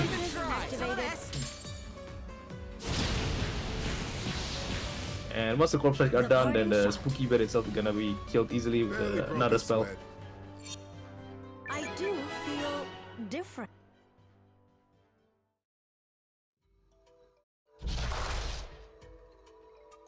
You're mine. Activated. And for the actual boss fight here, Spooky but has a lot of health and he's gonna outdo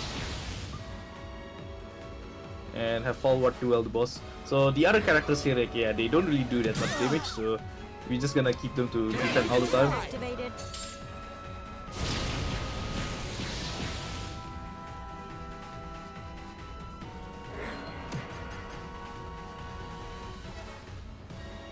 Activated.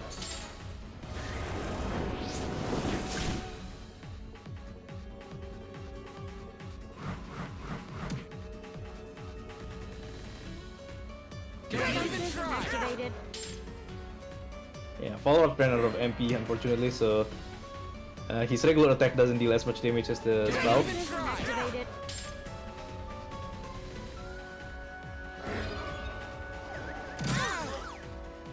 Critical malfunction detected. Activated.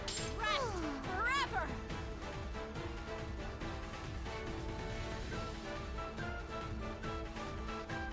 That's the end of that. Look at me go!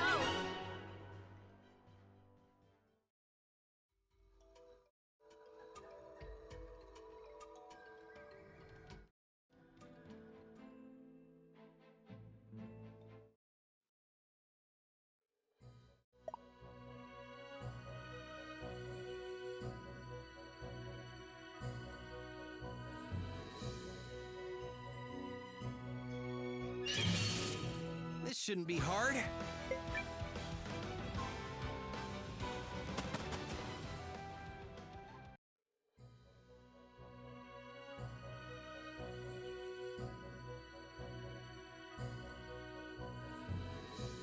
Okay, another boss fight coming up here. But now that the party isn't split into 3 anymore, we could just put our level, all 3 of our level 99 characters plus Yusuke Bye for now! to finish up the boss quickly. You're safe in my hands. And we're also gonna use Francesca and bait her, let her die so that it would buff Yusuke and forwards attack as usual.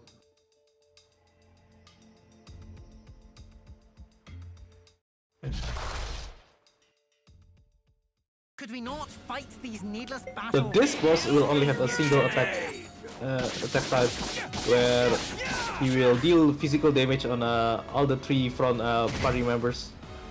So that means he will consistently hit Francesca as well, and Francesca will always die, which lets us consistently get the berserk buffs on Yusuke and forward.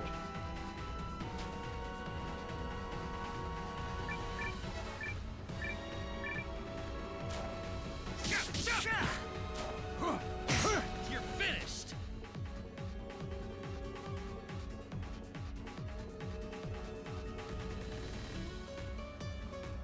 What a joke!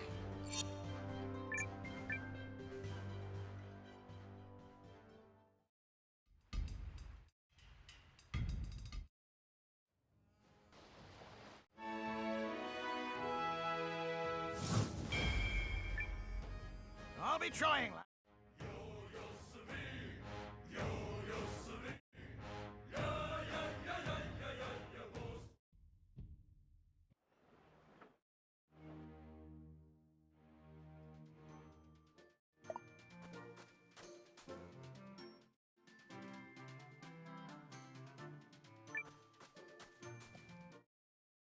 There's a small exploit here in this part. Remember, we have Air in Noah's party earlier? And in this part, like, Air is actually supposed to be taken out of the party. Like, we're supposed to only have Noah inside the party. But if we don't press the pause menu, the game will still think Air is there, and that lets us move quickly with with Air speed boost. So I have in my speedrun notes here, I have a note that says, don't pause. Because if we pause, we will lose the speed buff.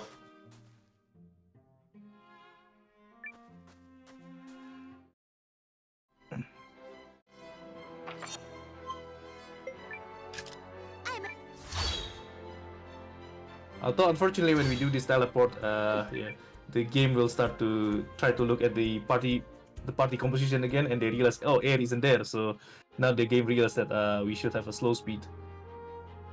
But this part is there's only a short amount of walking too, so it doesn't really matter that we get back to our default slow speed.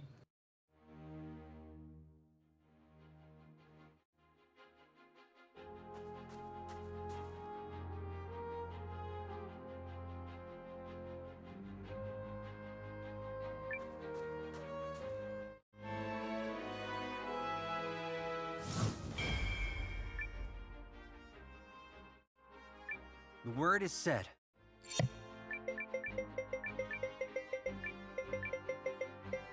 My axe is at the... My time to shine!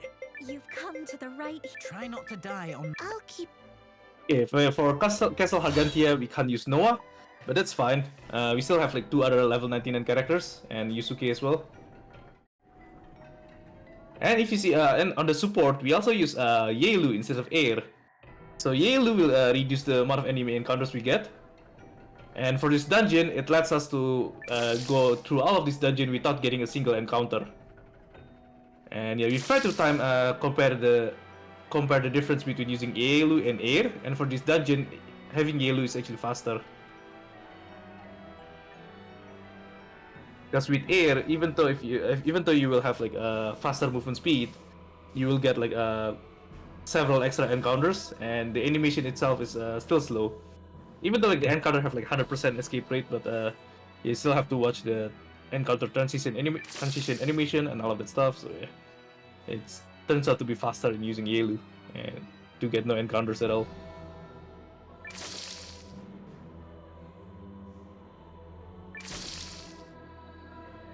And this dungeon have a bunch of little puzzles here, which is kind of annoying. Or like you have to like find where the flowers are to remove the roadblocks.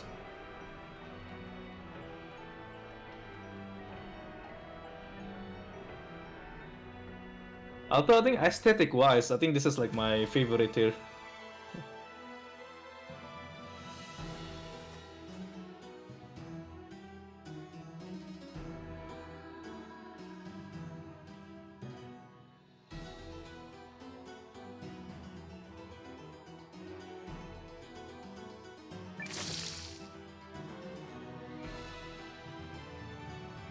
Castlevania-like is not a bad description, and chaos. Yeah.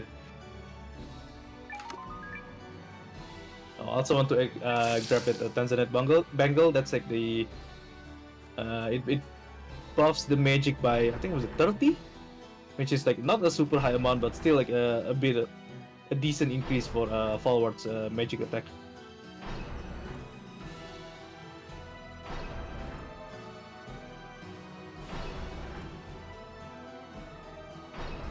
And because at the end of this dungeon we want to remove forwards dash boots, so we do that by equipping Tanzanite bangle on him.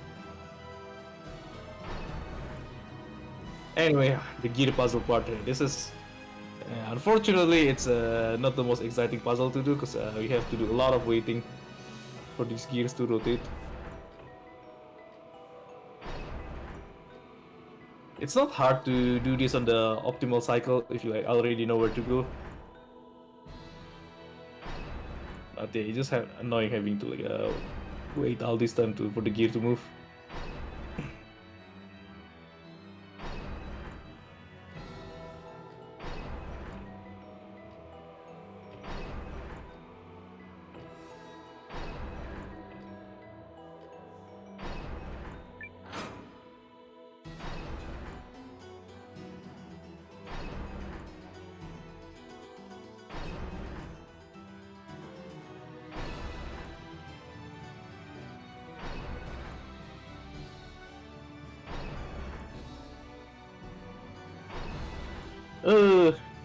That's close.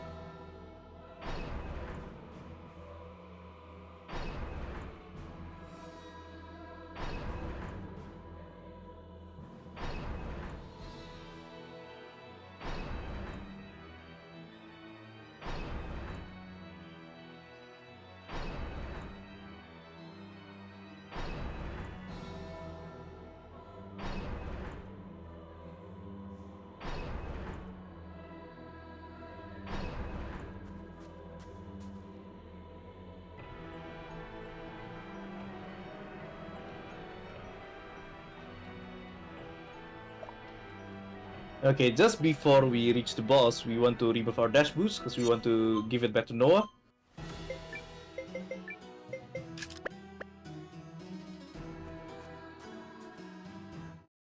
Now the actual boss fight itself is unique, so Try not to hurt death yourself. counters.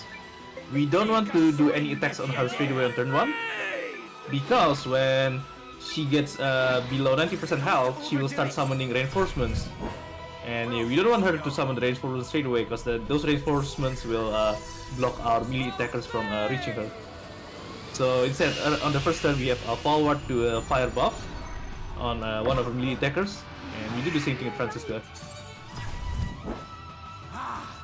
And only on our second turn where we start using auto so that forward will do a bit of damage. Now, if you are lucky here, Francisca will die to buff forward and Yusuke, but the enemy's attack here aren't fixed, so it's not a guaranteed chance to for Francisca to die, unfortunately. And Francisca doesn't die, so you might not be able to kill her here. But if you don't kill her here, then we just kill her on turn 4. So the fight is a bit slower that way, but oh well. That's just the nature of RNG. So yeah, she'll summon the reinforcement here once she gets below 90% health. But she should be almost dead anyway, so those reinforcements shouldn't matter. Yeah, she's not dead yet, but we're gonna have Francisca, forward, kill her with the spell.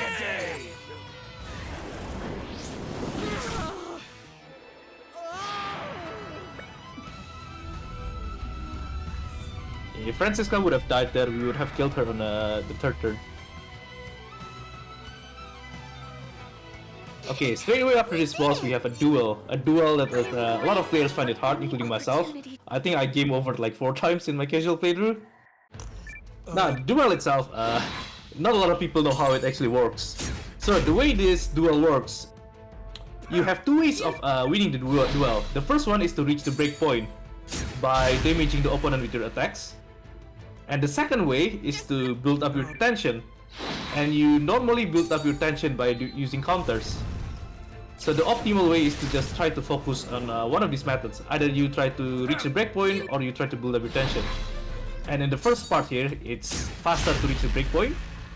And to do that, you just attack all the time. So you don't even need to think whether you need what his dialogue is, should I attack or counter.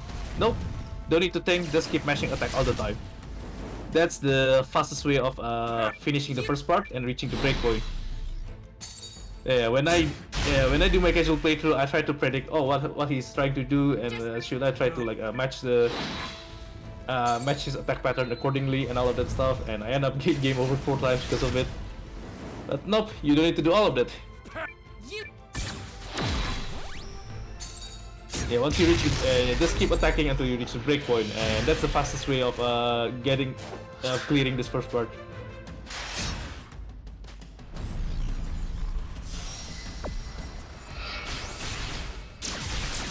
Okay, deployment. Yeah, so we're gonna use basically Francisca is used a lot of times as a bait to give berserk effect to forward and Yusuke. That's her role in the speedrun. Anyway, the second part now.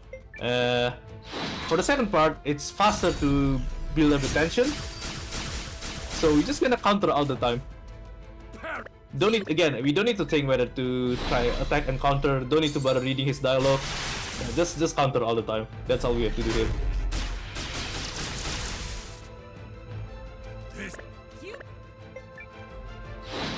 Although the tricky part with this, if you counter like you can't just like mash the dialogue button quickly without thinking, because if you mash too fast, you might accidentally press attack, and that will just unnecessarily slow down this spike.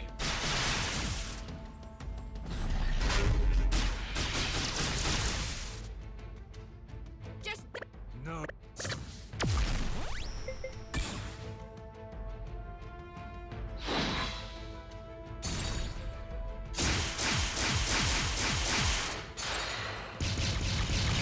Also, funny thing about the break is that like if the tension is not full, then the chance of the break being successful, the chance of break being successful is not 100%.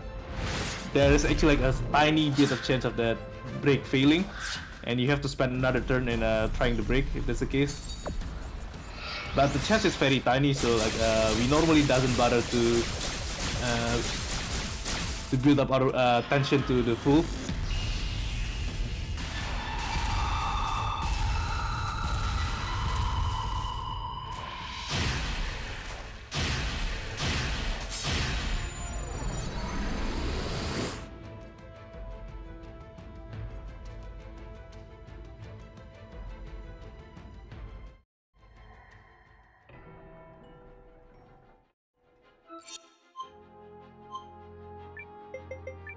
It's regular at the start. We're gonna equip the dash boots back to Noah so that he could walk quickly during these parts where he doesn't have anyone else in the party.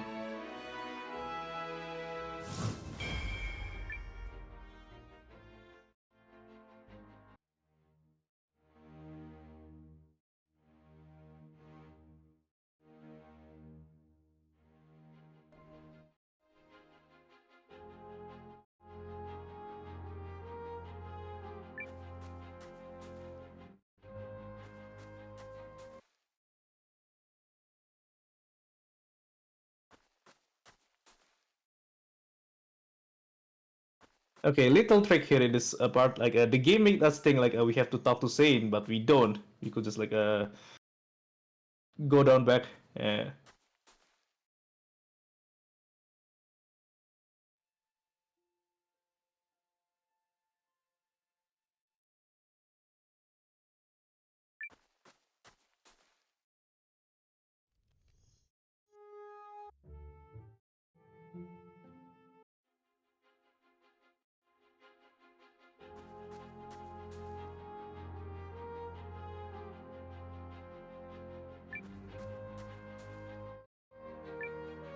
Yes. Okay, this upcoming war battle actually does have some elaborate strategies in it.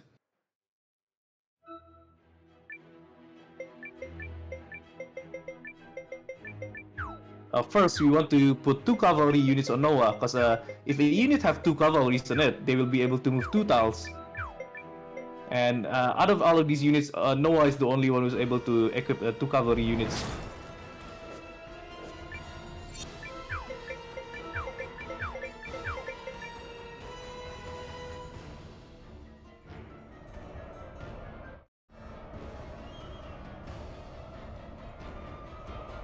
Although if you see in the middle there, you have those swamp tiles, those black tiles, and those tiles stop prevent cavalry from moving more than 2 tiles. So for the first 2 turns, he can't move down 2 tiles yet. But later on the third turn, he can move 2 tiles, and we'll need to do that for a very specific reason. Oh, and also like those 2 units at the back, Barnard and Sid, we don't need them, so we won't bother moving them. We're just gonna need to move down the middle units in the middle as well. Okay, so this turn, Noah is going to move 2 tiles down. We want him to fight that. Yeah, we want him to fight that 1 enemy unit in the back, in the right side. You don't actually have to fight that enemy unit, but later on the turn after this one, we will have that story point where one of the Dragon unit will change sides, and he will fight that a red enemy unit there that Noah is fighting right now, and that clash will take a long time, and we want to prevent that clash happening by having Noah preemptively attack this unit and getting him out of the way. The enemy's backing down. Don't pursue them too far. That unit just now that is retreating right now, like if they don't retreat, they will be in another clash in the next turn, and that clash will take forever. And we want to prevent that clash from happening just to save animation time.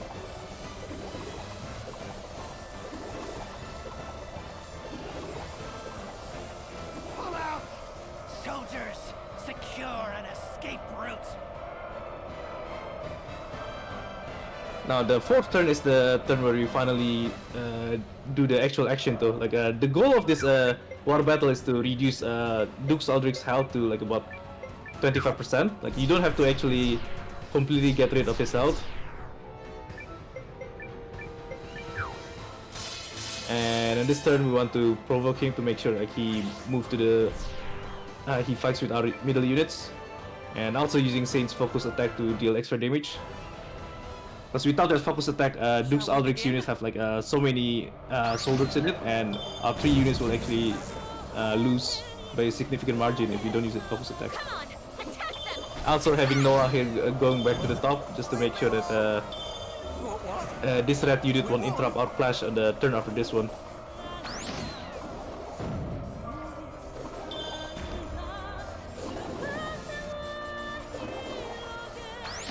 And Chaos, funny thing is like, yeah, I agree, like the war battle in this game, like it's not like whatever a unit battle formation you do, it's not clear what the changes are. So it seems like whatever you're trying to do, it's the same thing anyway. Like the way this war battle is represented, it makes it hard to see like, oh, what your unit is actually doing, like what those additional abilities, what its effect does. It's not clear what is going on. So it seems like for most players, whatever you do will always be the same anyway. Retreat! But funny thing is, when I was trying to like figure out the speedrun strats, like there's some like I figured out like some elaborate strategies such as like these ones where you move in a specific way just to avoid the clash, to reduce animation time. But yeah, for a casual playthrough, like yeah, the war battle is like a bit underwhelming because like it feels like whatever customization you're trying to do doesn't actually matter. Saign! Attack them back! Enemy troops sighted! But anyway, yeah. So the fourth turn, we got to our middle units clash with the Aldrich's unit, and the 5th turn, we should be able to do the same clash to reduce his health down to like 25%, and that will finish the game. Like the whole thing, that whole thing with the Noah having a cavalry attacking unit at the bottom, it's not actually required at all if you just want to win this in 5 turns. But I do all of that stuff just to reduce the animation time. Anyway, straight away, here we jump to a dungeon, and yeah, we're just gonna use our standard party with 3 level 99 characters, Yusuke, and also Francesca as the damage bleed. And also for this part, it's also faster to use Yelu instead of Air, because having Yelu will reduce the encounter amount that we get in this dungeon. And yeah, we try to time it by using either Yelu or Air. So with Air, you have a faster movement speed, but you have more encounters, which end up causing even more time.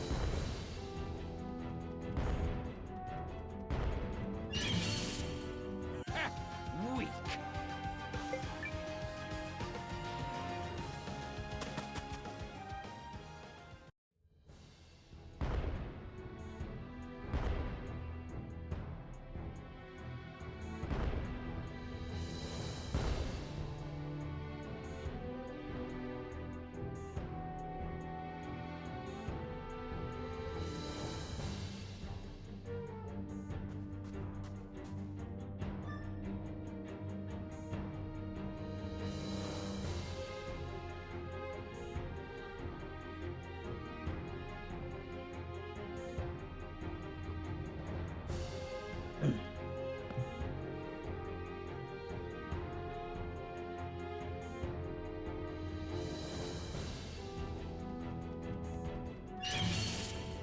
Try not to hurt yourselves.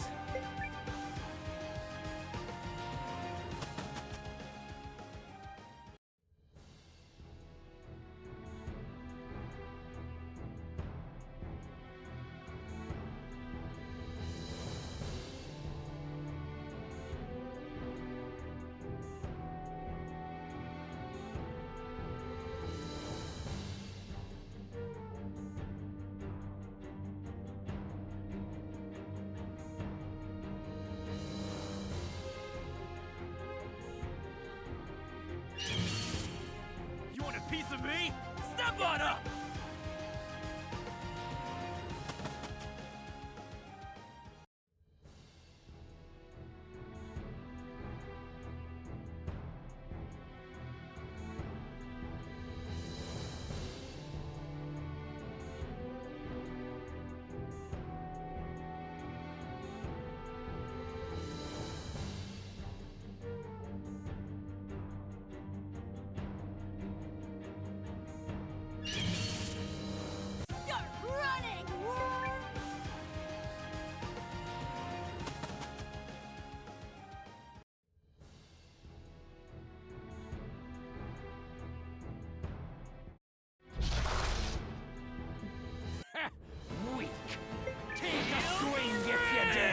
Henrik is accompanied by 2 soldiers, so we have a forward automatically get set up to use the area spell here. The other 2 soldiers.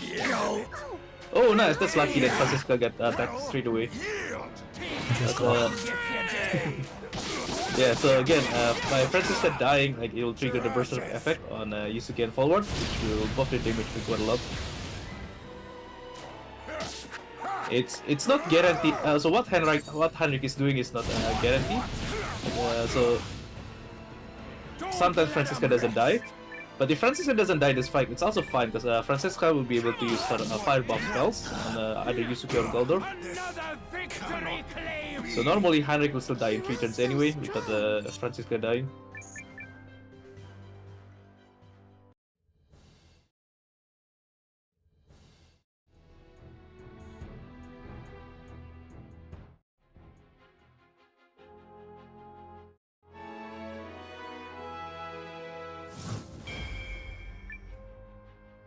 You on it? Yes, guys, press F to pay respect for Francisca. We should do that after every battle.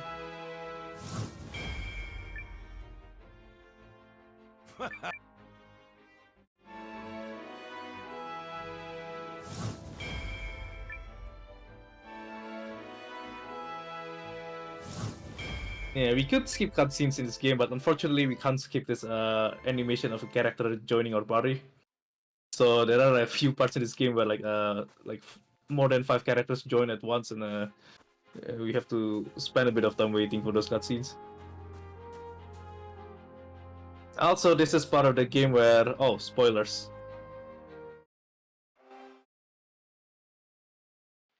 Press F to pay respects.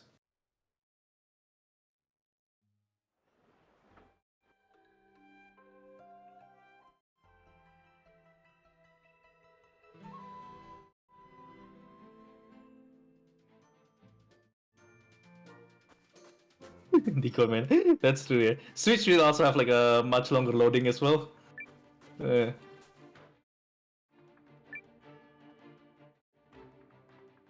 Okay, time for a rather complicated war battle here. So for our previous war battles, the enemy's movements are predictable, like it's always fixed. But this is so one of the 2 examples where the AI has some randomness in it.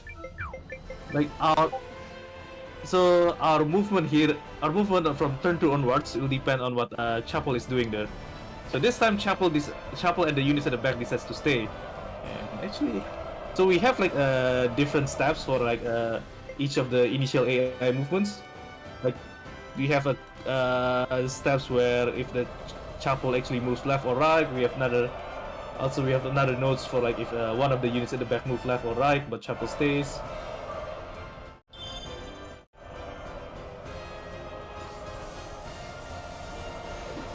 Aim carefully.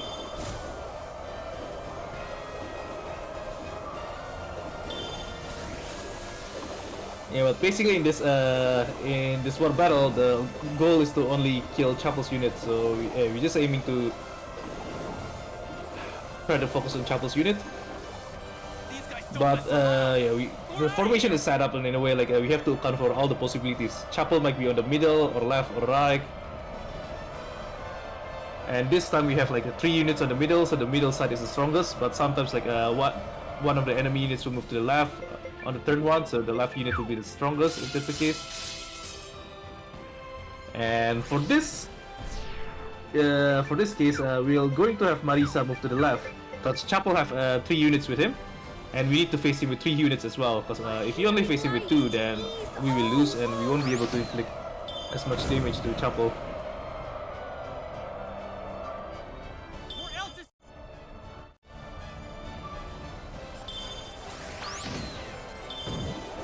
Buster loaded.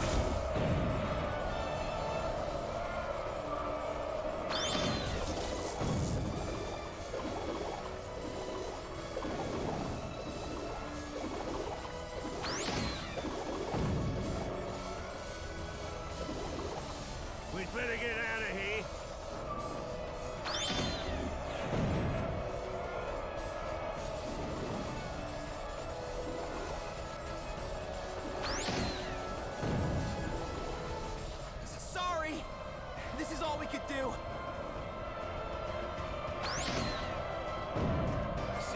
defeated the enemy unit. Don't let up now.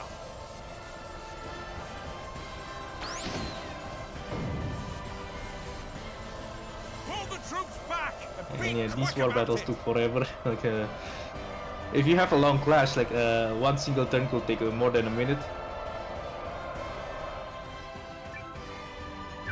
Anyway, this is straightforward now. We're just gonna have our middle units move forward, attack chapel, and we'll also have we'll use scheme on one of the side units on the right units. On the left unit, Ymir will attack them to avoid the left units from flanking us. And Marisa uses assault. So both Marisa and Saign like have these direct damage abilities that could deal more damage outside of the clashes, and they are actually very powerful because they reduce the clash time quite a lot. All right, we did it.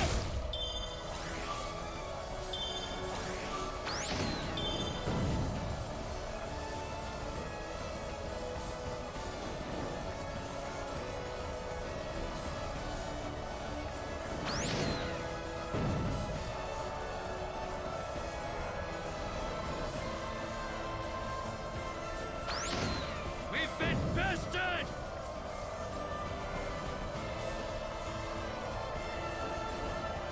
Oof, my streams. I feel sorry for you. Anyway, that's it. Chapel's unit dead, and we win the war battle. Don't do anything I wouldn't do, kiddo. Okay, so funny thing is in this section we won't use Noah Don't pull. You got it. Remember, because like we have like 3 force encounters with the generic soldiers, Could we not fight and these needless we have battles? Noah and we use our auto. Noah will move before forward. So Noah will do one attack which is kind of useless because forward will just wipe them up in one attack anyway. So we take Noah out of the party, and just so that we watch less attack animation for these soldier fights. Or alternatively, we could also try to have Noah in the party and adjust his battle plan to be defense only. But that battle plan menuing will take even more time, and the menuing is kind of slow, unfortunately. So yeah, it's better to just take Noah out of the party.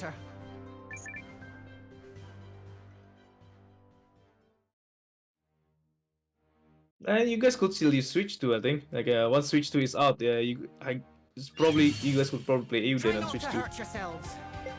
Not sure if it's still be good or not though. Nothing. Gift of mercy. Go. Good. The easier the better.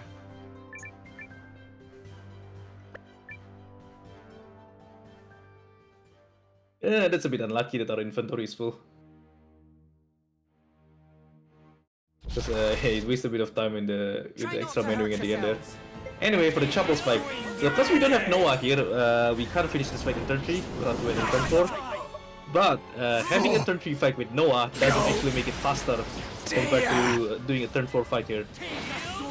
Because Some of this. Chapel's attack animation here is rather quick, so having an extra turn doesn't really cost that much time. And by having Noah, we also have to like spend a bit of time watching Noah attacking Chapel. So yeah, I've tried to compare both a turn 3 fight with Noah versus a turn 4 fight with without Noah, and the time is about the same. And since we don't want to have Noah on the regular soldier fights anyway, so yeah, we decided to, okay, there's not much point in putting Noah here.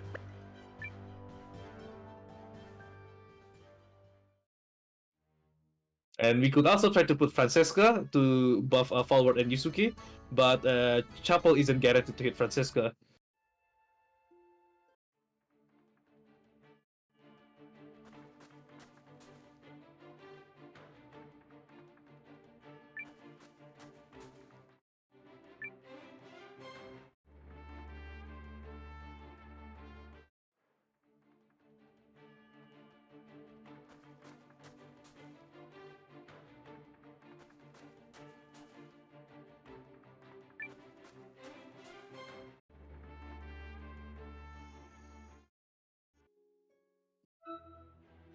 Okay, time for the final war battle. So this final war battle also have some randomness in it, just like the Altis West war battle. the enemy's movement at the first turn isn't fixed. So we have different nodes for like depending on what the enemy do in the first turn. Oh, okay, this is the slowest configuration I think. This is rather unlikely to appear where Aldrich move to the left or right. Normally Aldrich will move forward all the way instead of moving to the left or right. So this one is a bit complicated as well. I think I don't remember exactly what do we do. I just have to look at the notes when I do the speedrun. If Aldrich moving left or right. Okay, normally I think that those units at the left and right, Goldwinds, Cassius, Fordris, and Electra.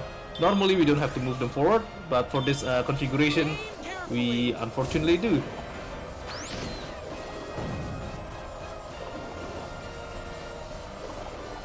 Yeah, this war battle is kind of complicated because we have two separate goals here.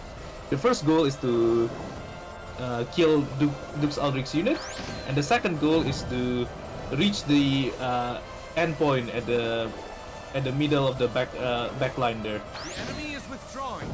Stay alert. So because we need to reach the back line, we need to have our middle units move forward all the time to try to be as fast as possible. But at the same time, we still have to kill Duke's Aldrich's unit as well. So unfortunately, we can't have our middle units move forward for now.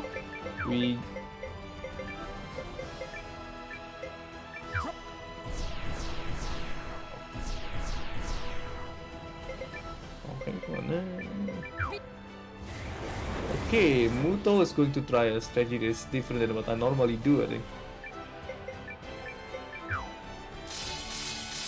Yeah, okay, what Mutol is doing is kind of different than what I normally do, so I'm not sure how this will turn out.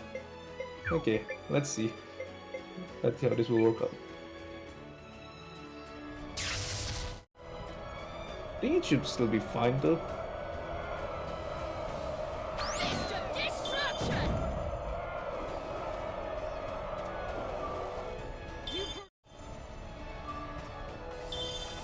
Stand by for an armor upgrade.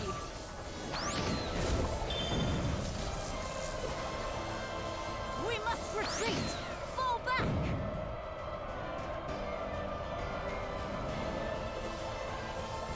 Sorry. This is all we could do.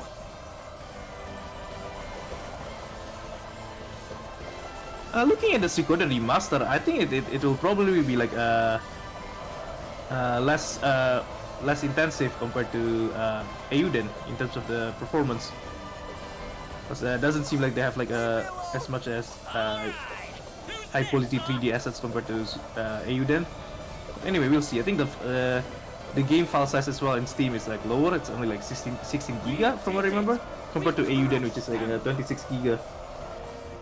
So hopefully the Suikoden Remaster won't have as much issues and performance on Switch compared to Eiyuden.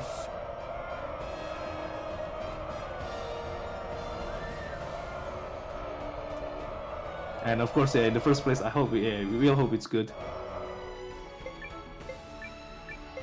Okay, I think Aldrich's unit should be almost dead there.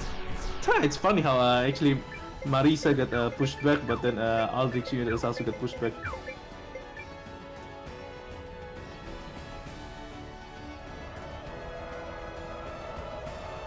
Okay, I think we should be fine. Off we go.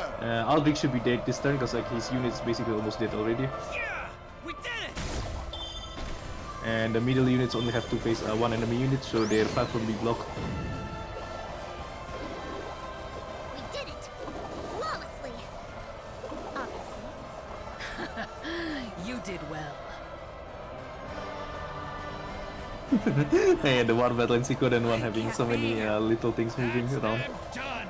But then again, those mobs are like just small pixelated the small pixelated 2D pictures anyway. So I hope that won't be performance intensive. Who knows? Okay, a little bit of trick here. We basically already win. We just have need to know what to move forward. But you see on the Narugan side there. Narugan will clash with our units, which still cost some time. So what Mutol did is that Mutol just have like a one unit move away while the other unit stays. It was inevitable. Because if both of them try to escape, they won't be the unit's gonna get blocked by Narugan, and the clash will be longer. It'll be like a 2 versus 2 clash will be longer, but he just moved one unit away, so it's a 2 versus 1 clash, which is like faster in terms of time. Is it my I'm turn? not sure if that makes sense to anyone here, but Come to anyway. the right. Yeah, water battle is done. Try not to die on my Time for watch. the final dungeon. So again, yeah, we're just gonna have our standard party, and this time we're going to use air on a support instead of Yelu. Because with this Guardhaven castle, there's a lot of like small rooms with small transition points, which lets us bypass this room quickly without getting any encounter, even if we don't have Yelu. Weak. So yeah, we try to time both using Yelu and air in this dungeon, and air is faster for Guardhaven Castle. Even though like for the previous 2 dungeons in the Imperial Army headquarters and Castle Hargantia, using Yelu is faster.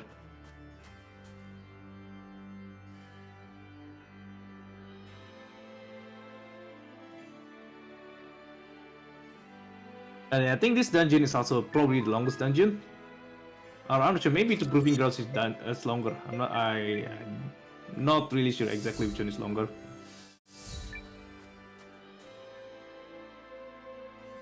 Yeah, then guy absolutely featured this castle. Actually, not that reminds me. So, Suikoden Woven Web, the Japanese PSP game, the last dungeon is also kind of similar to Guardhaven Castle in a way. It's like an absolutely huge castle with like lots of very wide, lots of furnitures, lots of like big furnitures. And Osamu Komuta did work in both games. Like the Woven Web was directed by Osamu Komuta, while this one, the main game designer, is also Osamu Komuta for Eiyuden. So in a way, like I wonder if they got inspired and both have the same inspiration with each other for the final dungeon.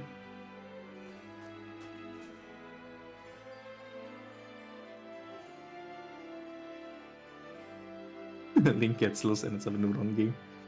Oh, and there's a small trick here. In this long hallway, he gets inside the middle door and go back out straight away, because that will reset the encounter step and it will reduce the encounter count by 1. It will only like it's just only small time differences whether we get the encounter without the trick or whether we use the trick. But anyway, it's still faster to use the trick, so why not? And now time for the library section. The super large library, and it's also very confusing to find like where are the right paths are.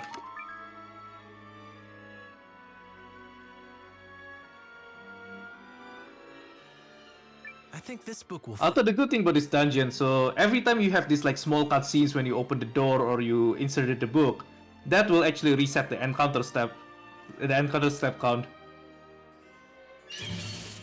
Try not to hurt And yourself. also, one thing we discovered, on the older versions, those small cutscenes, they don't reset the encounter step count. So right after the cutscene, you could get an encounter.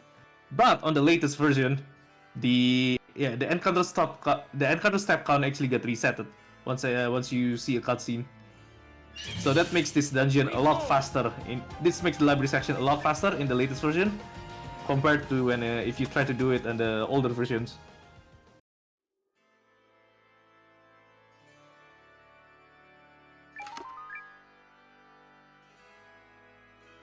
Oh, speaking of, like, I haven't actually talked anything about the glitches yet in this game. So yeah, I think people who play this game at launch remember like there was like a couple of few major glitches discovered straight away during release. Like there was an item duplication bug, so you could like duplicate your dash boots to get maximum speed every time without having to use air. And you could duplicate your growth badge as well, so you could do the leveling exploits quicker. And yeah, those glitches got patched out in the newer versions. And yeah, it's just that I think for now the runners who are actually actively doing this speedruns, both me and Mutol, none of us have bothered to try looking at the old versions. So, and in the leaderboard itself, we only have any percent. We don't have an any percent glitchless because nobody has bothered to like do an optimal run with the glitches yet. Plus, the older versions with the glitches, like so we have a loadless timer for the leaderboard, and for some reason the loadless timer works differently on the older versions. During the cutscene skips, it doesn't progress the timer for some reason, so the loadless timer will be faster on the older version, just because like the IGT timing is done differently for whatever reason. So yeah, there's some tactical jank to do if you want to try to make a proper leaderboard for the glitch versions, and nobody has bothered like properly doing a run for the glitch version anymore anyway.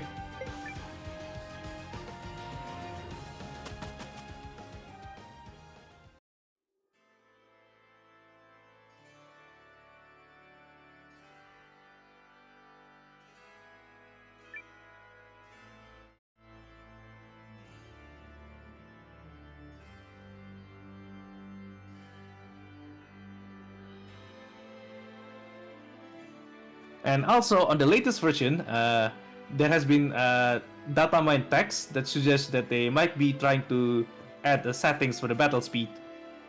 Yeah, so there's a text, there's some text for battle speed settings, even though it's not in the game yet. So we'll just hope that when the next DLC come up in February 27, there will be battle speed settings, and we could like increase this battle speed to speed up the game by a lot. Anyway, a boss fight here. So Narugan, on her first turn, she always uses this area attack. So Francisca will always die on first turn, and that will buff both Forward and Yusuke. Just press F to pay respects for Francisca again. Anyway, other than that, yeah, it's a standard strategy. We're just gonna charge auto for the first 2 turns, for Yusuke and Galdor to charge up, and the third turn we're just gonna have everyone attack.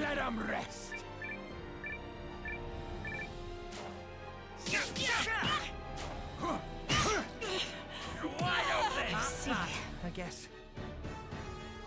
Woohoo! We did it!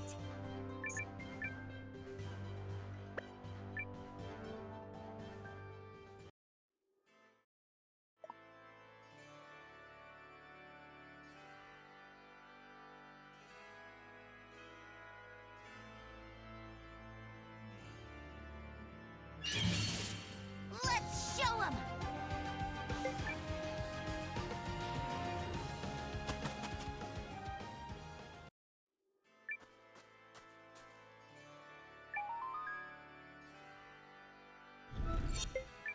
And this dungeon, every time you get a lance, we'll just use a Rune Shot of Return to get back to the start. Okay, final boss time. Well, not exactly the final boss if you count the final duel.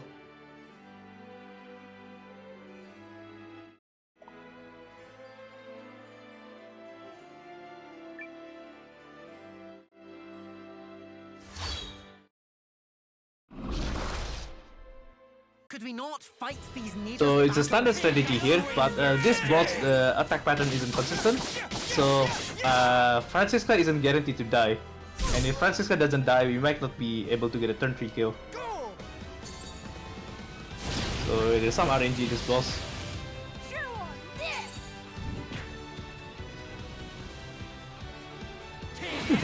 I like how Francisca actually trying to do that fire damage spell.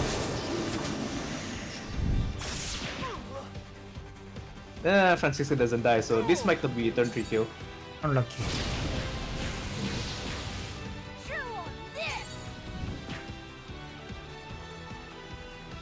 Also, I'm not sure why Francisca doesn't use the fire buff spell on the auto command. The bounty spell stop. Yeah, okay, without the fire buff, yeah, there's no way we could get a turn 3 kill here. Anyway, we should still kill this turn, but yeah, it's a bit slower than how it usually goes.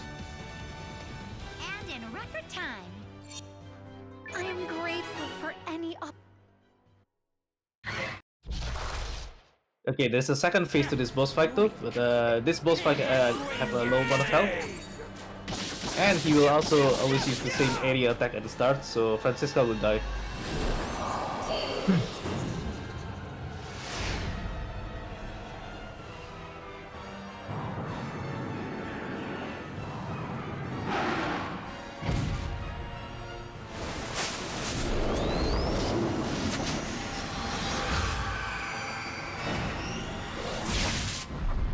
Okay, after this battle, there's a huge spoiler coming up. So if you still haven't played the game and want to avoid spoilers, better like keep your eyes away from the stream for like 7 or 8 minutes.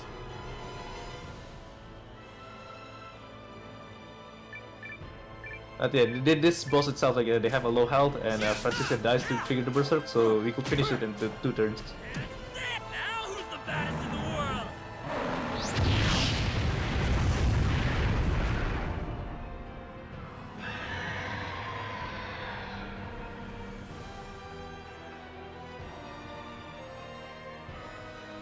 That's what you get.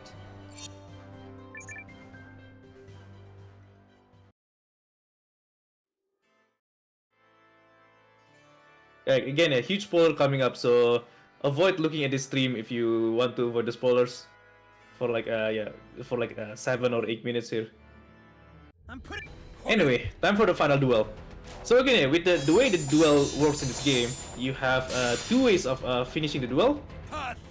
First, you can either focus on reducing the enemy's health to reach the breakpoint, and you do that by attacking. Or you could try to build up your tension, and you normally do that by countering. So what we do here in the first part, and so there's 3 parts in this duel. The first part with Noah, so the breakpoint is very quick to reach. The fastest way is to just attack all the times. So after you attack 4 times, you could do the break straight away. I also chose my path, and I will see it through to the end.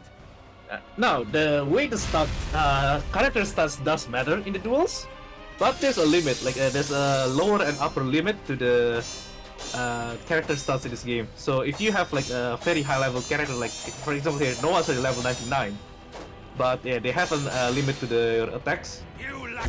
So you can't just like one-shot the enemy here, unfortunately. It would be cool if you could like one-shot the enemy in the duel, but yeah, unfortunately the game doesn't let us to do it.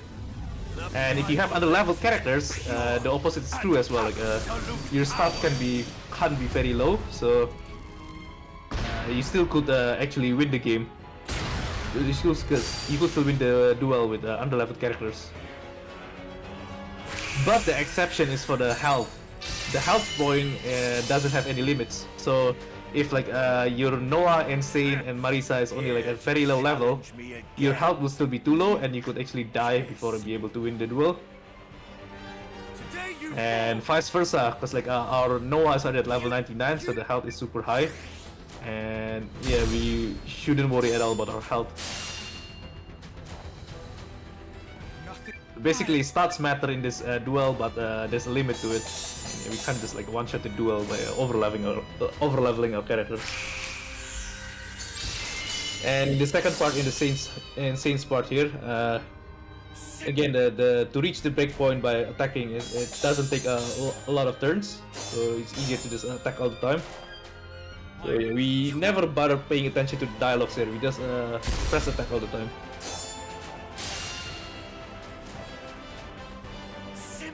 Hey, onward.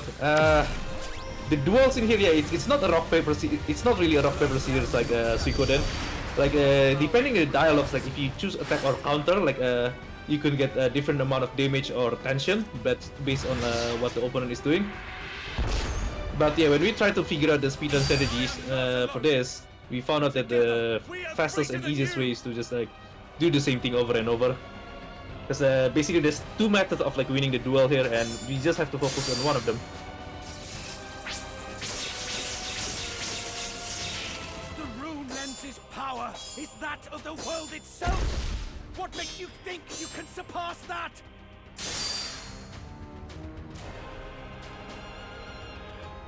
The world desires to follow my path because that is its natural course. The duel is good, yeah. The duel, the cinematics looks really cool.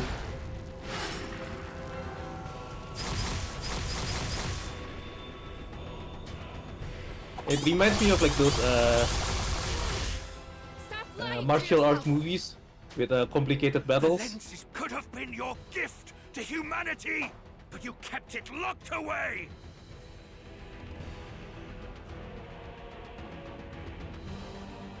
This is my world, too.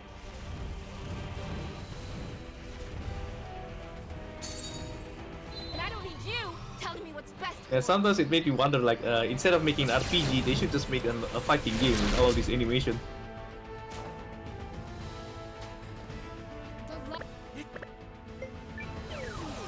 Anyway, time for the third and the final Marisa's part. So for this part, it's faster to just do all counters here, just to win the game by building your tension instead of damaging the enemy. So you don't need to pay attention to the dialogues, but you have to be careful not to mash too much without thinking. If you just keep mashing the dialogues too fast, then you might end up pressing the attack button, which you're supposed to do fight, because what you try to aim here is just a counter all the time and build up your tension.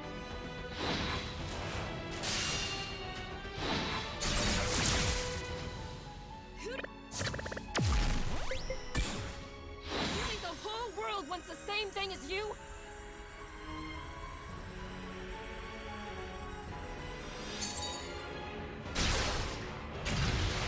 Start wars over the lenses?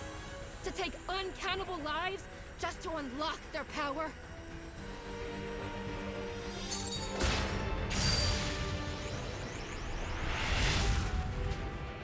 No one wants that! You're alone! And your path leads to nothing!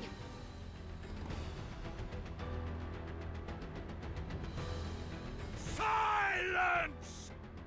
I call again upon the primal lens.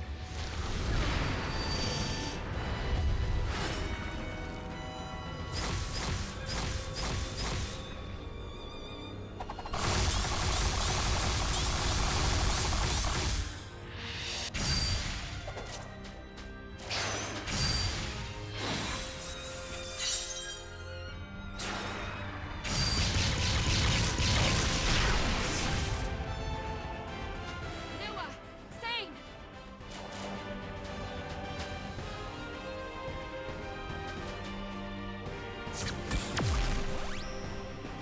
Face it, Noah! You cannot defeat me! Your punishment will be delivered by all of us. Every person who wishes as strongly as I do for your tyranny to end!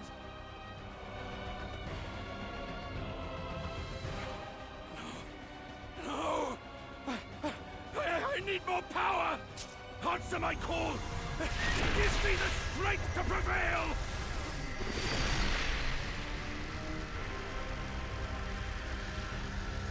Noah? Ready?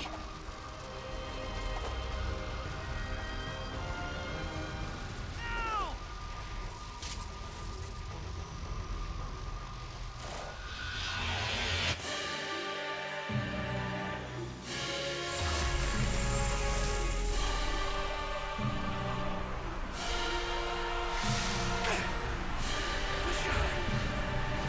Don't take away my beautiful soul.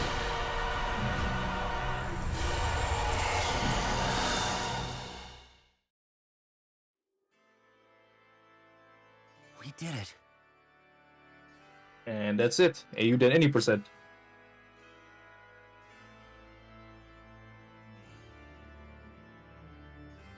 Thank you, GG.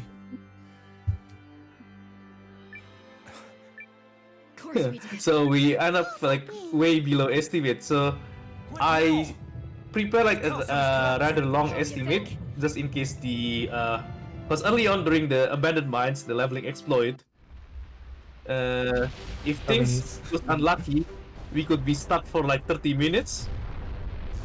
But it actually went it went perfectly there. So this one is actually really good for a marathon. Yeah, so we are like way below estimate, and like we are well ahead of schedule. So very fast. yeah, maybe just keep watching the credits for some time.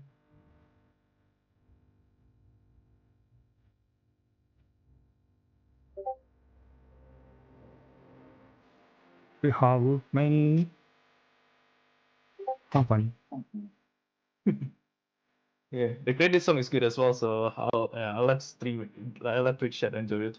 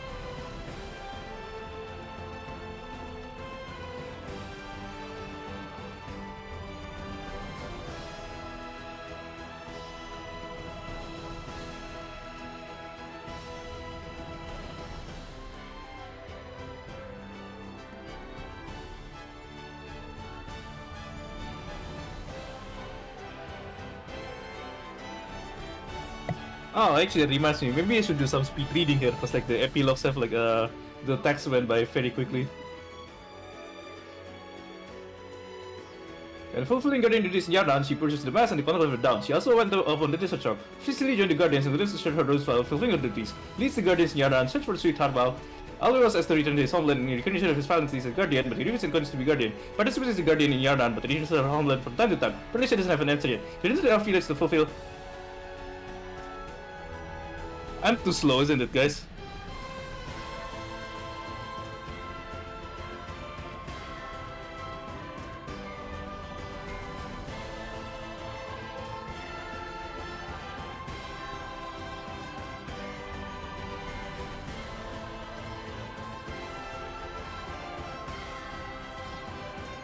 None of these optional characters have tags for me to read. A strong supporter of the Emperor of the Galdia, he leads the Imperial Army and works to heroes and house canceling. He joins the Imperial Army with Saign as state, and has earned a reputation among new recruits for having the safest cleaning drills in the army. Has to rebuild the Hilden village. Works to rebuild his village with Eiyuden. And Dreamer Ivy made him decision. Alliance seems skeptical. Garrus looks Aldrich former lab members, becomes the Emperor's technology leader, and works to develop multi-rune arm. Here's the Empire and here's the Empire with Saign and the others become an agent of the Intelligence Bureau, but it is to arena all his days off. Returns to the Empire and substitutes Duke Aldrich's force at the order of Ismail Frontiers, the current Emperor. Has to rebuild the army.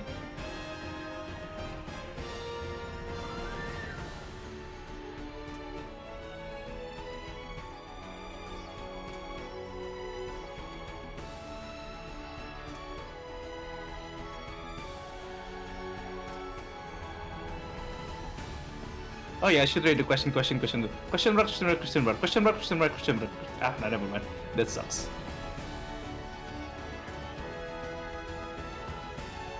Save the fallen source and declared himself horseback village today. Rumors of the Ephraim's Delicon and Savage Horn soon spread. Nah, okay, this is only one character. It's easy. Eiyuden Hashan restoring the Water Nation while keeping Saul to help rebuild Atlas twice. He become one of Eucrat's Garrus rulers. Eiyuden Hashan got serve Yuma, her devotion support the Yuma reaches grave for Pero's death. Developed the life there. Eiyuden Hashan refers to an appointment to be Yuma's political recommend, and just life in the studio. So this work is mercenary for her. Super her house Howard came seen drinking coffee in Hashan from time to time.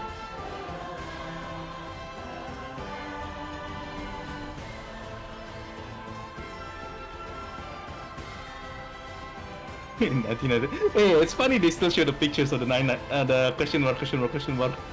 The leaders of the Imperial Chair, even today he's seeing a chair of souls, injures sandbags, and polishes golden hammer. The Imperial Chair and works as the head of the defense force to install his share with fighting spirit. Man, can anyone actually be fast enough to actually read all three at once? Like even with the screen with only two characters, I'm still struggling.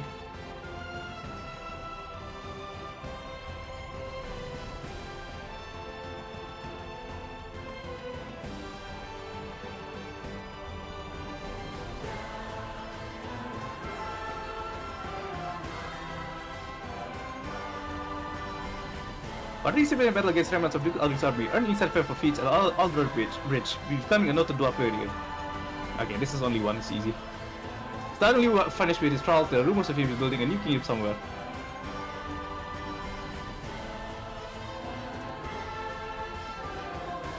Apparently teleports here and there, helping her comrades, sometimes makes mistakes. In the wake of Salas' demise, he forged his hair in line with his wishes, working with Maxim Tech on Noristar's political and military affairs. Returns to Noristar, offered the rank of general, becomes the lieutenant colonel instead. The way he returns to move to Noristar when works with subordinates who want him to raise an army to offer the reformers. Joins Noristar's army and the many military episode. How he became the 100 general inspired to many Dragonets is another story. While professing heroes of war he travels to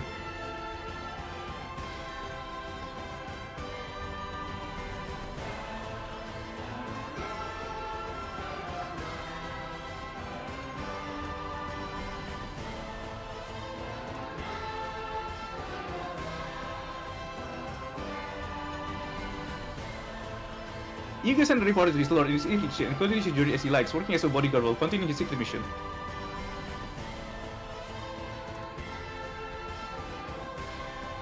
Oh, that's Eiyuden Rising spoilers.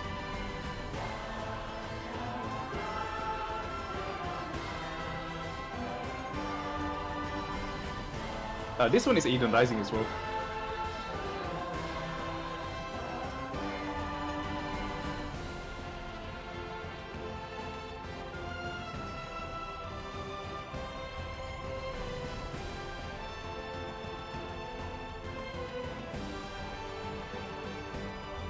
Departs when you see this to experience his skills. His destination or a smell of gold, but he completes but not profiting through alliance.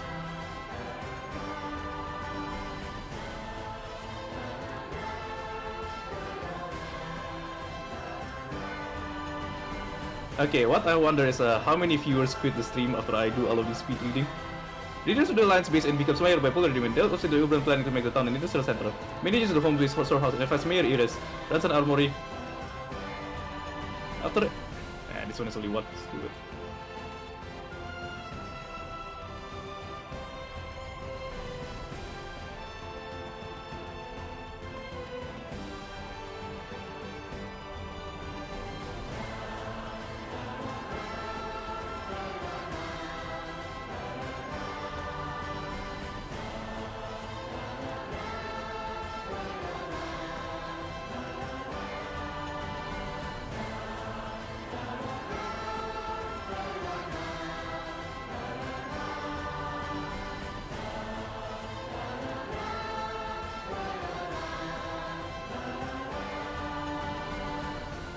Returns to Kishiri village, living quietly while enjoying the conversation she loves. She asks know how to catch Lin if she returns. After the last 6 months, she searched for its own path while participating in the newly re-established watch.